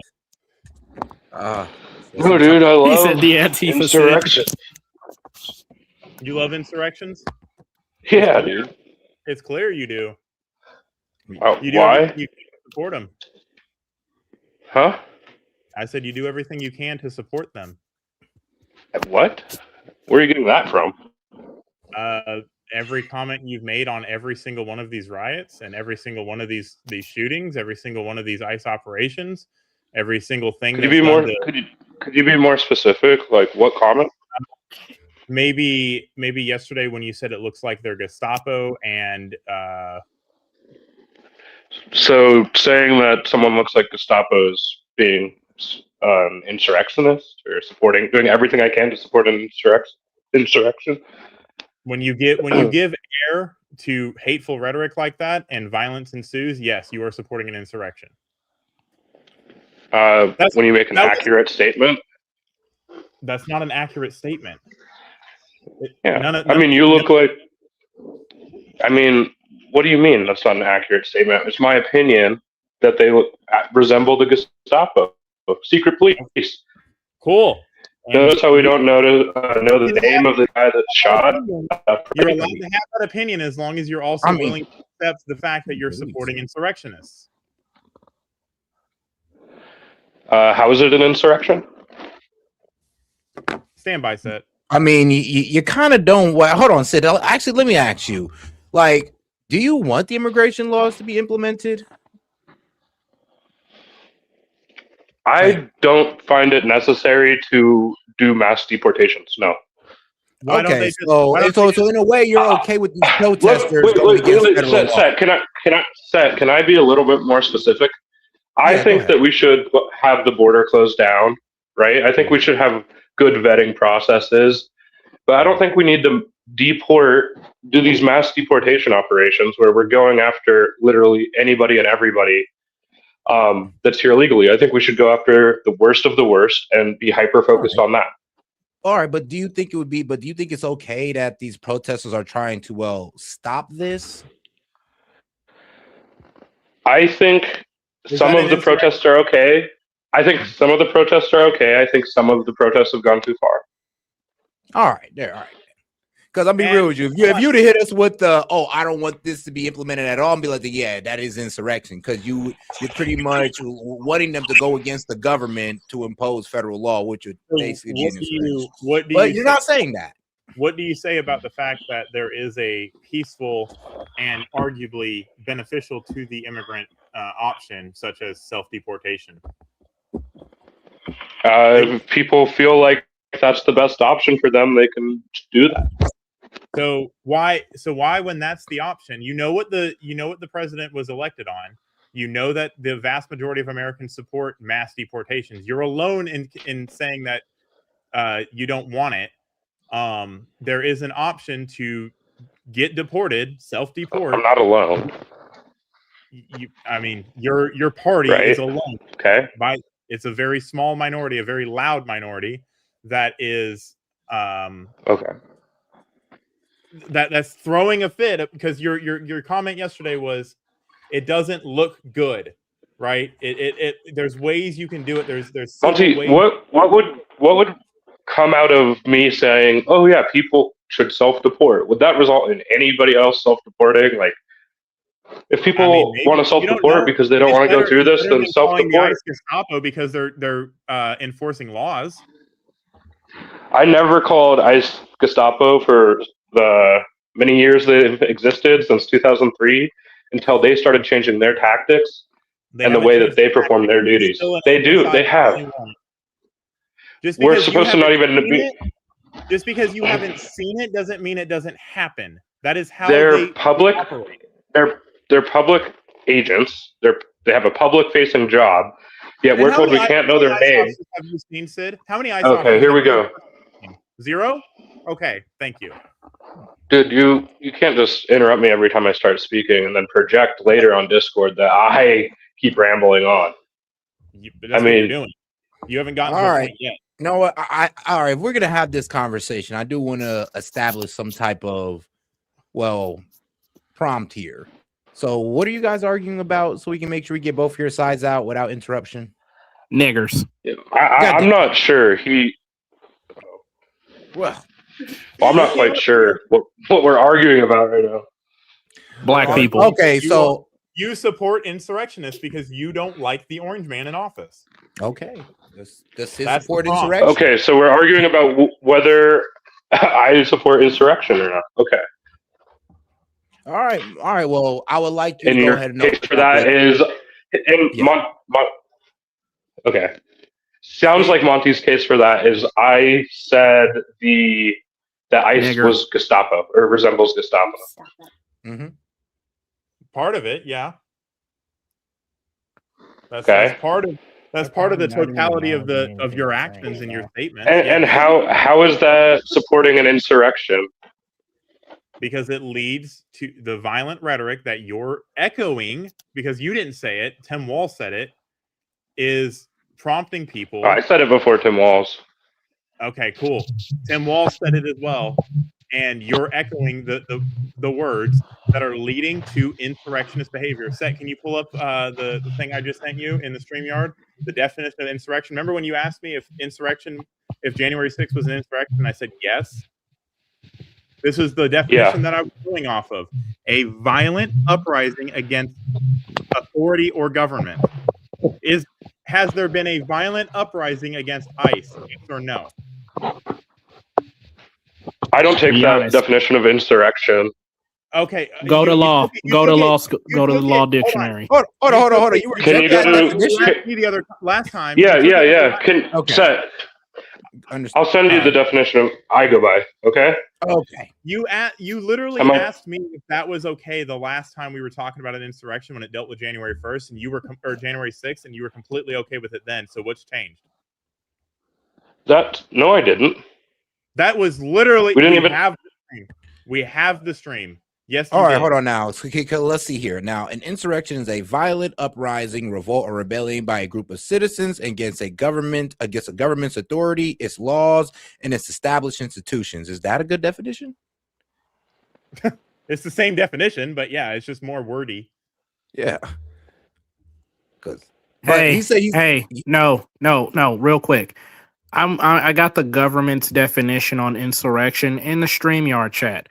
Let's go by that. That way there's no argument or debate, because SID is not better or superior than the U.S. government and what their definition is. So let's throw it up on screen just to get a baseline. Okay, no problem. Wait, what the guy? You just kicked the phone. Oh, whoops. All right. Oh, sorry. I throw it up on on stream. So throw it up on StreamYard. Gotcha. I see it right there. 18 USC 2383. Yep. That's the legal definition. Ain't no way to work around it, debate about it. That's from the government. All right. Can I read it? Please. I can see it. All right, perfect. Whoever incites, sets on foot, assists, or engages in any rebellion or insurrection against the authority of the United States or the laws thereof, or gives aid or comfort thereto, shall be fined, blah, blah, blah, blah, blah. This isn't a definition. This is the charge for insurrection. This doesn't define insurrection. I go by the Graeber definition, that is an assemblage of people. Okay.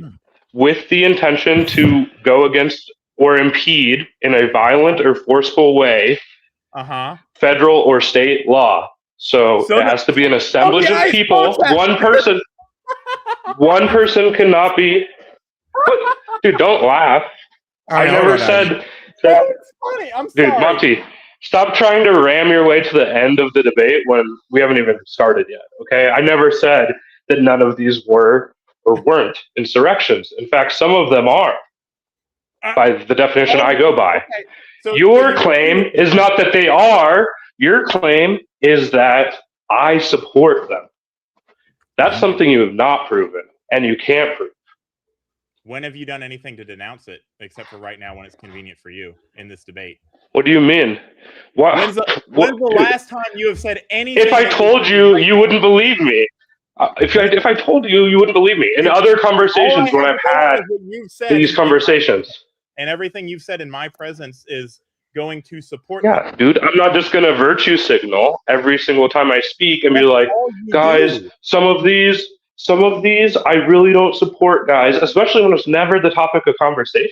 Like, it's always the topic of when violence. when have I ever been asked if I support specific situations or not? Up until now. Good God, set. He doesn't Wait, agree I with mean- the definition that I put up, and then he literally brings up the same definition just with more words. It wasn't the same definition. I mean, the one I said was important because yours made it sound like one individual could engage in insurrection. Impossible. Can't be. No, it's a group. It has to be an assemblage. Yeah, it has to be an assemblage of people. Okay. So, okay, so then this would be the argument here is like, yo, do you support the assembling of these protesters to stop ICE law enforcement or to stop their immigration? Did you think Renee Good was in the right when she was parked across the street? Well, yes or no? No. Okay. Did you think? But I don't think it was a good shoot. Okay, cool. Did you think Alex Peretti was in the good when he walked up to ICE officers and tried to impede their investigation? They actually approached him. No, he didn't. We have video that shows the opposite. But no, they did. They approached him. They walked towards him. Even Bovino said that. I got you. I'll look for it. The video's already there. He's walking towards them. They walk up. They close the distance on him, but he has already walked up to them. So I think that from every video I've seen, Alex Peretti was. He was exercising his First Amendment rights in a way that I don't really have an issue with. If I see video where he's punching a cop or kicking a cop or physically impeding a cop. Really? So like the entire video that we've all seen where he's struggling with police officers? Huh. Okay. After they spray him and then jump on him, I mean, I don't blame him for struggling after getting sprayed directly in the face with pepper spray for no reason. You know what a non-lethal weapon is supposed to do? It's supposed to disperse people, not make you fight. Dude, it made him fall over and then they jumped on him. No, he didn't start spraying. Hold on now, guys. I do want to get his reaction to They this. pulled him off of her. Wait. and he I do. turned and tried to I face want to them. say something before we get Sid's reaction. So, Sid, there's a couple things that you're missing. CNN aired the full video, and they identified Peretti as a man with a gun on his hip. They identified him because, according to CNN's own footage that they showed, he approached their van first with two other people who were blowing whistles. That's based off of their own footage, which is the footage from a bystander. Can't argue with that because even they showed that footage. Number two. They said his gun was where? They said it was on his hip. Number two. His gun was in the small of his back. On the 6 o'clock, they said, right? On the back. Number two. This is real important. They actually shoved both of them first and told them to get out of here. They started shoving them, and when they didn't leave, when they were obviously got shoved and the lady fell over, which I did kind of disagree. That was wrong. You got to give her time to get up and leave. Then they pepper Which he was trying to help her up. In Do you agree with that? Irrelevant. Yeah. In either case, they gave them lawful orders. And under the there's like actually a couple instances where people have ran into the exact same situation, and they ended up getting gunned down, of course, because they failed to obey lawful orders. Okay, interesting. I got to stop you right there. We agreed that this debate was about how I support insurrections. No, I'm and Monty still hasn't been making that case.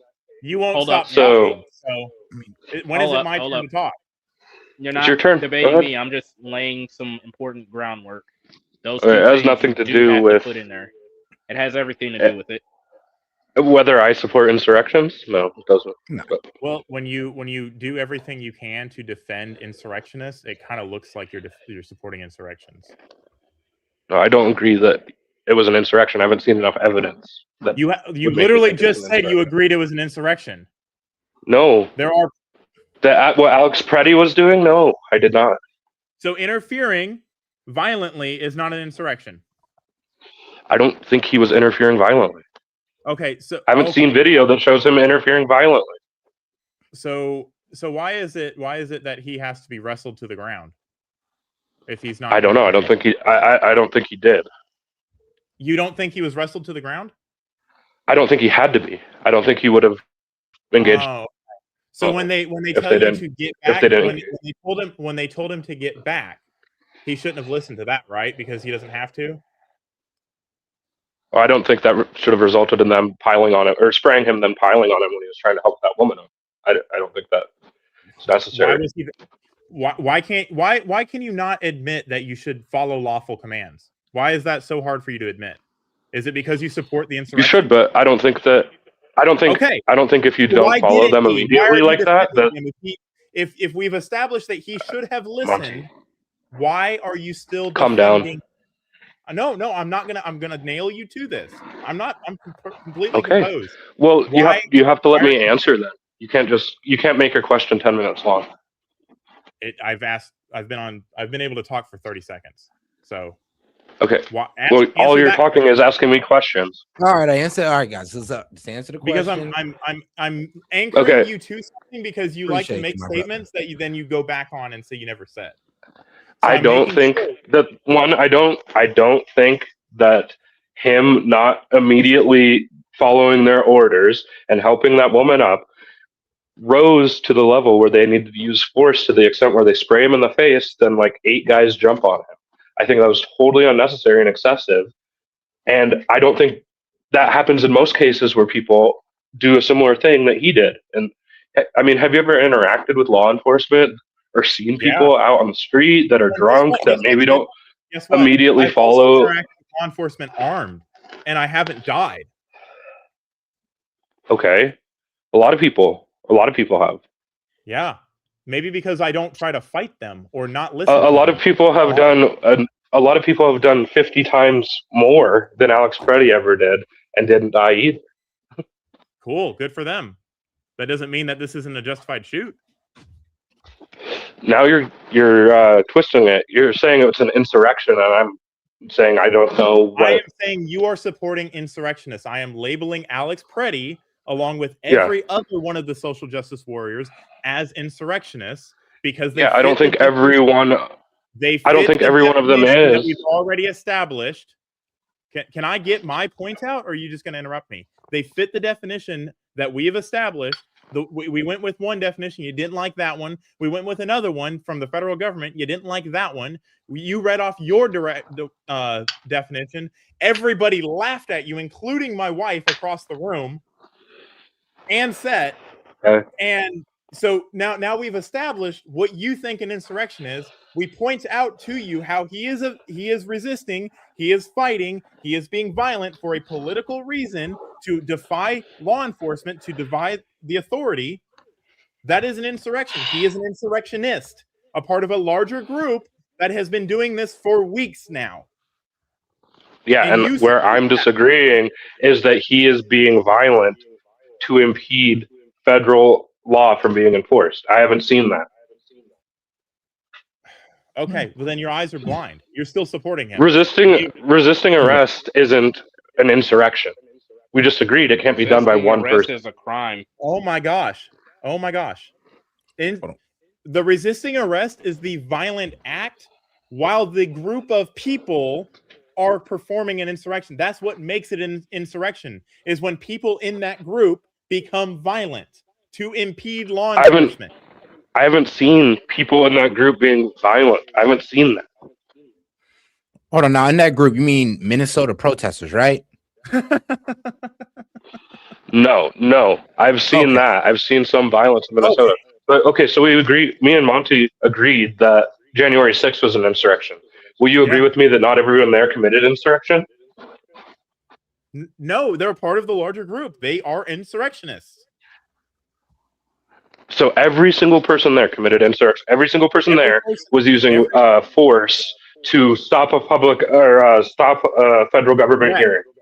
Every single person there that went into the Capitol. I'm not talking about the large people that were outside. That went into the Capitol. I'm saying ask a question and let me answer it, or don't ask a question.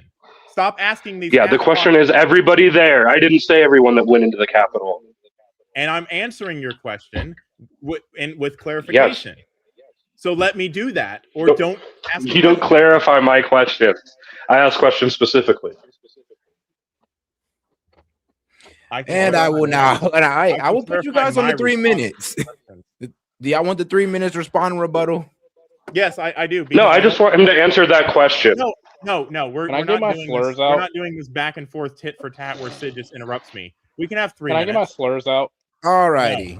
No, I don't think I have 3 minutes to rant about this. Make a statement and stick to it. You can end your time. Oh no, yeah. No, dude, my question. You asked me questions and I answered them. Was everyone at January 6th an insurrectionist? Yes or no? Everybody at January 6th? No. Okay. So therefore, it could also follow that not everyone protesting ICE is an insurrectionist either. Correct?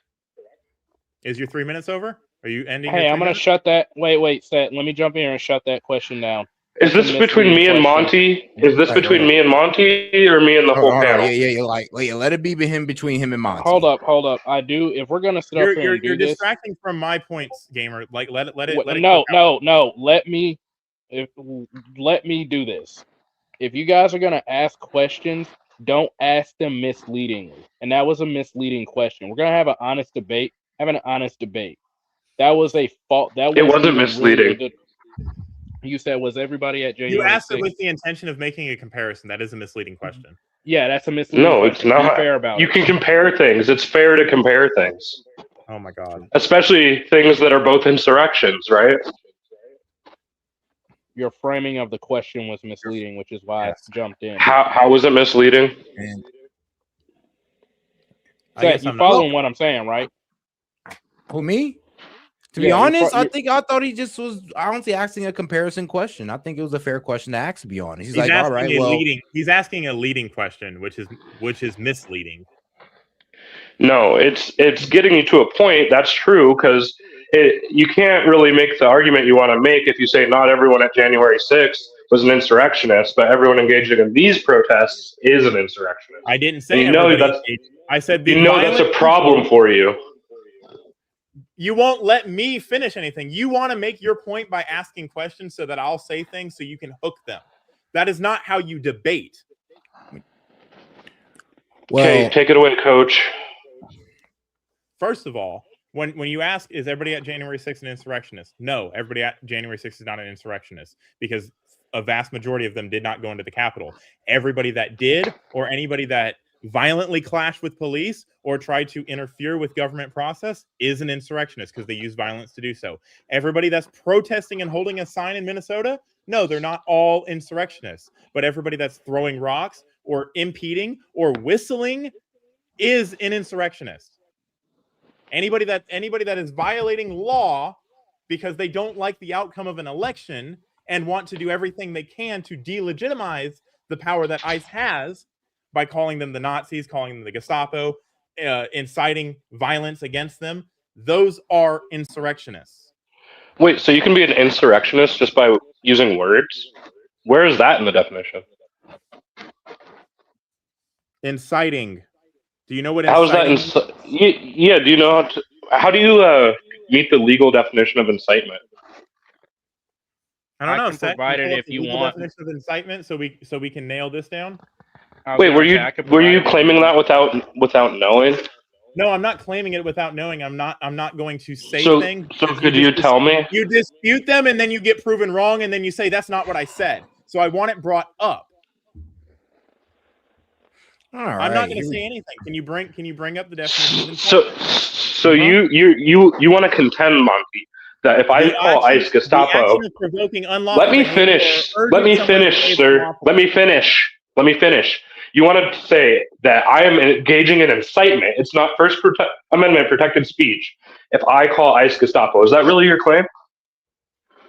Did I say any of those things? Yeah, you use that as your examples. You said calling them Nazis, calling them Gestapo. You included that as I use that as one example in a broad, sweeping thing, defending. And then I tried to hone in on it. let me hone in. Are you gonna fucking interrupt me again? Yep. Go ahead. All right, guys. All right. So, okay, if that's the case, I'm sorry. Well, I'm not going to interrupt you on purpose. I think there is a delay.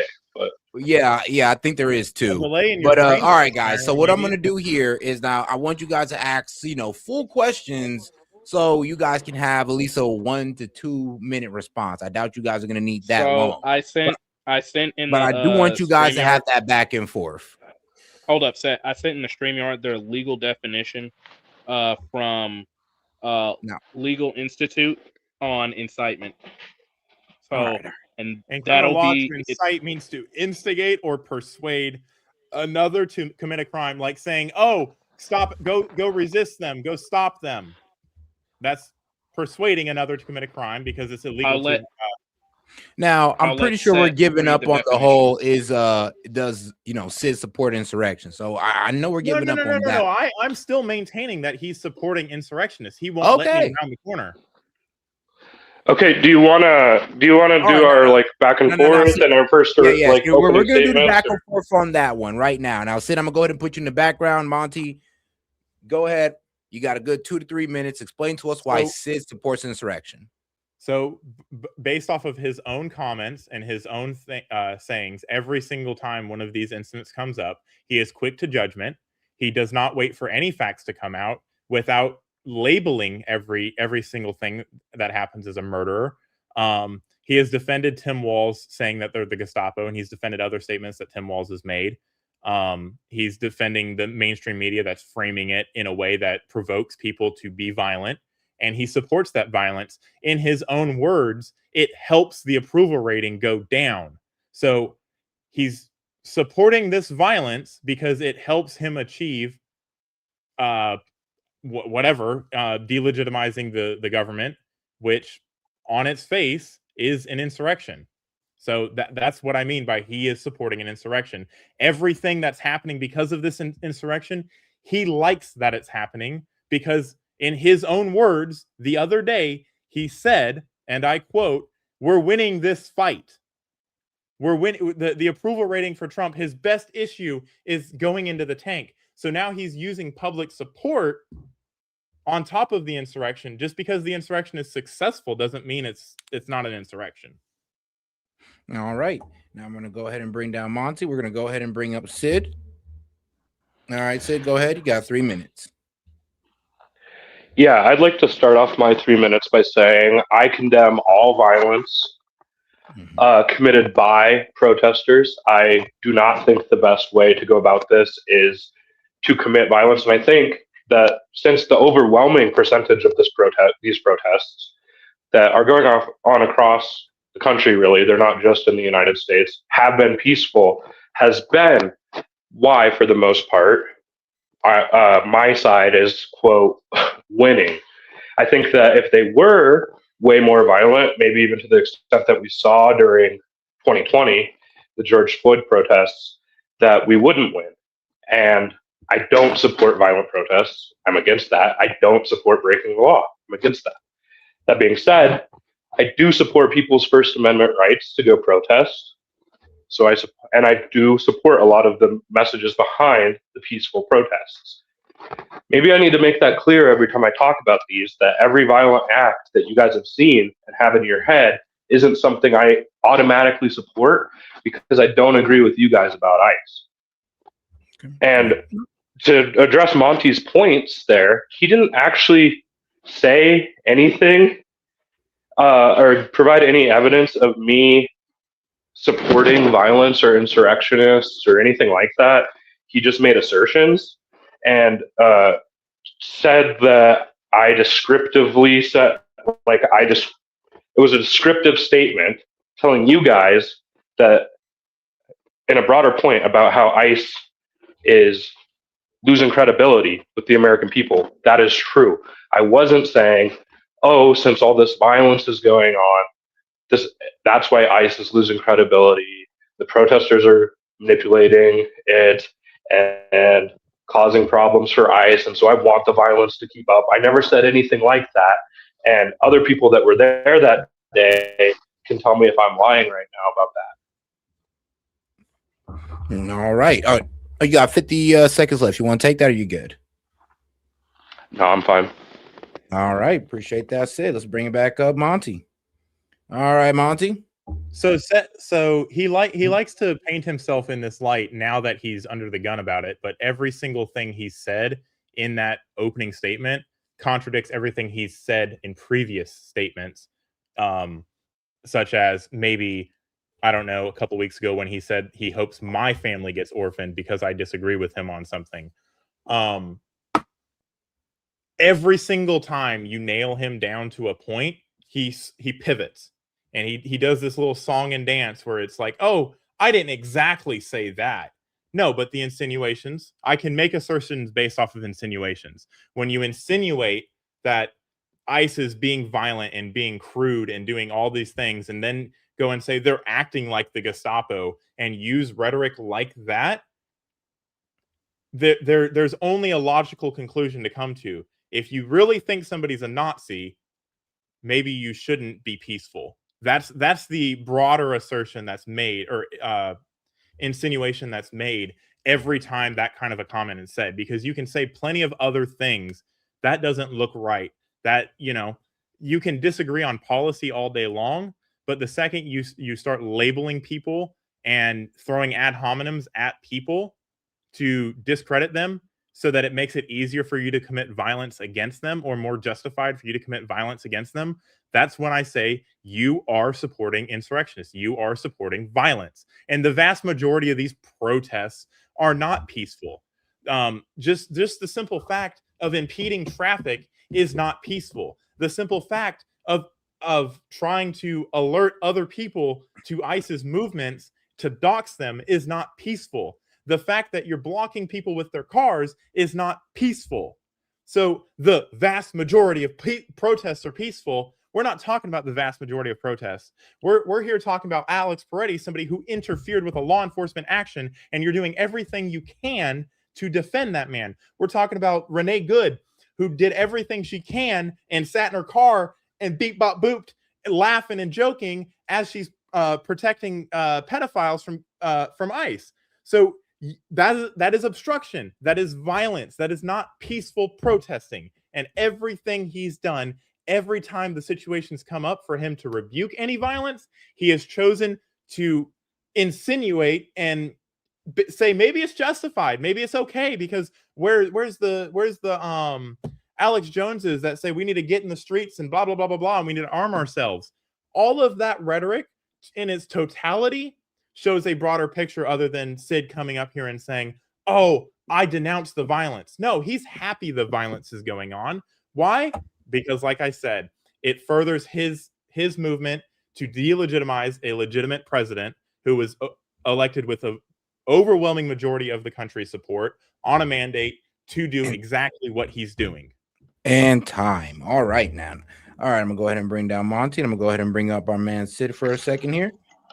All right, Sid, go ahead. Do you have any response to that one? Yeah, 1 second. Hold it. I'm gonna go out for Sid and ask you to let him reclaim some of this time back that I'm stealing from him. Yeah, go ahead. You're good. Just as another moderator. So after Sid makes his response, I would like to hear from both sides of the aisle, so Sid and Monty, how you guys think the situation could have been handled. Mm-hmm.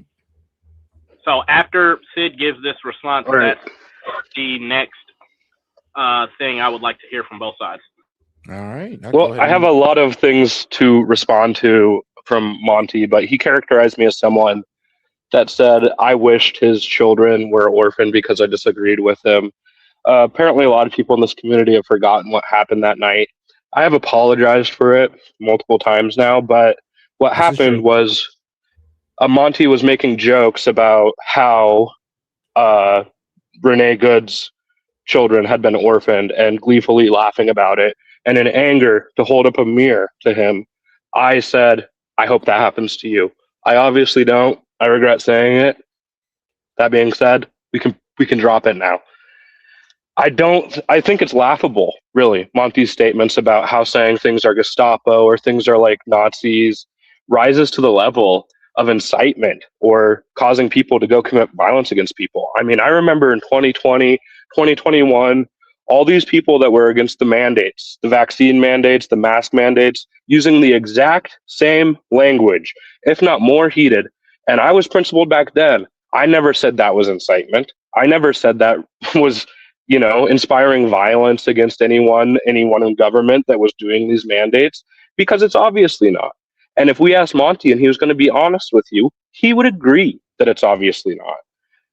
This is an argument about how I supposedly support insurrectionists. And because I don't think that what Preddy was doing rose to the standards of what you need to meet insurrection, that I support an insurrectionist or any insurrection. I've never, ever said, oh, maybe the violence is a good thing. Maybe the violence is necessary.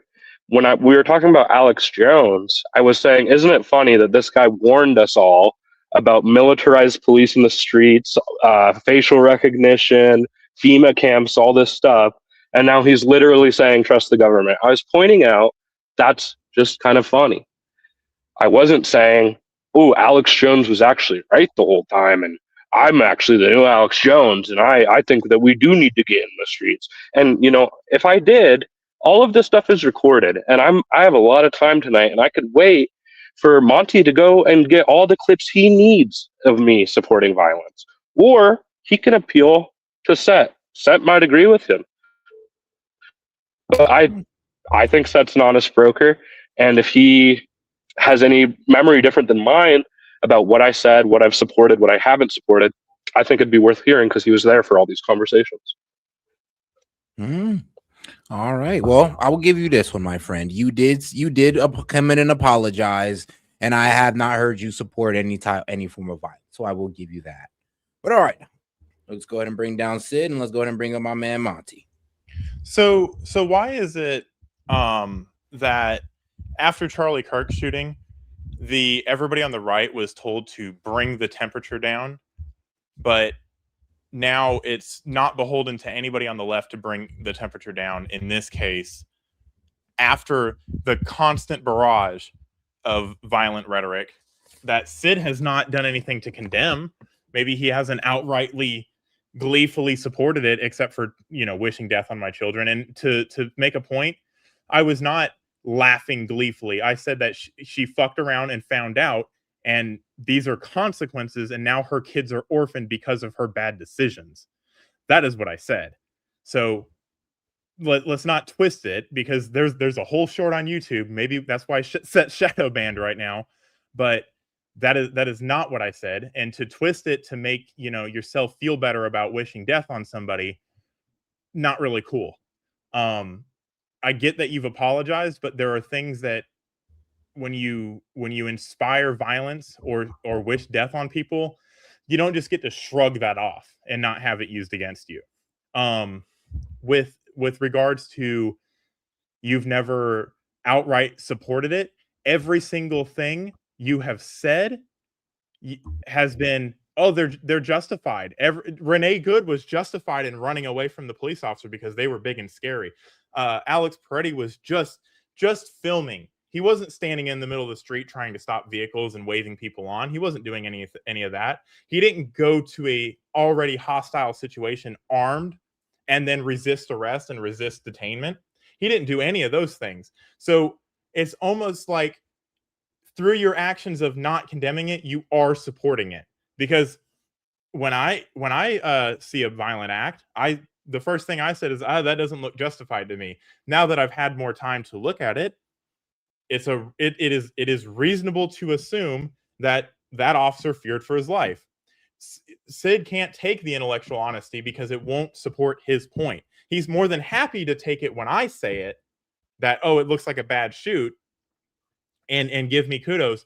But when more facts come out, he can't be honest with himself and say, just like in Renee Good. The more that came out, the less you saw of Sid. Why? Because it doesn't look very good to defend somebody that tries to run somebody over. So I guess no, you have not outwardly gleefully danced in the street, but you sure seemed very, very cozy, not condemning anything. And that's, if you don't condemn it, you support it. All right. And all right, man. Shout out to my man Monty. Let's go ahead and bring up my man Sid. All right, Sid, you got a response for that? Yeah, I do. Well, I want to start by saying now I'm wishing death on his kids. I mean, this just keeps changing.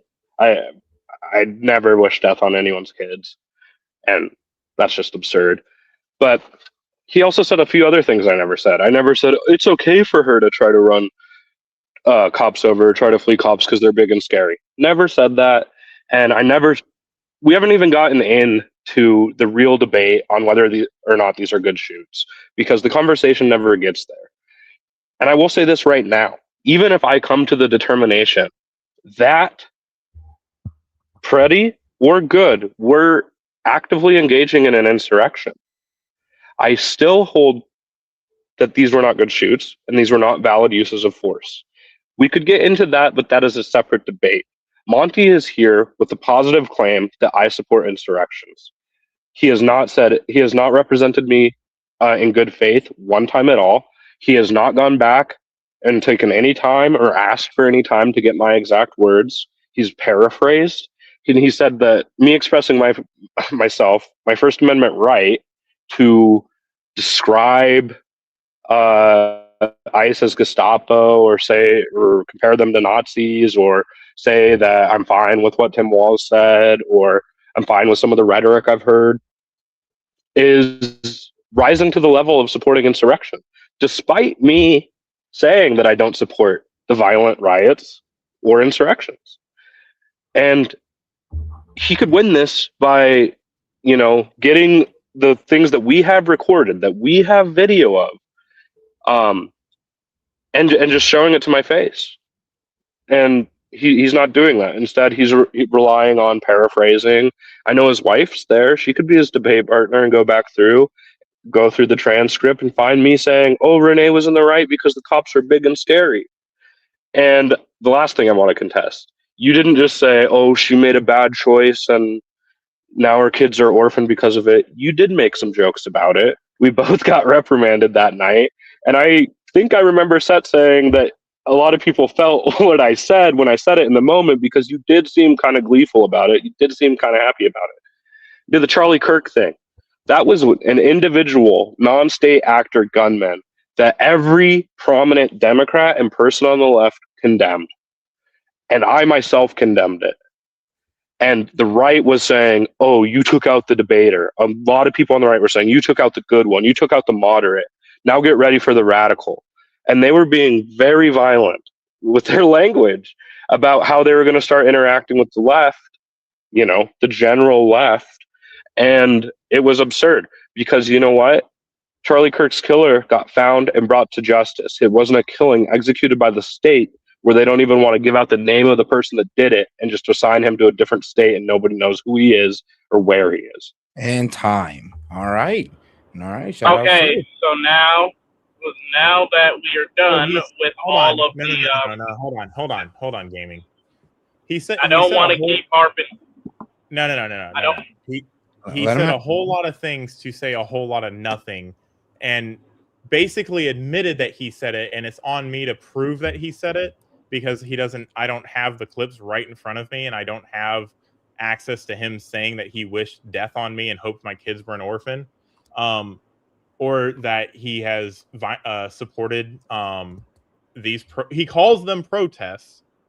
And when we show the videos, when we're talking about videos, we're not talking about protests. We've established that they're not protests. They are riots. And he talks, and that is the commentary we're getting from him, is reactions to those videos. So if he thinks those are protests, then exactly, he is supporting protests in his frame of mind, and it is not a protest. It is a riot. So he is supporting riots, i.e. insurrections. All right. Let me go All ahead right. and To get to this next point, I would like to hear both of you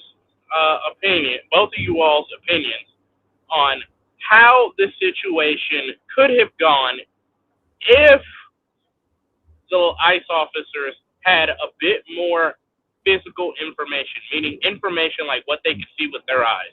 If the situation was different, how do you think the ICE officers should have handled it? But all right, though. Now, Sid, I don't know. Sorry, go ahead.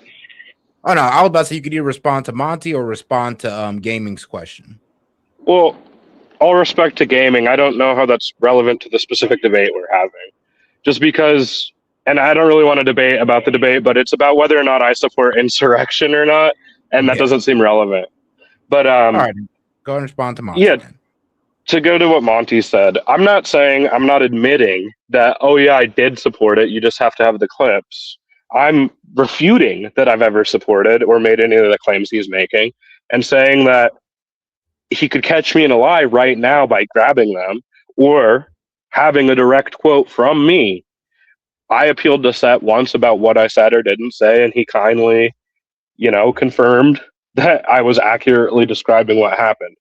I don't think that Monty has accurately described what happened, and I'm also not claiming I never said that terrible thing about hoping the same thing that happened Renee Good happened to you.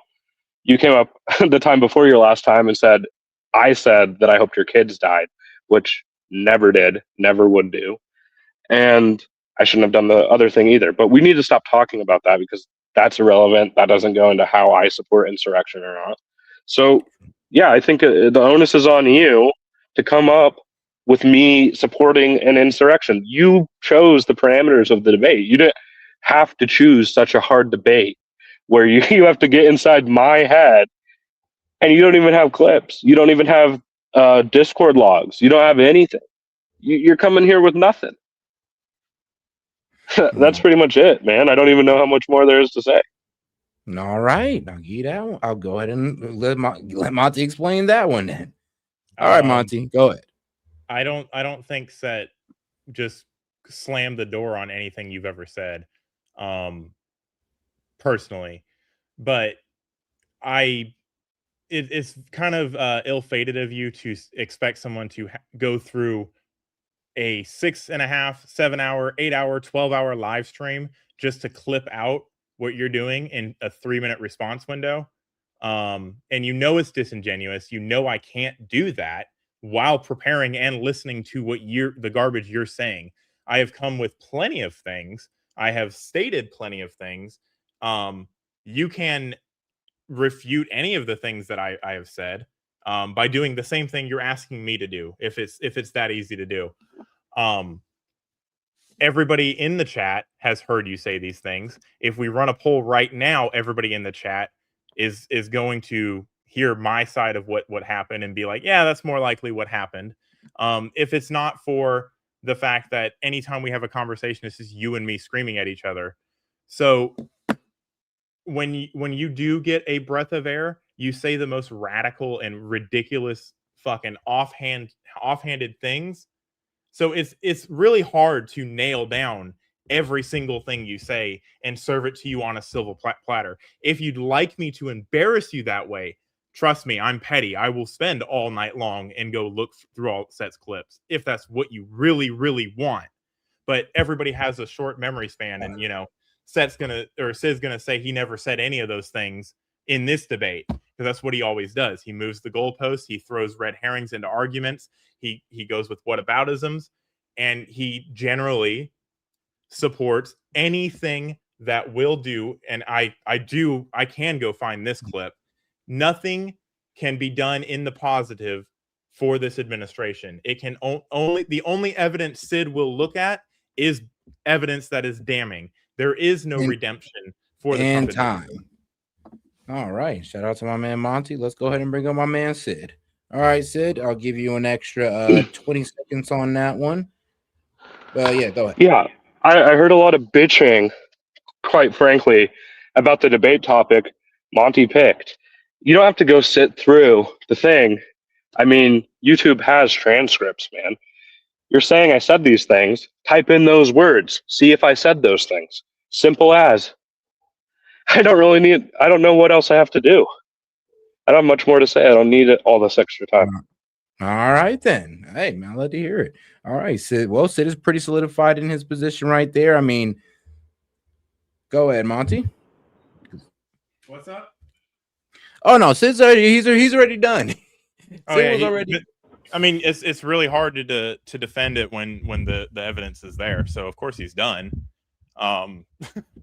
You can ask anybody that's objectively watched anything between Sid and I, and it always spirals into attacks. It always spirals into, and it usually starts with some outrageous thing that Sid says that sets me off, and then we just go back and forth all night long. And he has said as much with other people in the Discord that, oh, he just does it for attention. So maybe he might not mean the things he says. Maybe that's why he has this short-term amnesia when he's called out on it, because he's just saying it for laughs. But because he's disingenuous about everything that he says. So maybe that's why he can't fathom the idea that he says and supports violent acts and says, so what, every time something like this happens, and every time it's pointed out to him, he has a defense for it. So by defending these acts, by defending these riots, by defending these protests against legitimate law enforcement operations, that's not debated. You can't debate that because it's in black and white in the law. Of course he's done. He's cooked.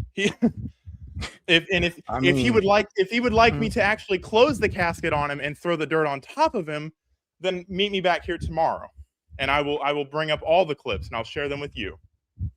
Now, and all right, now I do want to give you guys at least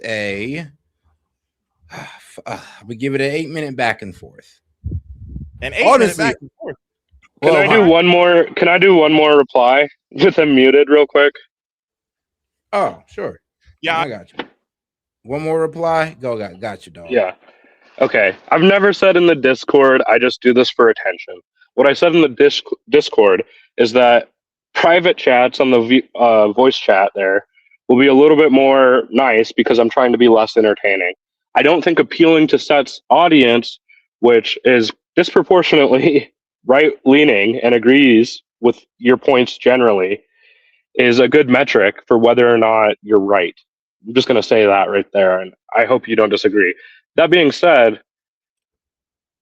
I can say that what Renee Good was doing was wrong when she was killed. I can say even though I am not convinced by it at all yet, that what Alex Preddy was doing was wrong. Simultaneously, I can also think that it didn't rise to the level for the use of force to be adequate there. That is not contradictory. I'm sure there are many people that thinks what Ashley Babbitt was doing was wrong, but disagree that with the use of force by that officer. You can tell me maybe you agree, maybe you don't. But the point is, they're not like contradictory to say you shouldn't block traffic, you shouldn't block ICE cars that are trying to drive, but also she didn't need to be shot like that. And the use of force is not justified there. Those are different conversations. And me saying that is not me supporting every action either of these individuals have done through their entire life or in the moments leading up to when they were killed. And any reasonable would agree with that. All right. Now, honestly, I would actually want to hear you. Yeah, honestly, I think you guys honestly debate the legality of the shooting, or was it a necessary one? I think that would be a better one for you guys. But hey, man, shout out to C. McCaff. Appreciate the support, sis. She says, I watch all the live streams, Sid. Monty is right in my honest opinion. Now, I'm not sure if she means of the egging them on, what do you mean by that, sis? Like, because, Monty claimed a lot of things. But all right, let me bring Monty up here. So, not one time did I say that Sid was being contradictory. I said that except for when I was talking about an earlier point. When you say Renee Good shouldn't have done what she did, there is this notion that things are a dynamic situation and that No, for blocking the road, she does not deserve to get shot. That's not why she got shot. For blocking the road, Alex Peretti also did not deserve to get shot. For interfering, Alex Peretti did not deserve to get shot either. However, when you introduce a deadly weapon into a confrontation, that rises to the level of deadly force. And doing everything you can to try to throw dirt on that is supporting the deadly acts in which they were intended to that they were carrying out. So that is contradictory. Like it's a red herring in the argument. You're making a false comparison. No one deserves to get shot because they're blocking the road. They do deserve to get shot if they are trying to run somebody over.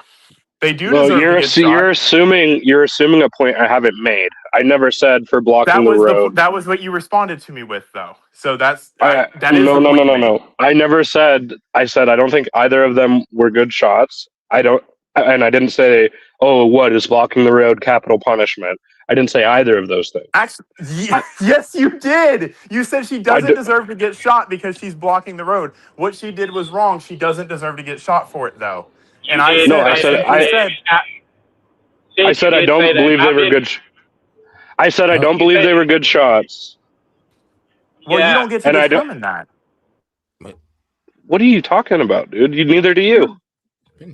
And I'm not determining it, but you seem you're making a claim too. You're making a claim too, just as I am. Okay, so why don't we actually have the argument and get out of personalities? You seem hell-bent on defending the fact that this is murder or a state-sponsored execution, as I think what you said on Renee Good. Yeah, I've never been able to actually make the argument. Okay. Yeah, really? because it always devolves into personalities. It always devolves into personalities. But what are we making the argument on? Well, I guess now we're arguing. I don't know, Monty. Do you move off the claim that I support insurrectionists? No, I've well established that. And if you'd like if you'd like all of the clips of everything that I've said tonight, I will go and do exactly what you said. And you better be here tomorrow and answer to them. Man, I will. I will. Should we close the door on this argument and maybe give our final thoughts and have the panel give their thoughts on who made the better argument? Then we could move on to the justification for these shootings. Oh, buddy, if you want to get into that one, I was trying to give you an easy one. But if you want to get into the justification of shootings, I'm going to have you wrapped in circles. But go ahead. Well, I think that we could close out on this one and have the other people that are here give their thoughts on the debate we just had. All right. All right. Can we run a poll? Does Sid support insurrectionists based off of the claims that he's made in the past? Remember, I'm gonna go ahead and give the. Well, you want to give your honest assessment first, or me? My honest assessment is that Sid makes inflammatory remarks. Sid says things that maybe he doesn't mean. Maybe it's just all for shock value and for entertainment. If that's the case, then I will concede that maybe he doesn't support insurrectionists. However, going off of his own words, every time we've had a conversation, the conversation always, yes, you're right, it does devolve into personalities, but it before it gets there, it is justification for the horrific things that are happening. All right. Now, Gaming, what you think? Going based off of substance and substance. Sid's got to be able to respond to that because I believe I spoke first. So anytime I speak after Sid, he has to have the last word. No, we're not doing that. We're closing it out. And I'm going based off of substance alone. Set. Yo. Can you hear me? Yeah, I can hear you. Yeah, I can hear you. Can you? No, you're well. All right, I think something happened with Monty's mic. I can hear Set, but I can't hear Gaming. I'm gonna have to back out and come back in. All right, gotcha. The usual. So I personally think, not even personally think, I'm just going based off of how I debated before, And one of the key things that we look for is substance. Now, the one thing that I was trying to do was, by that question of what would you have done differently, it was actually a lifeline to try to get some substance in there. But when you said this not the question, this, that, and the other, I didn't contest it because I wanted, well, if you're hell-bent on digging your own grave, then I'm just going to let. All right, I guess his mic is going. Damn, everybody mic going out. Like, damn. All right. Well, I'll go ahead and give my honest assessment of it. Now, like I'm gonna, yeah. Now I'm gonna go ahead and give my honest assessment of it here. And honestly, I'm be real with you. I don't think that the argument was made that S.E.T actually supports insurrection. I'll be honest with you. Now, do I can sit here and say, does S.E.T support these people's right to protest? For sure. But I and that whole, out of all what S.E.T was saying, I did not pick up where S.E.T supports insurrection. Right. Of course you don't. Of course you don't pick it up right now because he's in a debate about that topic. He's not gonna say I support insurrection. No, my Monty. I think about it. I even opened up with the precursor of the pre-questions of, all right, well, do you want this to be stopped? Do you want the ICE enforcement to be stopped? And he was like honestly, he didn't say yes. He thinks that it can be done in a better way, and he doesn't support the way it's being done. But he did not say that, I want this to be stopped, and I support the way the protesters are doing it. I think that would be the only way to clip him down as, okay, you support insurrection. And also, this was a debate about all of the things I've said over a course of multiple conversations. It's not like S.E.T or gaming doesn't remember those. Remember how maybe they don't remember every specific word because nobody can, but it's not like his memory just begins and ends right here. You know what I mean? And you didn't really make a compelling point, Monty. Like, I think you have feelings. What are you going to have to say when I bring up the clips of you saying everything I said you said? Well, I will look really foolish, right? Okay. So leave that as it is. Run the poll because this was a debate between you and me in front of an audience. See who agrees with who. It's not a biased poll. You came to this channel to debate me. Yeah, dude. Not to debate you, but we did debate. And also, people love to hate me on this channel and in the Discord. It just is what it is. I wonder because you guys all have different political beliefs than me. I mean, it makes sense. No. All right, let me implicate. We hate people with different political beliefs, guys. No, I don't hate nobody. Oh, let me defend myself because again, I'm up here to talk my shit, and I'm gonna talk my shit. First of all, S.E.T, I don't fucking know you. You don't really know me like that, and you've only heard me speak on a handful of occasions whenever you're fucking on. And so far, we haven't even gotten into any real debate. Now, if you would like to debate me on some several fucking topics, I go based off the definition. And I don't play the fuck ass bullshit. I don't like that definition. It is what it is. It's in black and fucking white. Argue with the people who made the definition. Don't argue with me. Second, I go based off of fucking facts and what I can see. And so far, ask Monty, ask S.E.T, ask Tobe, ask people in the chat. Every time, both of these shootings, I've been 2 for 2. 2 for 2 for calling shit out. Shit that most people won't see. So much so, I'm pretty sure CNN fucking scout S.E.T clip. I said that as a joke, but I'm also serious. Because I don't know what you're talking about, man. Like, this debate wasn't even about the shooting. If you were paying attention, you'd know what he was talking about. If you don't know what he's talking about, it's because you weren't paying attention. The debate wasn't even about the shootings, man. Like, I'm getting no, the debate is about the protests in general and the fact that you support what you call protests, and I call them insurrections. And you said based off of your own thing, we haven't been reacting to protest videos, Sid. We've been reacting to riot videos and to shootings based off of situations. Yeah, there's been cherry-picked videos. Of course, of course, you're not sitting here. Of the left.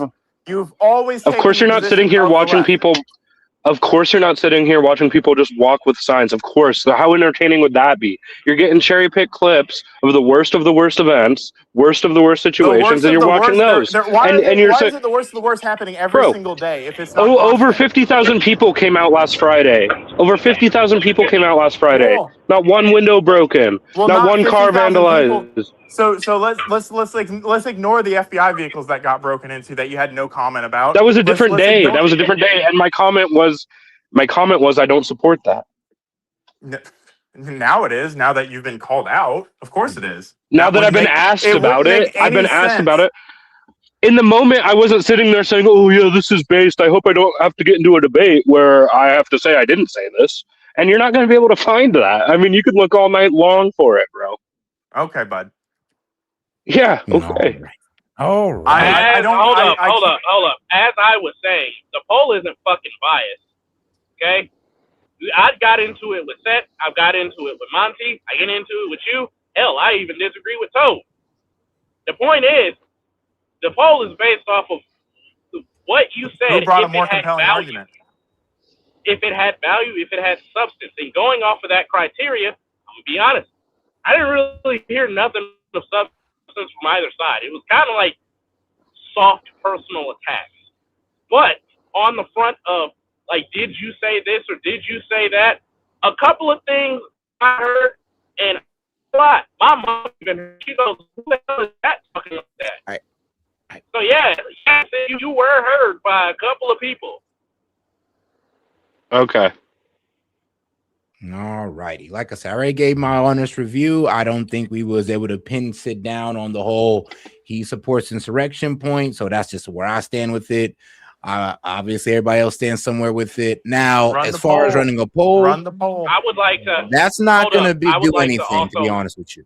Why don't you want to do it? I would like because to. everybody's going to Wait. No, because Seth, do it. actually, no. If I did it, then Sid would be right. We'd be proving Sid right, actually. To be quite honest, It'll make Monty feel better. In here, dog. I'm be honest with you. If we was doing this with my regular viewership, where I got a lot of left and right in here, then yeah, sure. But right now, it's just us. So it would be extremely unfair to sit there and run a poll, knowing damn well it's going to go in Monty's favor. And we all know that.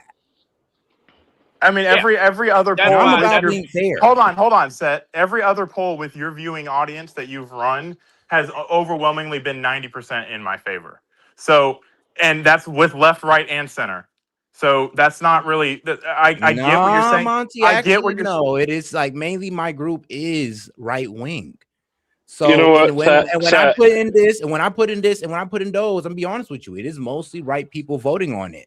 So I appreciate you calling balls and strikes and being honest, but you just want to make him feel better. Run the poll, man. He needs to see the poll. He needs to have that approval. That's how a debate works. I mean, you debate in front of an audience, and the audience decides. Okay, let's cut the hippie shit. Let's have an actual debate.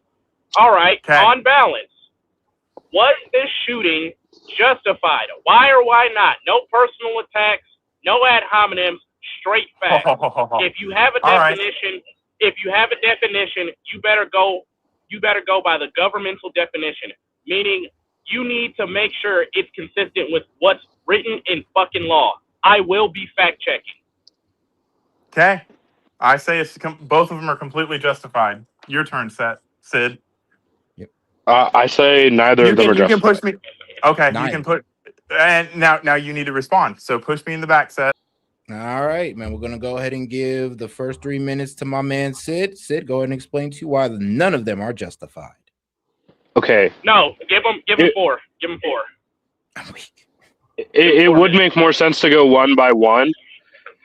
If we want to start chronologically, we can start with the Renee Good one. I think that the test for this is a reasonable officer, what a reasonable officer would feel of imminent death or bodily injury. And the test for that is looking at a totality of circumstances.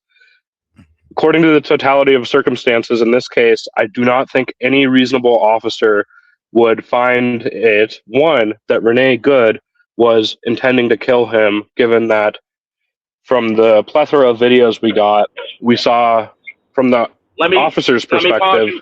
Let me pause bro, you right come there. on, whoa, gaming. Come on now, let me pause. I get to ask a question. Hold up, I'm gonna let him reclaim the time. Let me ask him a question. What is? Because I don't know what the totality of circumstances definition is. Can you give me a brief summary of that, and then you can have like. I mean, bro. All right, come on, gaming. Come on, gaming. Really? The totality of circumstances is exactly how it sounds from the perspective Yeah. of everybody there, the officer, the individual themselves, and then the reasonable officer test is whether a reasonable officer would think that their use of force would, one, stop the threat of death or bodily injury to themselves or to others, and be able to perceive that threat as a reasonable officer. So, for example, if somebody was getting shot at from the north and they were under siege, getting shot at from the north, and they started shooting into a mall to their south, would that use of force be justified in stopping the threat coming from the north? No, it would not. And in this circumstance, we saw Jonathan Ross use force to kill Renee Good because, you know, in the best case or best faith scenario, he perceived her brandishing or progressing with a dangerous weapon being her car towards him when he was violating policy to begin with by shooting at a moving vehicle that was moving towards him. I don't have it on hand. I honestly wasn't expecting to do this debate right now. I could get it. A reasonable officer would not perceive that them shooting a vehicle that is already moving towards them and killing the driver, potentially killing the driver, would have any would stop the threat, the qualifying threat for the use of force. So, and as we saw in the video where the car veered off, the car did not stop once she was shot. The car drove off, hit something else. Two, all the videos I've seen, Jonathan Ross most likely had his hand on the vehicle, put his phone on the vehicle, potentially was clipped by the vehicle, but I'm not convinced that he was actually hit by the vehicle. I think he very well could have just stepped more to the side or allowed her to drive off. They had already recorded her plates and arrested her later.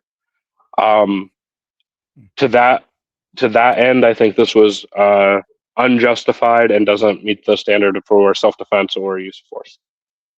All righty. Now. All right, game. What would you about Hold to up, say, he brother? has some extras. No, I was getting ready. I wanted him to explain that because if we're gonna have a debate, you also got to lay out your definition so that not just the people that are moderating can have a firm foundation of what you're saying, but your audience can too. Yeah, but I think it's a way to have a fair and honest debate. So that yeah, but bro, nobody I mean, feels come like, on now, though. Like I think a lot of Look people at the understand the two totality of the evidence. I mean, that's what me and Parabolic was debating over a couple days ago. So you know. yeah, but look at everybody is not us. So for the viewers at home, this and people do view your stuff after it goes live. So I also want to point that out. So you are doing good on like after live view, post live views. So just so it's out there and on record, both sides can present their cases the way that they want to and have definition and actually sound intelligible by what they're saying instead of just saying, you know, these buzzwords that may throw off people. You feel what I'm saying? Yeah, I feel what you're saying, but let's not try to interrupt them because I want to throw them off their point. That's all. Okay, and then the next thing is make sure to give Sid his time back. All right. He had his time. He had like 4 minutes. Yeah. Now go ahead, Monty. Go ahead and respond to Sid. So first of all, Sid is not a reasonable officer. He's not a police officer. He's never claimed to be a police officer. So the whole reasonable police officer or another reasonable officer argument that he's trying to make from his own experience does not really. He kind of hung his hat on that no reasonable officer would do it. In fact, they're right after this shooting, there was another video of a car driving at a police officer who shot, and it was determined to be a good shoot. And there have been several police officers, including the detective that broke this down, that said that it was a good shoot. So reasonable officer, it only really takes a couple of reasonable officers to say, yeah, people all across the country kind of agree that have any sort of understanding of the law. And the Department of Justice's use of force policy that Sid is quoting is 16-200. 1.16-200. And he is describing a policy that says that you cannot shoot into moving, fleeing vehicles unless the vehicle is coming at you. And the vehicle was coming at him. He did not place himself in front of the vehicle. She placed the vehicle in line with him when she backed up and set her tires in his path. We have established that several times on this channel alone. So with that being said, he doesn't have to ninja flip off the hood of the car to try to avoid the collision. He doesn't just die because he violated policy. Even if we can concede that point that he violated policy, which I'm not willing to concede, but even if we did, he doesn't have to just die because someone's trying to run him over and he violated policy. He walked around the vehicle several times. So his indication was she's just going to sit here and be an asshole and obstruct law enforcement. Not she's going to take this a step further. No reasonable officer would have believed that. Otherwise, he wouldn't have walked in front of the car. I don't think Jonathan Ross decided, you know what, I'm going to step in front of a moving vehicle today so I can shoot somebody. Which is what the claim that S.E.T has made, that this is murder before. That's what that would require, and it doesn't. And it doesn't meet any of those legal definitions. It doesn't meet the definition of murder. It doesn't meet the definition of excessive force. The only definition that it meets is the one of self-defense. There's 4 aspects to self-defense. 1, you're protecting yourself. 2, you're protecting somebody else. 3, you're having a felony committed upon you. Or 4, you're having a felony committed in your home. Those are the 4 things in which any one of those could be met to justify lethal force. And you have 3 of them that are met. Assault with a deadly weapon is a felony. She did that. Whether you want to acknowledge that she might have been trying to drive away, she committed assault with a deadly weapon, because it's not about what you intend to do, it's about what you actually do. His partner was in imminent threat of death or serious bodily injury because his arm was still in the car when she decided to drive away. So condition 2 of lethal force is met. Condition 3, himself. It was met when he said, or when she decided that she was going to aim her vehicle at him while he's standing there. You don't just get to drive away and say, fuck the pedestrians that are in the road, because you don't, like, we've had several arguments about whether protesters should be run over, and they shouldn't have been in the road. That doesn't mean you just run them over. So 1, 2, and 3 of the lethal force continuum have been met. She has motive, means, and opportunity to run him over. She tried to, and he shot her. The fact that she didn't initially, immediately, the vehicle didn't just spawn out of existence is irrelevant. Why? Because she eventually stopped when she hit a pole. She wouldn't have stopped. And time. All right. Shout out to Monty for that one. Now, Sid, we're going to go ahead and bring you up for your 4 minutes. Okay, so real quick, I want to talk about what we're not talking about.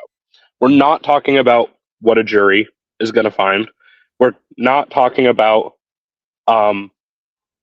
basically, we're not talking about what a jury is going to find. We're talking about what we think of this. I could very well concede that a jury might find this not to be murder. It is my opinion that this is murder. Murder is an unjustified killing with malice aforethought.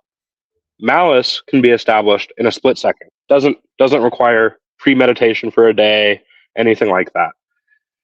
And for this to be a justified use of force, you have to look at the totality of circumstances. That includes all 3 shots, 2 of which were taken through the side window after he had stepped aside. Those would be looked at in a court case. Those, even if I grant the first shot, are harder to establish justification for. Because what I said the first time, this doesn't stop the qualifying threat. The vehicle, and no reasonable officer would believe this, has no reason to stop moving if you shoot the driver.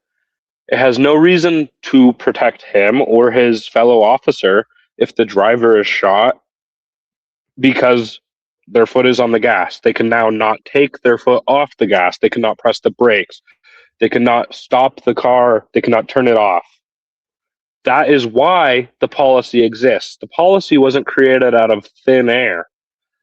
And another aspect of the totality of circumstances, as we can see, and as I said in my first statement, from Jonathan Ross's point of view, we can see Renee Good turning away from him. Yes, to flee. Wrong thing to do. She shouldn't have done it. But they had her license plate already. They had taken it down. What gaming wanted us to do in the first debate is say what the officer could have done instead. And in this case, it's very clear and very simple. And we could move on after this. Well, yeah, after this, after Monty makes his statement, we can move on to the Preddy one. Mm-hmm. But what could have been done is Jonathan Ross could have stepped to the side. She could have driven home or right down the street to park to let her wife get back in the car, or allowed themselves to be detained, or driven home and allowed themselves to get arrested the next day. All right. Shout out Sid on that one. All right, now let's go ahead and bring in Monty for his response. So first point, he liked to hang his hat on the quick succession argument, and I think he either is completely oblivious to what courts have allowed, and adrenaline and heat of the moment and stopping the threat are all factors. So typically courts have held that if you follow up with multiple shots, it's either they all are or none of them are. So all of them are justified or none of them are justified. So that's the first point. And I've already established that through the three methods of use of force, that all of the initial deadly threat and use of force was authorized. So all of them are. So none of this trying to wrench at heartstrings. Oh, 2 shots were fired through the window. Yeah, it's deadly force. You make sure the person's dead. That's what the word means. And then secondly, it doesn't. None of what he's saying makes any sense in any rational thinking person's. You don't let fleeing felony suspects just leave. You don't. You do what you can to stop them. Now, he did not step in front of the vehicle to stop her. He walked in front of the vehicle to go to her driver's side door to pull her out of the car to support fellow law enforcement agents. And when she did that, or when he did that, she decided to drive away. He's in the way of her driving away. That doesn't mean you just run somebody over. I don't care how hard you turn the wheel. She still hit him. And you can see in the video that he pauses for a second because he doesn't realize, or he realizes something's about to happen and tries to move out of the way. And still, the first shot goes through the front windshield. That's the fatal shot. That's the one that hits her in the head. So he's just arguing on semantics right now because he moved the goalpost to, I don't think a jury might acquit him, but it's murder in my head. And malice can be determined in a second. None of that matter. We're not asking what Sid thinks. We're asking, was this shoot justified or unjustified? Sid said it was unjustified. That was the premise of the conversation, and he's losing the debate now now he wants to move the goalposts. I'm not going to let him do it. All right. Shout out to my man Monty. Let's go ahead and bring up my man Sid. All right. Go ahead, Sid. Yeah, what Monty was saying about if one shot's justified, all of them are justified. I mean, it's just facially ridiculous. Even going to the Preddy one, let's say the first shot was justified. Let's say they all mag dumped in him and then all reloaded and started mag dumping in him more. Would any court, would any jury find that reasonable? No. And according to Barnes v. Felix, we do have to look at every application of use of force, which means every shot, not necessarily every bullet. He is right. Heat of the moment, that type of stuff.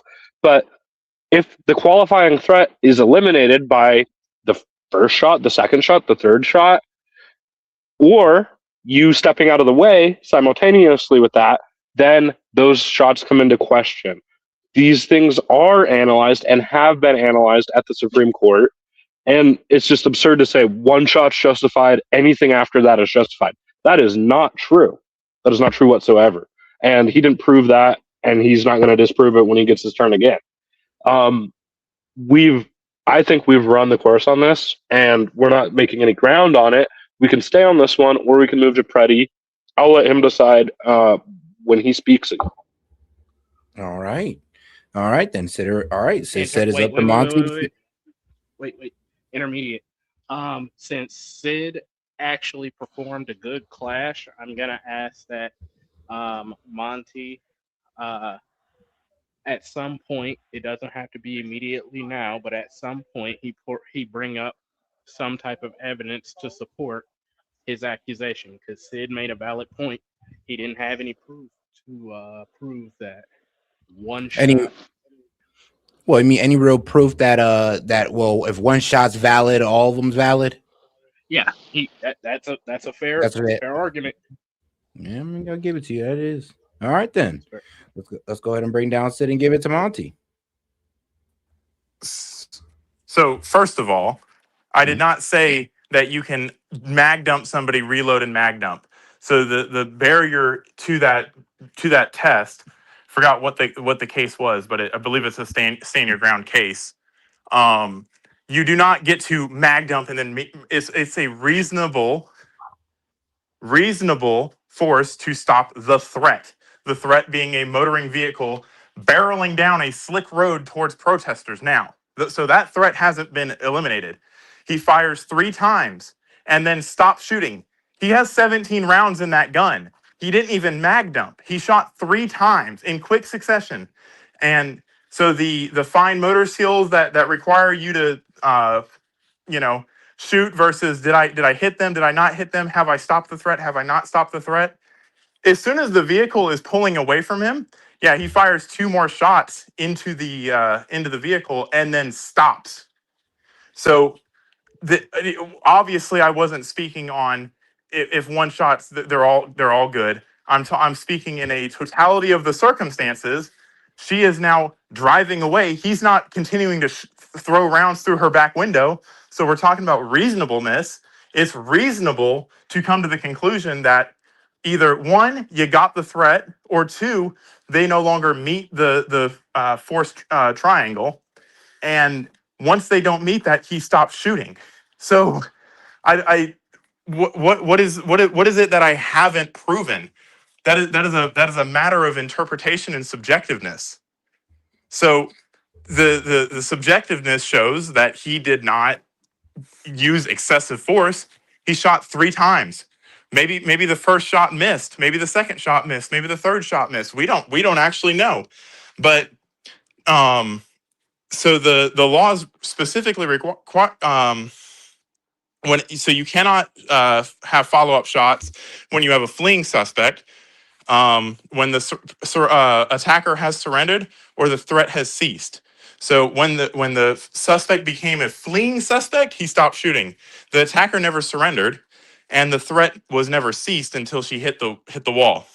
So the legal standard to stop the threat is the continued threat. The justification for firing ends when the threat is neutralized. If an attacker is knocked down, drops their weapon, and ceases to advance, further shots may be viewed as excessive. That didn't happen. She kept her foot on the gas. Adrenaline and effectiveness in high stress situations, attackers may not immediately stop, even after being struck, if under the influence of substances or wearing protective gear. Therefore, multiple shots are often necessary to achieve a, quote, stop. And there's no magic number. There's no legal limit on the number of shots, only that each shot must be reasonable under the circumstances. And reasonable is a subjective term. So I reserve the right to say that the shots that he took and the lack thereof the shots that he took were a reasonable amount of shots, well placed enough to stop the threat. The threat being her plowing through the crowd that had formed around her. So we're not talking about the threat of the officer anymore. Now we're talking about the threat to the public, because this is a fleeing suspect that has already hit an officer. So reasonable, she started going off to the side and hit the pole. Oh, I don't need to shoot her anymore. She's either deceased or she's incapacitated. Now she's crashed her car. So he didn't run up to her window and start dumping mags into her some more to stop her. So that is what I would call reasonable. The threat was neutralized. All right, shoot, 5 seconds to spare. And all right, shout out my man Monty. All right, let's bring up Sid because apparently Monty still wants it on this topic. So go ahead, Sid. Okay. I realized I didn't address a point he made in an earlier argument about other officers and LEOs talking about this use of force and agreeing that it was valid. There are also multiple videos of law enforcement officers criticizing it and even arguing that there was officer created jeopardy on part of Jonathan Ross. That being said, Monty made some claims there that have not been established and that I do not agree to. One, that he was hit. That has not been established. I do not agree to that. And I think the New York Times analysis that we watched, where they paired all the videos together, shows that the sound of him being hit most likely was him slamming his phone onto the hood of the car. Second, I think that another thing that hasn't been established is that she posed a threat to the public. And if that is established, if that is a qualifying threat, there's no reason to believe that shooting her would stop that. She was not plowing through like a parade like Daniel Brooks.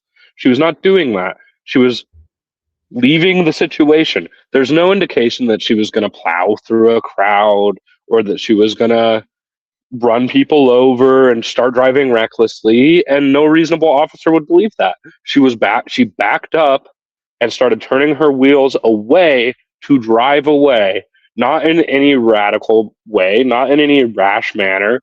Her wheels slipped up a little bit on the ice, but she was not going very fast, not at all. And it's just as likely that she was going to pull off the road and let them continue, move her car. Should she have done that?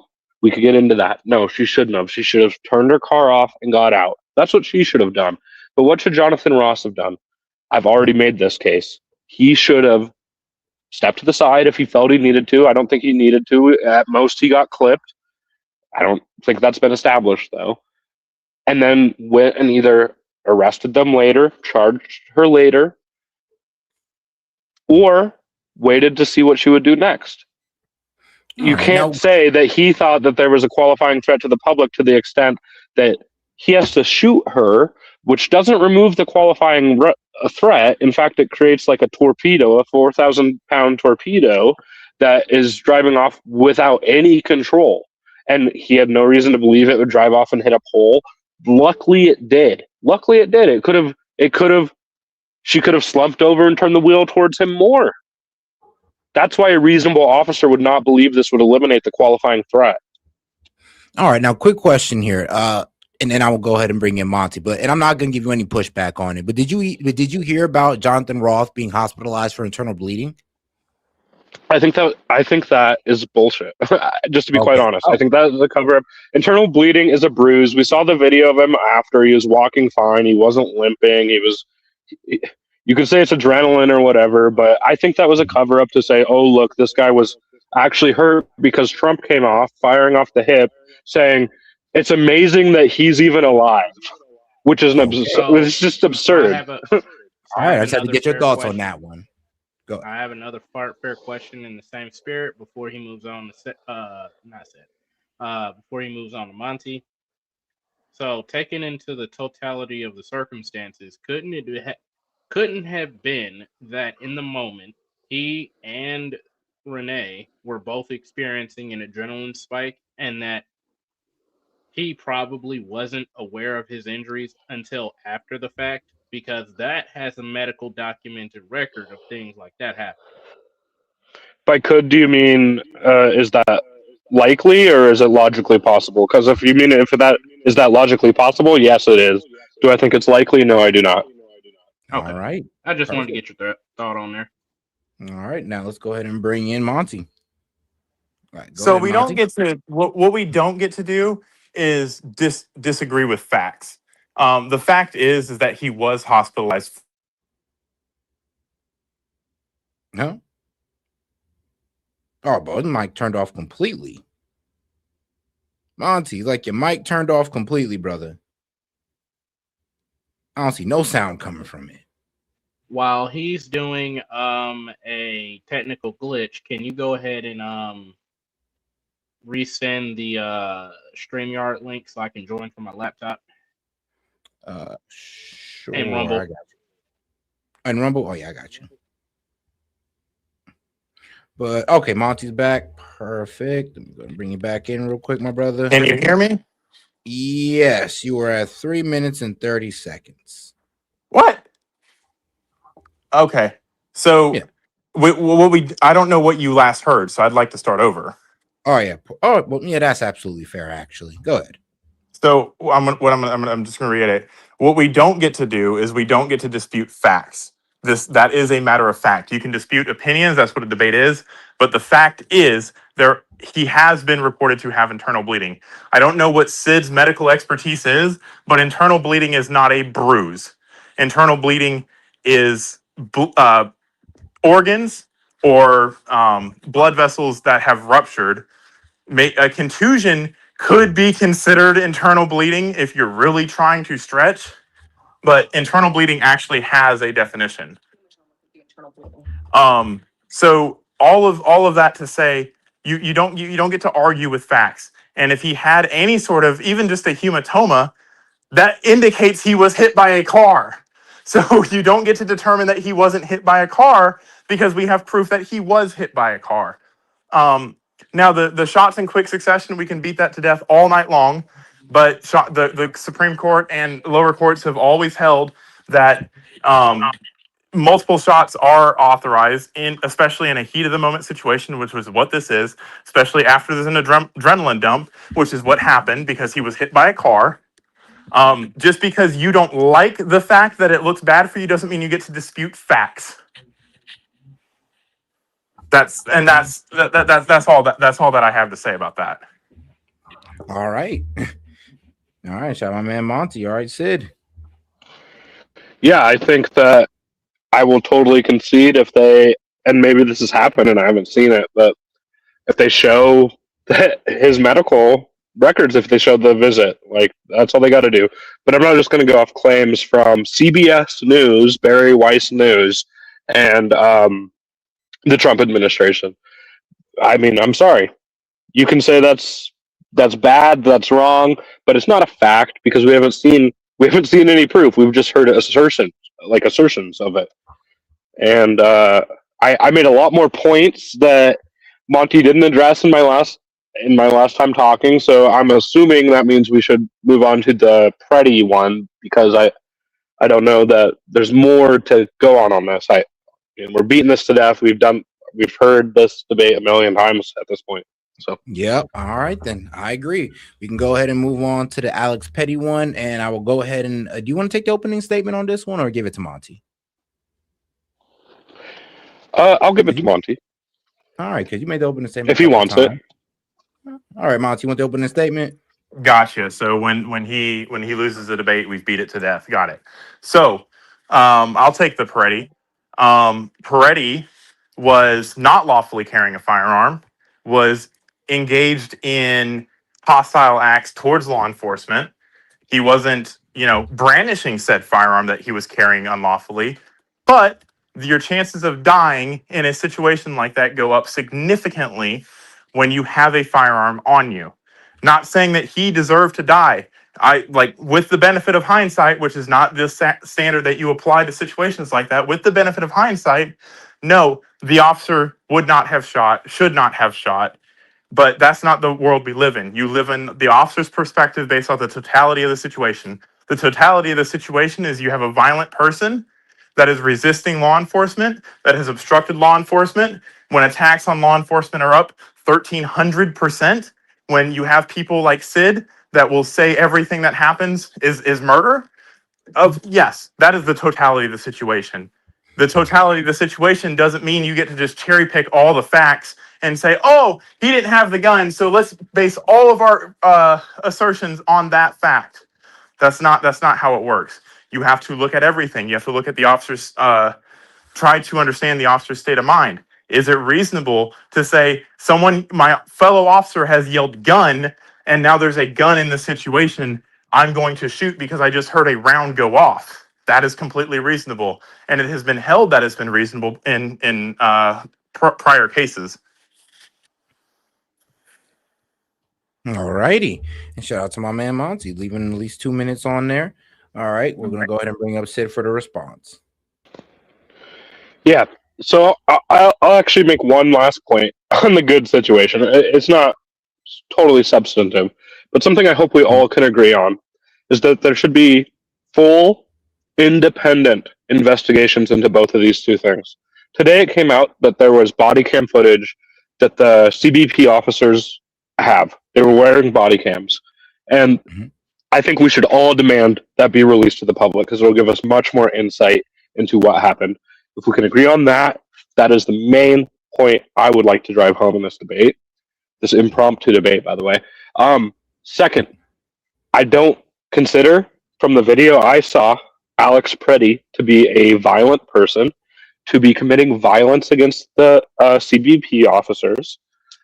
And the point about his gun is totally irrelevant. Whether or not he had his ID while he was concealed carrying is totally irrelevant. But to briefly touch on that, from what I've seen, that's like a misdemeanor that carries like a $25 fine with it. And the right in general is totally fine, has been historically totally fine with people bringing firearms to protests. There are countless examples. Yeah. What I saw in those videos was Alex Preddy being there with his phone out, recording. There was video of him directing traffic before, and then there was video of law enforcement coming towards him and the two people surrounding him. Law enforcement pushed one of those women down, and he went to help them up. At that point, they were both pepper sprayed, and he keeled over. When he keeled over, he was then jumped on by the officers around him. They started hitting him and pushed him to the ground. There's a still image. I know Bovino, who, rest in peace, lost his position today, disputes this analysis of still image analyzing this. But you can see the officer that fired and his line of sight, seeing his fellow officer remove the gun from the holster on his back. You can see it. I can send it in the Discord when it's not my turn. I'll send it to Set, and he can bring that up. Then, all right, go ahead. While Alex Preddy had both his hands on the ground, one holding his phone, they started unloading shots into him. I think it was around 11 shots. Maybe I'm wrong on the exact number. I'm frankly sick of watching the video. It disgusts me. But in other videos, you see ICE agents clapping along to the shots. Maybe it's adrenaline. Maybe. But at what point did they have fear of imminent death or injury? Alex never went for his gun. He never grabbed his gun. It's irrelevant that he didn't have his ID. It's irrelevant that he had 2 magazines. Monty seems to be almost a Second Amendment absolutist. I've heard him say there should be no gun laws. For him to invoke that in this situation is just bad faith, and he is playing team sports, the very thing he accuses me of doing constantly. All righty, with 18 seconds to spare. All right, now I'm going to go ahead and bring in Monty in, and on a quick fact-checking note from the Renee Good. So yes, bruising is a form of visible internal bleeding where the blood vessels break beneath the skin, causing blood to leak into surrounding tissues without breaking the skin. So yeah, I mean, if we're talking, if he got bruised, I mean, I guess we can't call that a form of internal bleeding, and this is according to the Google search that I did. Real quick, Set, last 18 seconds. I'm going to send you something on Discord. That's my last 18 seconds. All right, perfect. All right, now let's go ahead and bring in my man Monty. Before he responds, I'm sorry. Give him his time back. I was trying to say something. I'm also looking into on a fact-checking note. I am also looking into Sid's claim on it just being a bruise. He So said let me clarify what I said. A contusion is a bruise. Ecchymosis is a bruise, and it is a sign of internal bleeding. So that's why I said maybe if you want to be completely disingenuous and say that he has internal bleeding, you could say a bruise is internal bleeding, but that's not the colloquialism known to everybody. Yeah, exactly. In the rule of medicine, nobody would call that internal bleeding. We're looking for actual sources of bleeding from usually an organ. Yeah, and so what From I'm going blunt to, trauma. So I'm on the Department of Homeland Security's website, and they had actually addressed this, and they did say that when they got him back to the hospital, he did in fact have signs of internal bleeding, though light. So this is from the DHS website. So for the record, you treat all internal bleeding as serious until proven otherwise. Just for clarification, like that'll move you up a step in the Washington trauma system, at least if you have bruising to the box or like seatbelt signs or anything like that. I hope I'm not running my time right now, but I'm just trying to clarify a point of fact that is Oh no, you're good. debated. I'm about to start your time now. So the first point I want to make is Sid made a claim. I don't know if it's true or not because I didn't have enough time to look it up. But not identifying yourself is sure, it's a misdemeanor. But assaulting a law enforcement officer while you're armed carries a $40,000 fine and 30 years in prison for one. So it's not this, minor jaywalking charge. For two, resisting an officer while armed is a $10,000 fine in Minnesota, and it's a felony potentially reaching 20 years in prison. Why? Because we consider these things to be dangerous and violent. Why? So when I say dangerously and violently resisting and impeding, that's what I mean. Because both of those charges concurrently carry a 50-year sentence and a $50,000 fine. Because we don't want the public doing that. And why? Because it puts the public and the person that's doing it and the officers around them in risk of life or limb. What are we talking about? The use of deadly force. When is deadly force authorized? When the risk of life or limb is put into question. Now, it has been carried that the officer does not have to see the gun, and we can sit here and say, "Oh, Sid saw it clear as day." Sid wasn't there. Sid has this benefit of what do we call it? Hindsight, and can go back and freeze frame and be a freeze frame social justice warrior. That doesn't mean that this was an execution. All it means is that a mistake was made. And when you deprive people of sleep all night long and harass them, a mental emotional toll gets taken. And you can't sit here on one hand and say it's okay to do all these things, and then sit on the other hand and wonder why mistakes are made. The only mistake that I see being made in that situation, and we've flushed this out before, is that the officer that actually secured the weapon should have said, "I have the weapon secured." That's the only thing. But he reaches back. You see him in the video reaching back for his gun. That is when he is shot, right after they already hear a gunshot go off, which we think is the P320 that, has a history of going off without the trigger being pulled.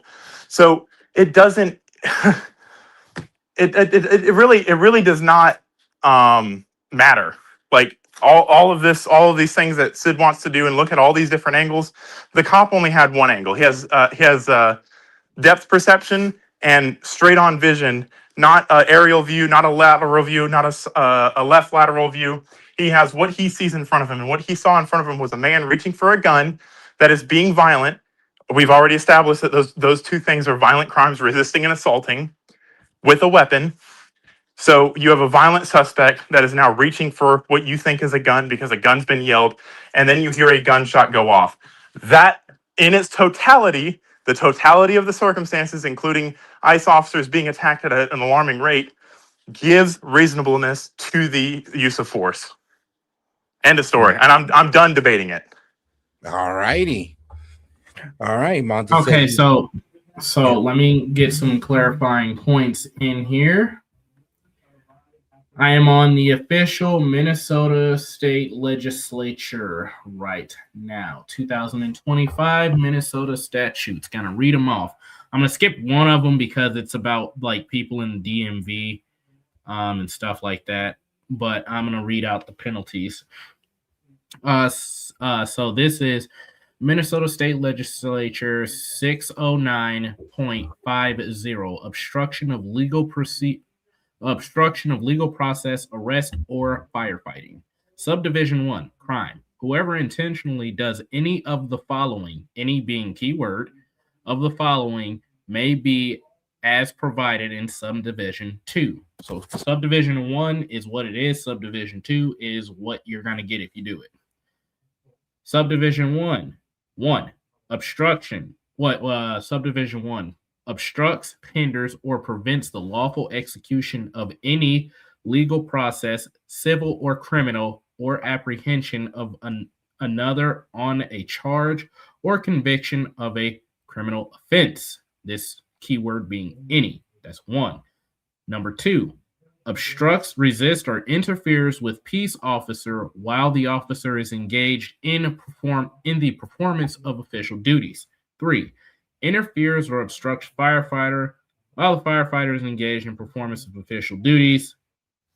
And then it's same thing with ambulance, but there's a special provision 144E.001 subdivision 3A, who is providing or attempting to provide emergency care.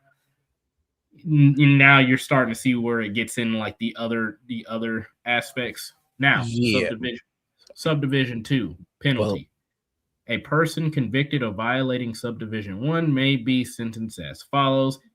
1, if the person knew or had reason to know the act created a risk of death, substantial bodily harm, or serious property damage, or 2, the act caused substantial bodily harm, death, or serious property damage, to imprisonment not more than 5 years, or payment of a fine not more than $10,000, or both. All right. We're good though.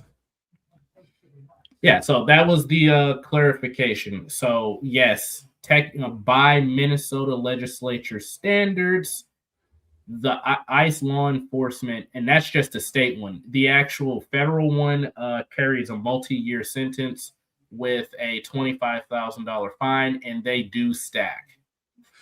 And all right, and Sid, you're free to go. Okay, Monty said he is done debating this. So what I would like to say is that if Monty was part of the administration, he would be demoted. He would be fired at this point. He is taking a maximalist view on use of force here.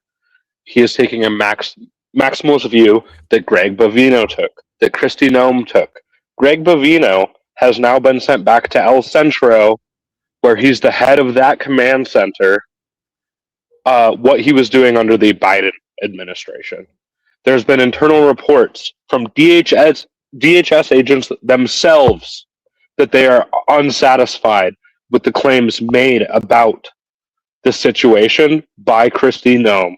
The claims that this was a domestic terrorist that went there to do maximum damage. Here's what didn't happen. He did not brandish his weapon. Query whether they even knew he had the weapon until they engaged him.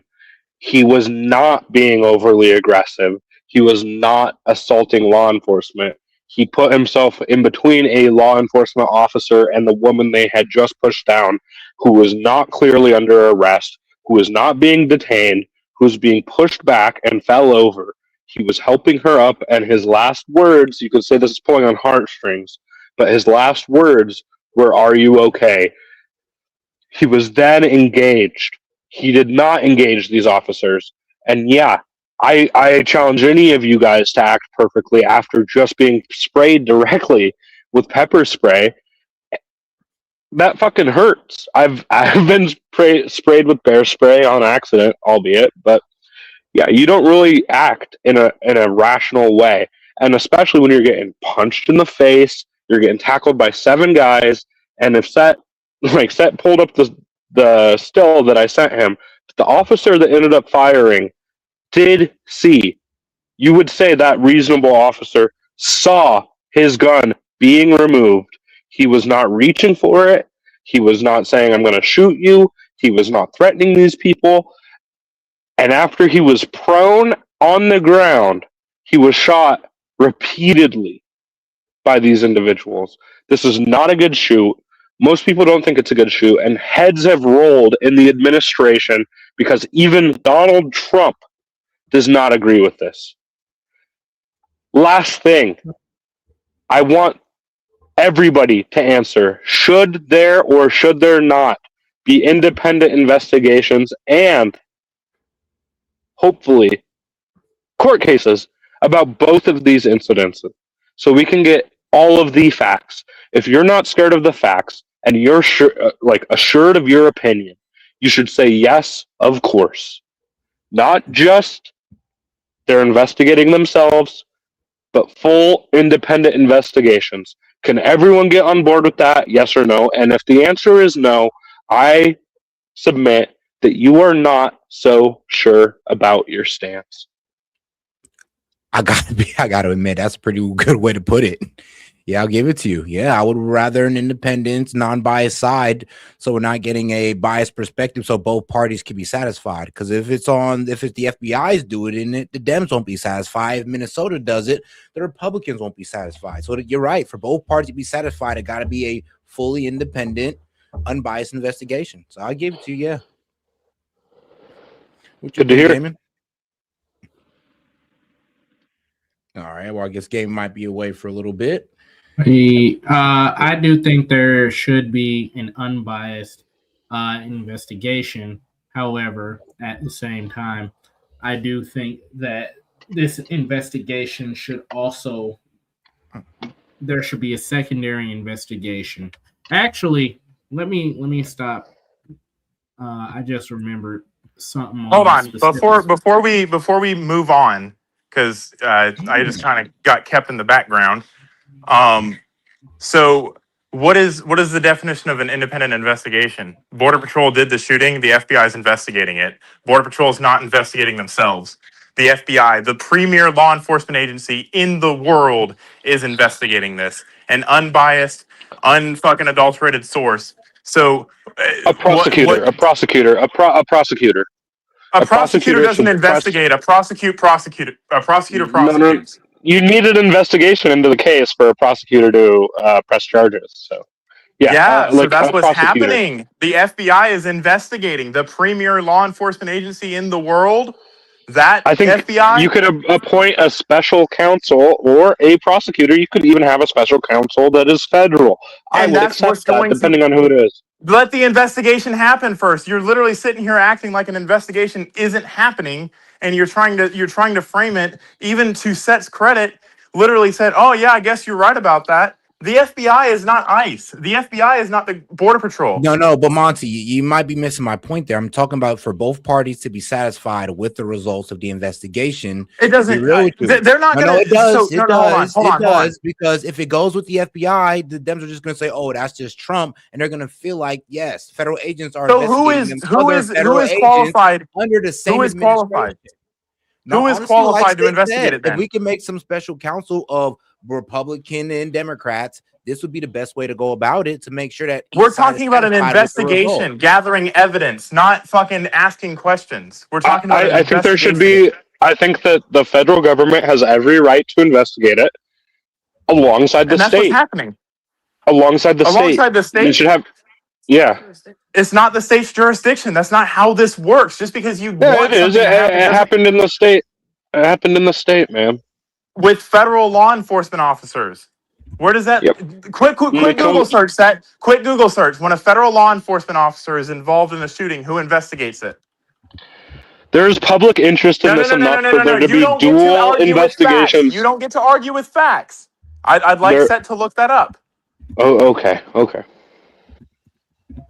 All right, but what were you about to finish saying, though? You can go ahead and finish saying what you were saying. I was saying there's public interest in this enough for there to be dual investigations into it. I think the state has every right to investigate something that happened on their soil to one of their citizens. They're not a sovereign country. And or for a special counsel to be allowed to all of the evidence, which, by the way, the feds had to be put under court mandate not to destroy evidence because they were.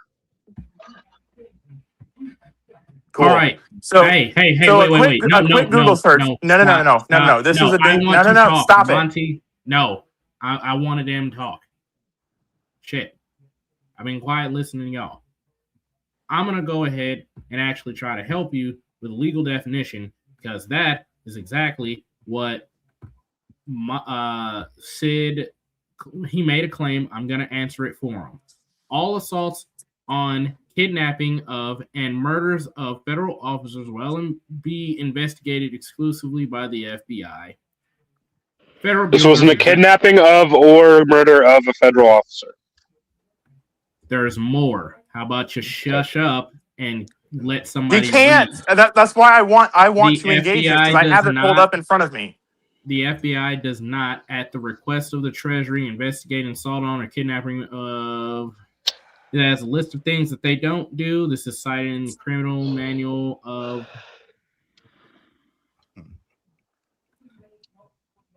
Gaming, you're derailing it. This just shows how unsure you guys are of yourselves. The state can have no answer something that's being leveled against me. I could fucking answer it. The state should have no role in investigating. The state should have no participation in any of this. Sid. That is how it works. There's so much public interest in this, and the federal government has lied. You're not a fucking investigator. Fuck you. The federal government, the federal government has lied in both of these cases multiple times. They said he was a domestic terrorist there to do maximum damage, stuff that has been walked back by now. Cool. These guys are not to be trusted. They are not to be trusted. There should be Trump investigating it, or is independent. The FBI investigating there should. That wasn't what Trump said, dumbass.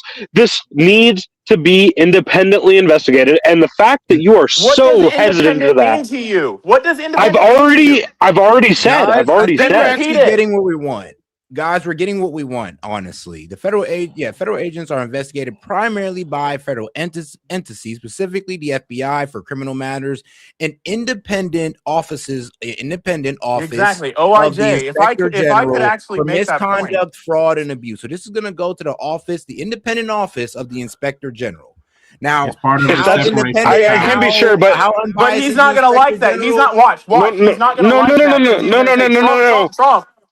I want to be sure. Is that one of the inspector generals that has been fired? Yes. Oh wow! I don't know. So we can't have an independent investigation according to Sid. So we might as well just give it to the state of Minnesota. But the person, the FBI agent that wanted to open up an investigation into the officer that shot Renee Good resigned because they denied it. Cool. Well, like that. Is that cool? Is that cool? Is that cool? She decided to resign? What does that have to do with the price of tea? They resigned because they said they were not going to allow her to investigate the shooter, only the person that was shot. That's how an investigation works. The OIJ. You don't investigate the shooter? Can you shut the fuck up? No, dude, you are fucking full of such bullshit, dude. You are such a fucking bootlicker. You literally cannot stop talking and fucking close your mouth and open your ears for anybody to say anything. So, of course, you are so fucking lost in the sauce at the top of fucking Mount Stupid. Like, shut the fuck up. Even the feds that you're saying should investigate are resigning because they're not allowed to investigate. God. Oh, my God. You really can't stop talking. Is it like dude? You were done talking. You were done talking. I'm not. I literally have no. Okay. Sorry, I forgot. Monty needs 20 fucking minutes to make a point. Go ahead. I haven't fucking had more than 5 seconds uninterrupted. So no, it's not been 20 minutes. So shut the fuck up if you want to hear something. Otherwise, get off the fucking call if you can't be nice. So, as I was saying, you're fighting again. As I was saying, without being interrupted by gaming, without being interrupted by S.E.T, the Office of Inspector General and the FBI are the people who investigate officer-involved shootings. And any situation, the DEA, the ATF, the fucking the FBI, they have their own internal affairs, if you will, that investigate it. Just because Sid doesn't like that does not mean we fucking move heaven and earth to fucking give Sid a venue of his choosing, because it doesn't suit him. When he says impartial, he means Minnesota, and they're clearly not biased at all. Mute this fucker so I can actually respond. God. No. Well, don't call me a fucker. If you cannot argue in good faith without losing your fucking mind. You literally just laughed off the FBI agent that tried to open an investigation into the Renee because Good you're shooting not being respectful and was in the denied conversation. and was denied, and so resulting in her resigning and multiple people resigning, by the way, because they're not opening impartial investigations into this. Set can fact check this. Gaming can fact check this. They're not, so it's resulted in multiple agents resigning. Feds, by the way, which I'm totally on board with. Yes, I am totally fine with the federal government investigating this. What I think is also reasonable, and anyone sure of themselves in this case, and what they're, would be okay with, is an investigation by the state. Where the same state that convicted Derek Chauvin of a drug overdose. Dude, Derek Chauvin, they're not impartial. They're not impartial at all, buddy. Dude, he murdered George Floyd. He did. I don't know if you watched Floyd that had a trial, drug overdose, but my guy. The autopsy revealed it. He had a drug you're overdose. so wrong. No, it did not. Do we need to watch the Someone trial doesn't again like and someone? facts again. We could watch. We could start our own channel and we can go over this fucking whole court case if you want. It's not going to go good for you. So get off this channel then if you can't talk respectfully. Now I know you'd love that. I know you'd love that, dude. Because you're infuriating, dude. You don't fucking argue with any genuine points. You just scream. I'm the only one here that challenges you, man. I'm the only one here that challenges you. Okay. I know that sucks for you. Hold on. Stop. Hold on. Go ahead. Okay, repeat what your wife just said. Shut the fuck up. The death of George Floyd is unlikely to have been from a rare lethal neck reflex mechanism, straight from the NIH. Yep. A rare lethal reflex mechanism. That basically is translated in that his neck wouldn't have been crushed. There was no evidence to support his trachea being crushed in. Yeah, George Floyd was like a 200-pound man, and Derek Chauvin, he was like 5'9", like 160 pounds. To be honest with you, it wasn't enough. Dude, we could watch the trial again if you guys want. Do you want to watch it? That evidence was suppressed. That evidence was suppressed. They made the argument, and it was actually a pretty good argument for overdose. But we kind of seen with that. Let's be real. Public opinion won that trial, not the facts. Yeah, I don't think. I don't agree. I don't agree, but this is derailing. Your direction. Of course you don't. You don't agree with anything. What do you mean? What do you mean, dude? I was arguing in favor of. You don't agree with any logical fucking conclusions. I was arguing in favor of Kyle Rittenhouse the entire time. That's not my direction, is it? Talking about we're not even talking about Kyle Rittenhouse. I'm saying again, dude. I'm saying that in things. I'm saying that in instances where you would think it's not in my direction, whatever you think that means, I followed the facts. I supported Kyle Rittenhouse. So I supported that as a valid self. Why aren't you following these facts then? What do you mean? That was just fucking read to you from the NIH's website. They're pretty, the National Institute of Health, pretty unbiased organization that said that it's not highly unlikely that it happened, and it more supports that a drug overdose happened. But the man sitting in prison, the man is sitting in prison right now because people like you that already fucking made their mind up sat on his jury. Okay, he should appeal it. There's no way to have an impartial jury in the state of Minnesota. He should appeal it then. He realistically can't though. He can't. No, he can. You can appeal it. There's too much. What's stopping him from appealing it? You The could, same you thing guys that could, couldn't. The same dude. thing. You could set up a fucking Are you going to ask a GoFundMe question right and answer now. your own question, or are You you could going to set up ask a a question and let somebody else respond? if you're gonna say Seth, it's can you a mute this fucker so someone else can talk? if you're gonna say it's financial, you guys could set up a GoFundMe right now and have him have $1 million in the bank. You I can't set saw up a that for GoFundMe for legal defenses. You cannot set up a GoFundMe for legal defenses. So try again. you could set up a GoFundMe for something else, and then it could be used for that. I mean, a That's called loophole. fraud. That's called fraud. We No, know Democrats are really good at fraud, but we don't do it's that called a here. loophole. You could say No, it's it's for his not. It's called family. fraud. No, You learned that in the you could Leering Center, didn't you, bud? no, you could say it's for his family, and they could spend it however they want, and they wouldn't get charged. No, that's not how it works. That is Yeah, fraud. you could. Yeah, you could. Obtaining property by false pretense. That is fraud. It's not false pretense. It's The for his false pre- family. Oh my God! Not for his legal defenses. So if it goes to What his if family, and then they could oh use my it for God. that? They could use it for whatever they Why want. are we arguing this fucking point? Why are we arguing this point? Because you lost the argument, and now you want to fucking cling on to anything and fluster on everything. I haven't lost the argument. I haven't lost any Buddy, argument. you've lost every argument. Let's go back to the original one. I'm fine with either of them. Buddy, I'm fine with the Pruddy one, the good one, the one where I support insurrectionists that you got BTFO'd on. Whatever you want, bud. The fuck are you talking about? And you see what's happening, Seth? He can't win an argument, so he reverts to name calling. Well, I'm real. I was in here and doing a deep dive on the Inspector General, which Inspector General will be presiding over the case, because there is a Pacific one in Connecticut. In Connecticut, the Office of Inspector General is specifically tasked with investigating police shootings. And this guy up here, which I got up here, is Wait, Seth, fun fact about that particular Inspector General. They also head up complaints for 4-star admirals and 4-star generals over the military. And I will tell you this right now, just in case there's any fear of bias. Inspector generals, when they come in, there's a reason why commands straighten up. There's a reason why people start being buddy-buddy. Because they go through everything with a fine-tooth comb. When I say everything, they look at if there was a wrongful death and somebody calls the Inspector General, they look at date, time, metadata, geolocation. If there was a weapon involved, they look at... It's a very, very big...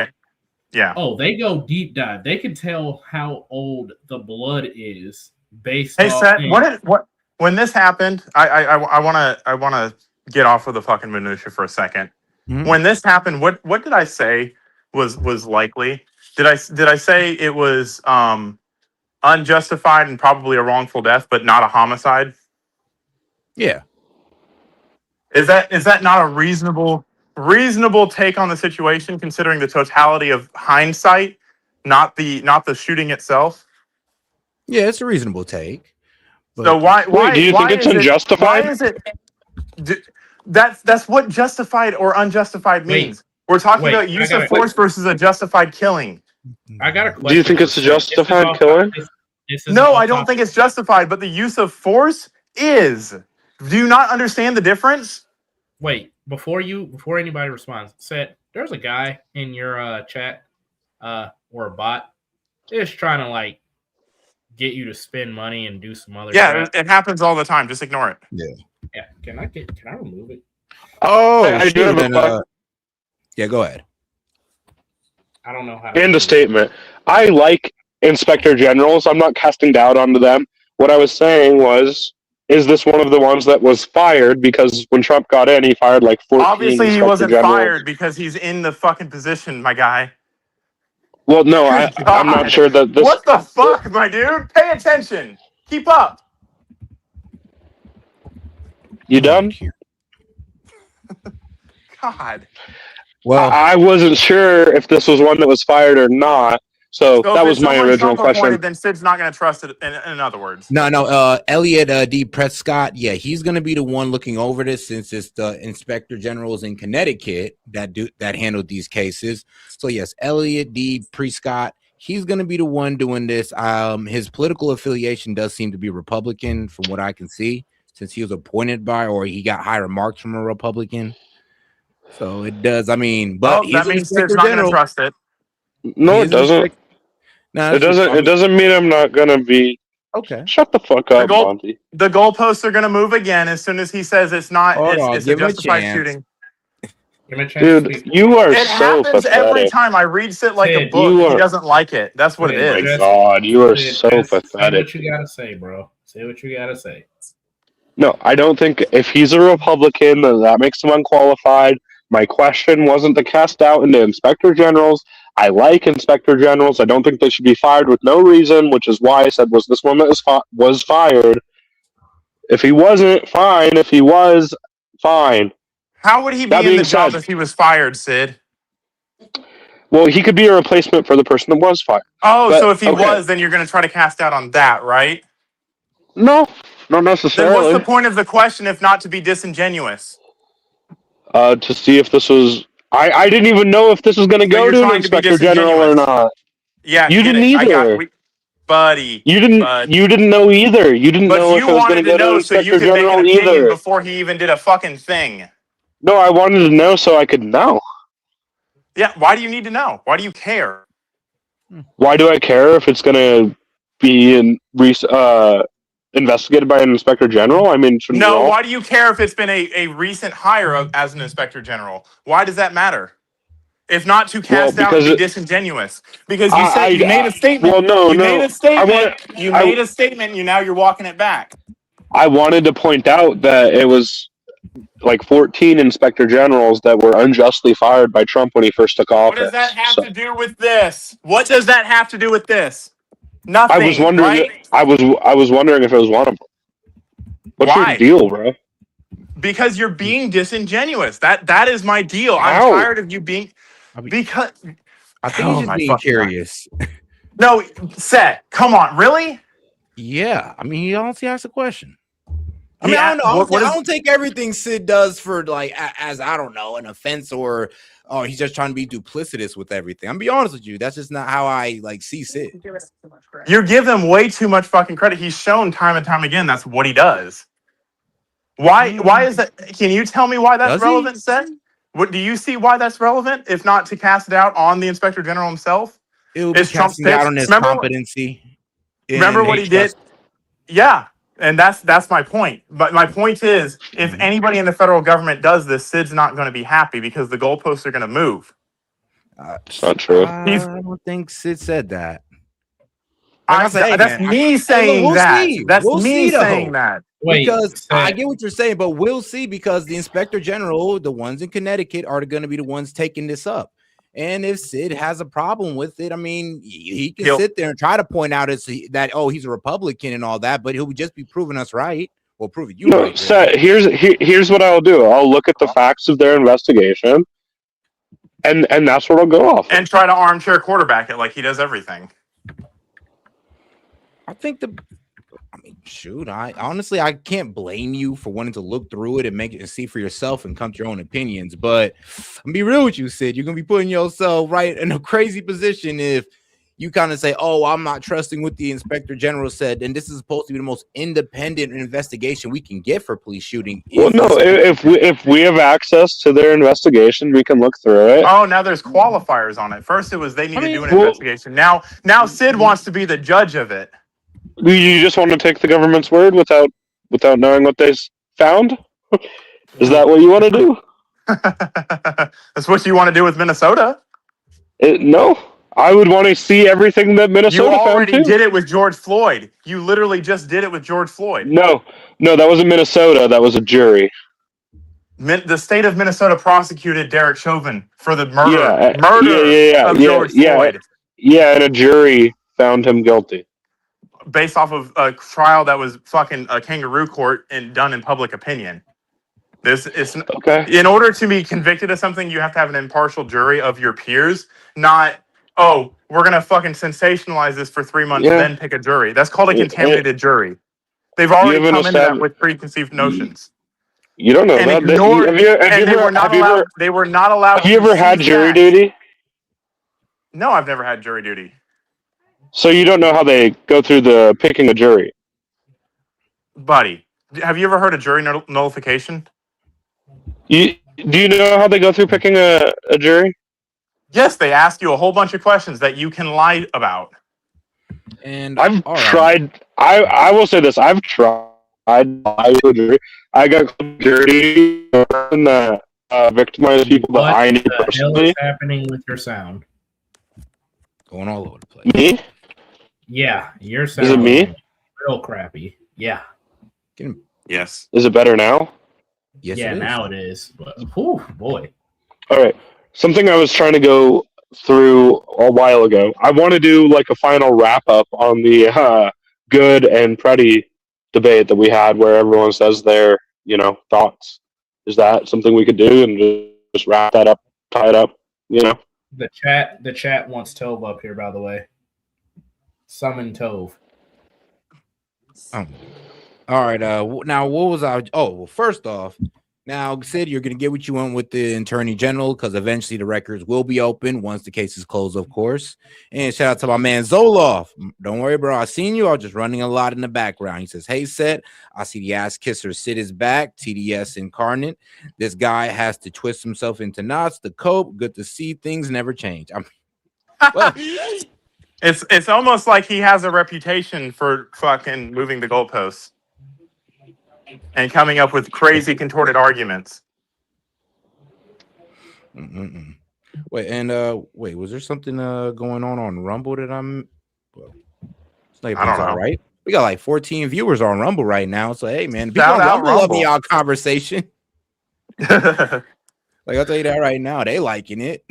But all right then. But all right. So it does. I mean, my only point, my only gripe with Sid is that when he's pinned down to an argument, he keeps things intentionally vague so that he can later come back and say, "Oh, I never said that." So I want Sid to accept whatever the Inspector General says, or can you commit to accepting what the Inspector General says? And fine, any I investigation. will repeat what I said. I will look at the investigation and see if it Got holds you. up. So you won't accept anything. Got it. Well, no, that's not true, Monty. You're leaving yourself an out so that you can later on say, "Oh, but this and this and this and this and this." I want you. Why would will you I want accept? Will you accept the dude. Inspector General's report on the matter? Yes or no? Yes or no? It's a very simple question. It depends on the facts of the report. Oh, if they don't align with what you think, you won't? No. Okay. Imagine so will you accept the report, yes or no? Monty, I'm not Yes going to give you or a yes or no here, dude. You're not I know gonna you bully can't give me me a into yes or no that. because you want to weasel your way out of the statement. Okay, I'm not letting dude, you do that. Will you are accept the report, so yes or no? frustrating to talk to. I mean, same to you, bud. All right, now I do think it's a fair response for this man to say, "All right, I'm going to read through it before I accept it." I mean, I think that's what we should all do. Who crowned Sid? Who crowned Sid king of all opinions? Well, I mean, it is the king of his own opinions. I mean, I think we would all want to take that, investigation. But this is a matter. He said he wants an independent investigation, and said that we should all want it. And now we're saying we're going to get it. And now he's saying there might be a situation where I don't accept the independent investigation. I guarantee you, I can show you which way it'll go. What's contradictory there? You said you wanted an independent investigation, which should mean you'll accept the independent investigation. Yeah. But now that we found out as a Republican, you have that ambiguity. You're filibustering and you're screaming because you don't want to let me talk. I'm not screaming. I haven't screamed one time. I'm sitting here talking in I'm a loud voice because I have to talk over your dumbass. Very loud. Okay, Monty. Hold on. Go ahead. Sid, what is the point of demanding an independent investigation if you're not going to accept whatever the outcome of it is? I never said I was not going to accept it. So are you or are you not? You guys won't even let me finish, dude. You guys won't even let me talk. It's a yes or It's no. fucking pathetic, dude. You gotta have your fucking wife. Yes or no question. That's not a yes or no question. I'll be real with you. It's not. Like you couldn't even, I wouldn't even give you a yes or no on that because I would have to say, well, no, if I read it and I don't like what I'm reading, and yes, all right, cool. If I'm reading it and everything looks up to date or everything looks like it's being followed by the code, then sure. So I'm be real with you, it's not a yes or no. Yeah, here's a great example. Here's what other federal officials came and said immediately. And if the investigation was reporting something like this, I would cast doubt on it. Let's say they say that Alex Preddy came there to inflict maximum damage on law enforcement and was an assassin, like other government officials have said. I would cast doubt on that. Let's say they don't release the findings of the investigation and they just say it was a valid use of force with nothing else. I would cast doubt on that. But if there is a comprehensive investigation that shows that whatever it shows, and it's comprehensive and they lay out everything they did, yeah, I will accept that, even if it's against what I'm saying right now. Will you, Monty? Is there any scenario where you might cast doubt on an investigation? And by the way, I wouldn't just believe anything the Biden administration said either. So okay, I was just about to ask you. I'm like, bro, so if it went to the state, and would you investigate that as well? Yeah, I'd want to see a comprehensive layout of everything they investigated and their findings, their witness statements, recordings, videos, all that stuff. I think that's totally valid. I don't see what the problem with that is. At least you're consistent. I'll give you that. I get that. He's consistent when it suits him. I mean, Seth, do you agree? Do you disagree? Did anything I say there, was any of that unreasonable? As a reporter, basically, I have to agree with you because that's just how I do things. It's like I wouldn't trust it unless I read through it myself. I'll be real with you. So right. So what's the point in? Why would you just blindly trust the government? I would read it off to see it. You're the one that like said what that's evidence they had, how they get to that conclusion, and all that good stuff. Yeah, I would read it for that. Did they exactly? What's the point in having an inspector general if you're gonna armchair quarterback what they fucking report? Well, they released the reports for this purpose exactly. Exactly. So, yeah, I guess. I know. No, whatever they say, I'm gonna accept, but I'm just gonna read it for how they came to it. Now, I ain't gonna lie. If I do see something crazy that don't make sense, I would probably have to take the same stance Sid would. If I see something absolutely crazy, what you just said, you would accept it. Notice how you said you would accept it and you would read through it. Mm-hmm. Sid, yeah, unless I see something like absolutely crazy though.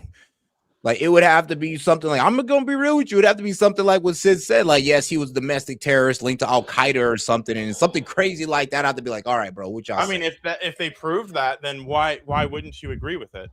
Because but if it was just asserted without really proof, I'm gonna be real with you. They'd have to really link it. We already have. I don't. It already has a. And if they're over here making claims without linking it to substantial evidence, then I'm gonna be real with you. Yes, I'm gonna cast doubt on it. But I don't think the attorney general is gonna do that. In all honesty, I don't think. In all honesty, I don't think so either. But I'm not just going to say, yeah, no matter what, whatever it is, I will just accept it, which is what Monty is trying to get me to say. Right, because you move the goalposts on every argument, and I don't. No, I didn't. Everyone just said what I said was reasonable. Like, you're coming. It's called malicious compliance, is what you're doing. You're trying to advocate the panel on your side, and you're saying, "Oh, this is a completely reasonable stance to take." Even though what in practice, what's really going to happen is I'm going to look for flaws or anything I can poke holes in so that I can say, oh, we need to do it again because he wasn't investigated hard enough. That's what you know what the funniest outcome of this would be is if they find this was unjust use of force and then Monty comes and argues that the inspector general is wrong. I mean, there's actually a good chance of that.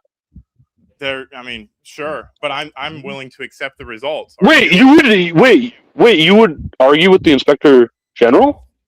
No, I said I'm willing to accept the results. Did you not fucking hear me? Or are you fucking God damn, I didn't. Dude. I didn't. So you will do.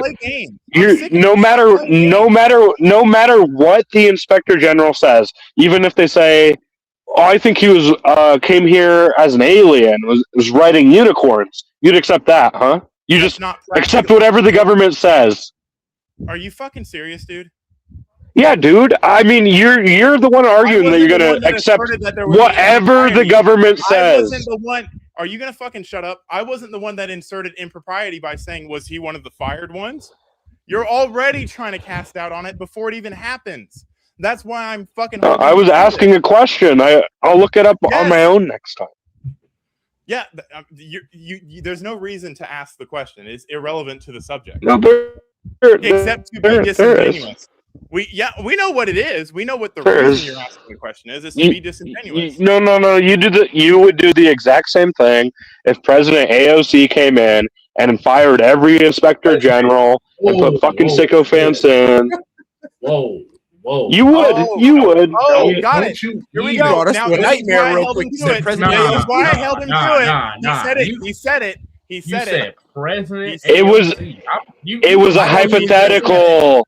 It was a hypothetical. Funny ass hypothetical. And that's how you see. That's how you see this. You see that in this light. I was trying to say, just think of how much fucking doubt you guys would be casting if it was President AOC and she did come in and fire all the inspector generals, and then something like I don't know, the IRS started killing people in the street, and then there was an inspector general that she appointed after firing the ones that were already there. I mean, yeah, you guys would do the same thing. Don't act like you wouldn't. You're going to cast doubt on it if it doesn't align with what you want it to say. Congratulations. No, I'm going to look at the facts of the investigation. I'm going to look at the facts of the investigation. Don't matter to you. The only thing that's going to make you happy is I'm going to look at the facts of the investigation. I'm going to look at the facts of the investigation. I'm going to look at the facts of the investigation. I'm going to look at the facts of the investigation. I'm going to look at the facts of the investigation. How many times do you have to say that for you fucking retard? Hey. So are we just going to allow him to name call? Stop doing that. All right, guys. Dude, you call names all the time, dude. Okay, cool. So it's cool to do it then? You said I'm too stupid to understand. You said I'm too stupid to understand anything. I can't understand anything. I'm so dumb. I'm just biased. I'm only here to insert doubt. You are biased. You think you're so Dude, fucking you are smart. you're a baby, dude. You're a baby. You can't handle it. It's okay. Oh, someone's projecting. It's so cute. All righty, guys. Sid's sitting at the top of Mount Stupid, trying to call everybody else dumb. And all righty. Well, guys, we're going to go ahead and call it a night on that one. That was a very spirited debate. I mean, you can definitely look forward to the clips of it being posted within a couple hours. Wait, Seth, one last thing. Can we do around the horn and get final thoughts on the pretty and good debate that we did, like we did with the insurrection debate, or is that too much? Sure, why not? We can go ahead and do final thoughts on that one.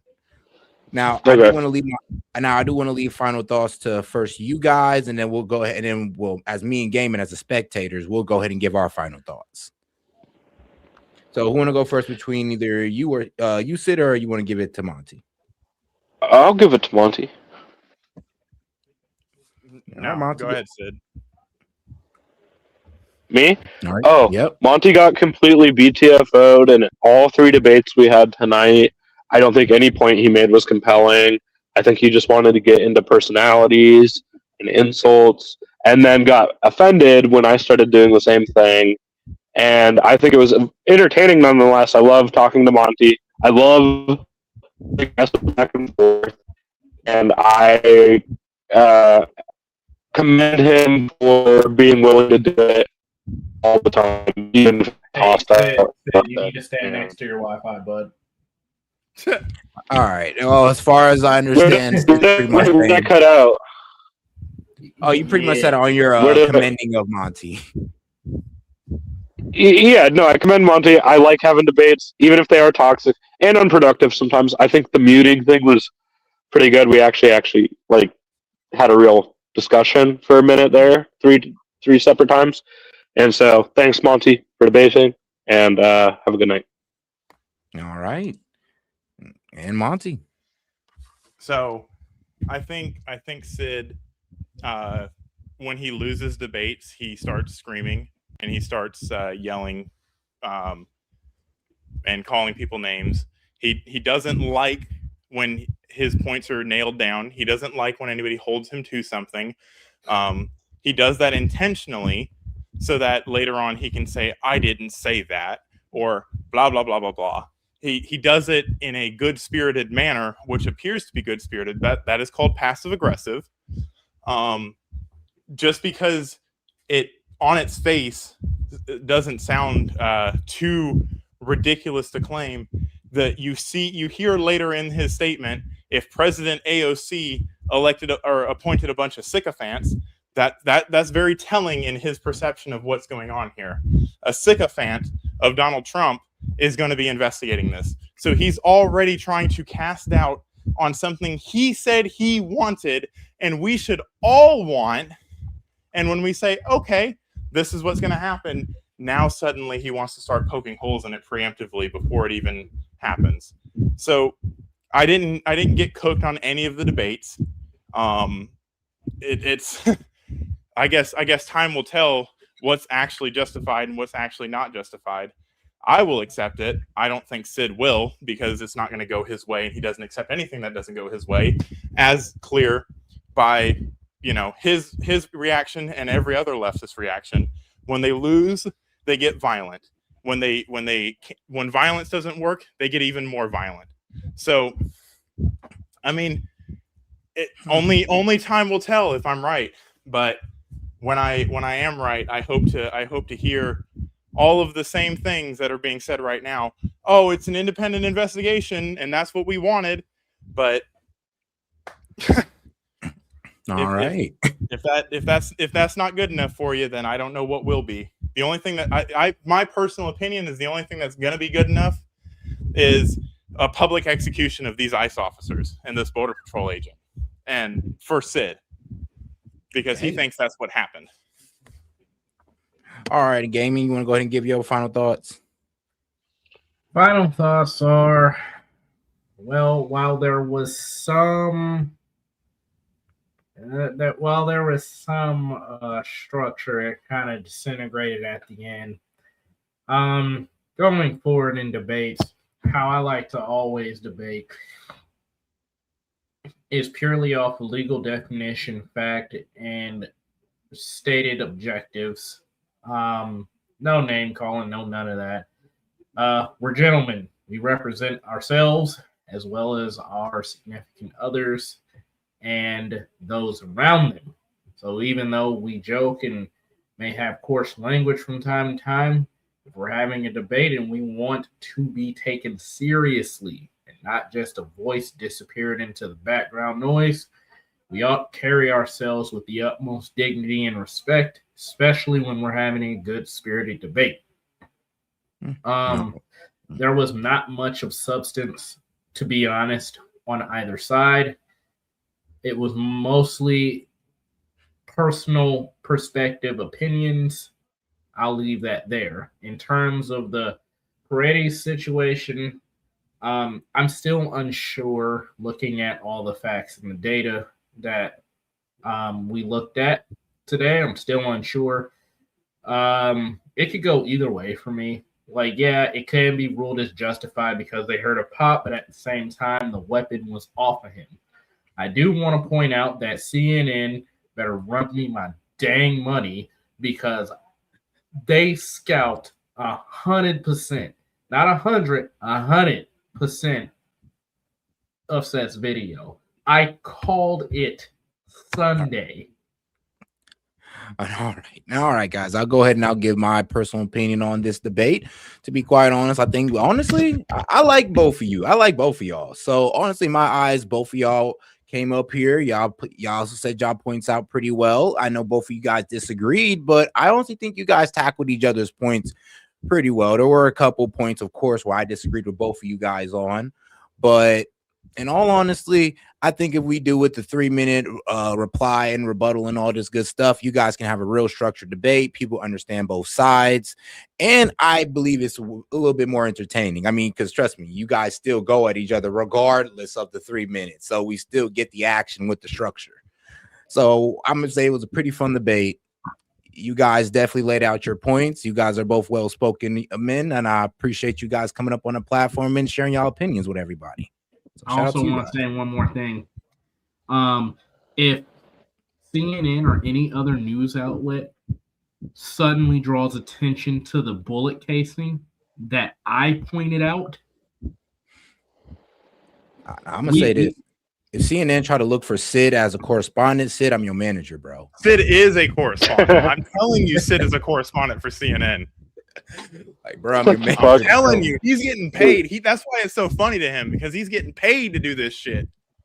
I'd never work for CNN, dude. I don't work for these corporate guys.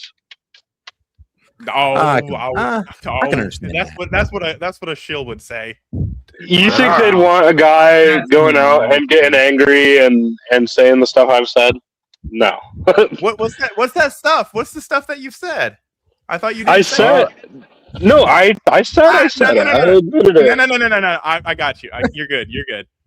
All right, guys, we're gonna go ahead and close it out on this one, guys. I appreciate you guys for coming up. This is Set with Set Media. Appreciate the support, guys. Hop in the Discord later. Yeah, I'm down. You Not always you, say you you're don't gonna even go I'm tired, Yeah, you're just gonna go to sleep again, bruh. No, I still got research to do. Screw you guys. Yeah, you're going to sleep. You're researching your dreams. Thanks for having me up. Crack his eyelids. All right, guys. Peace out, man. Bye.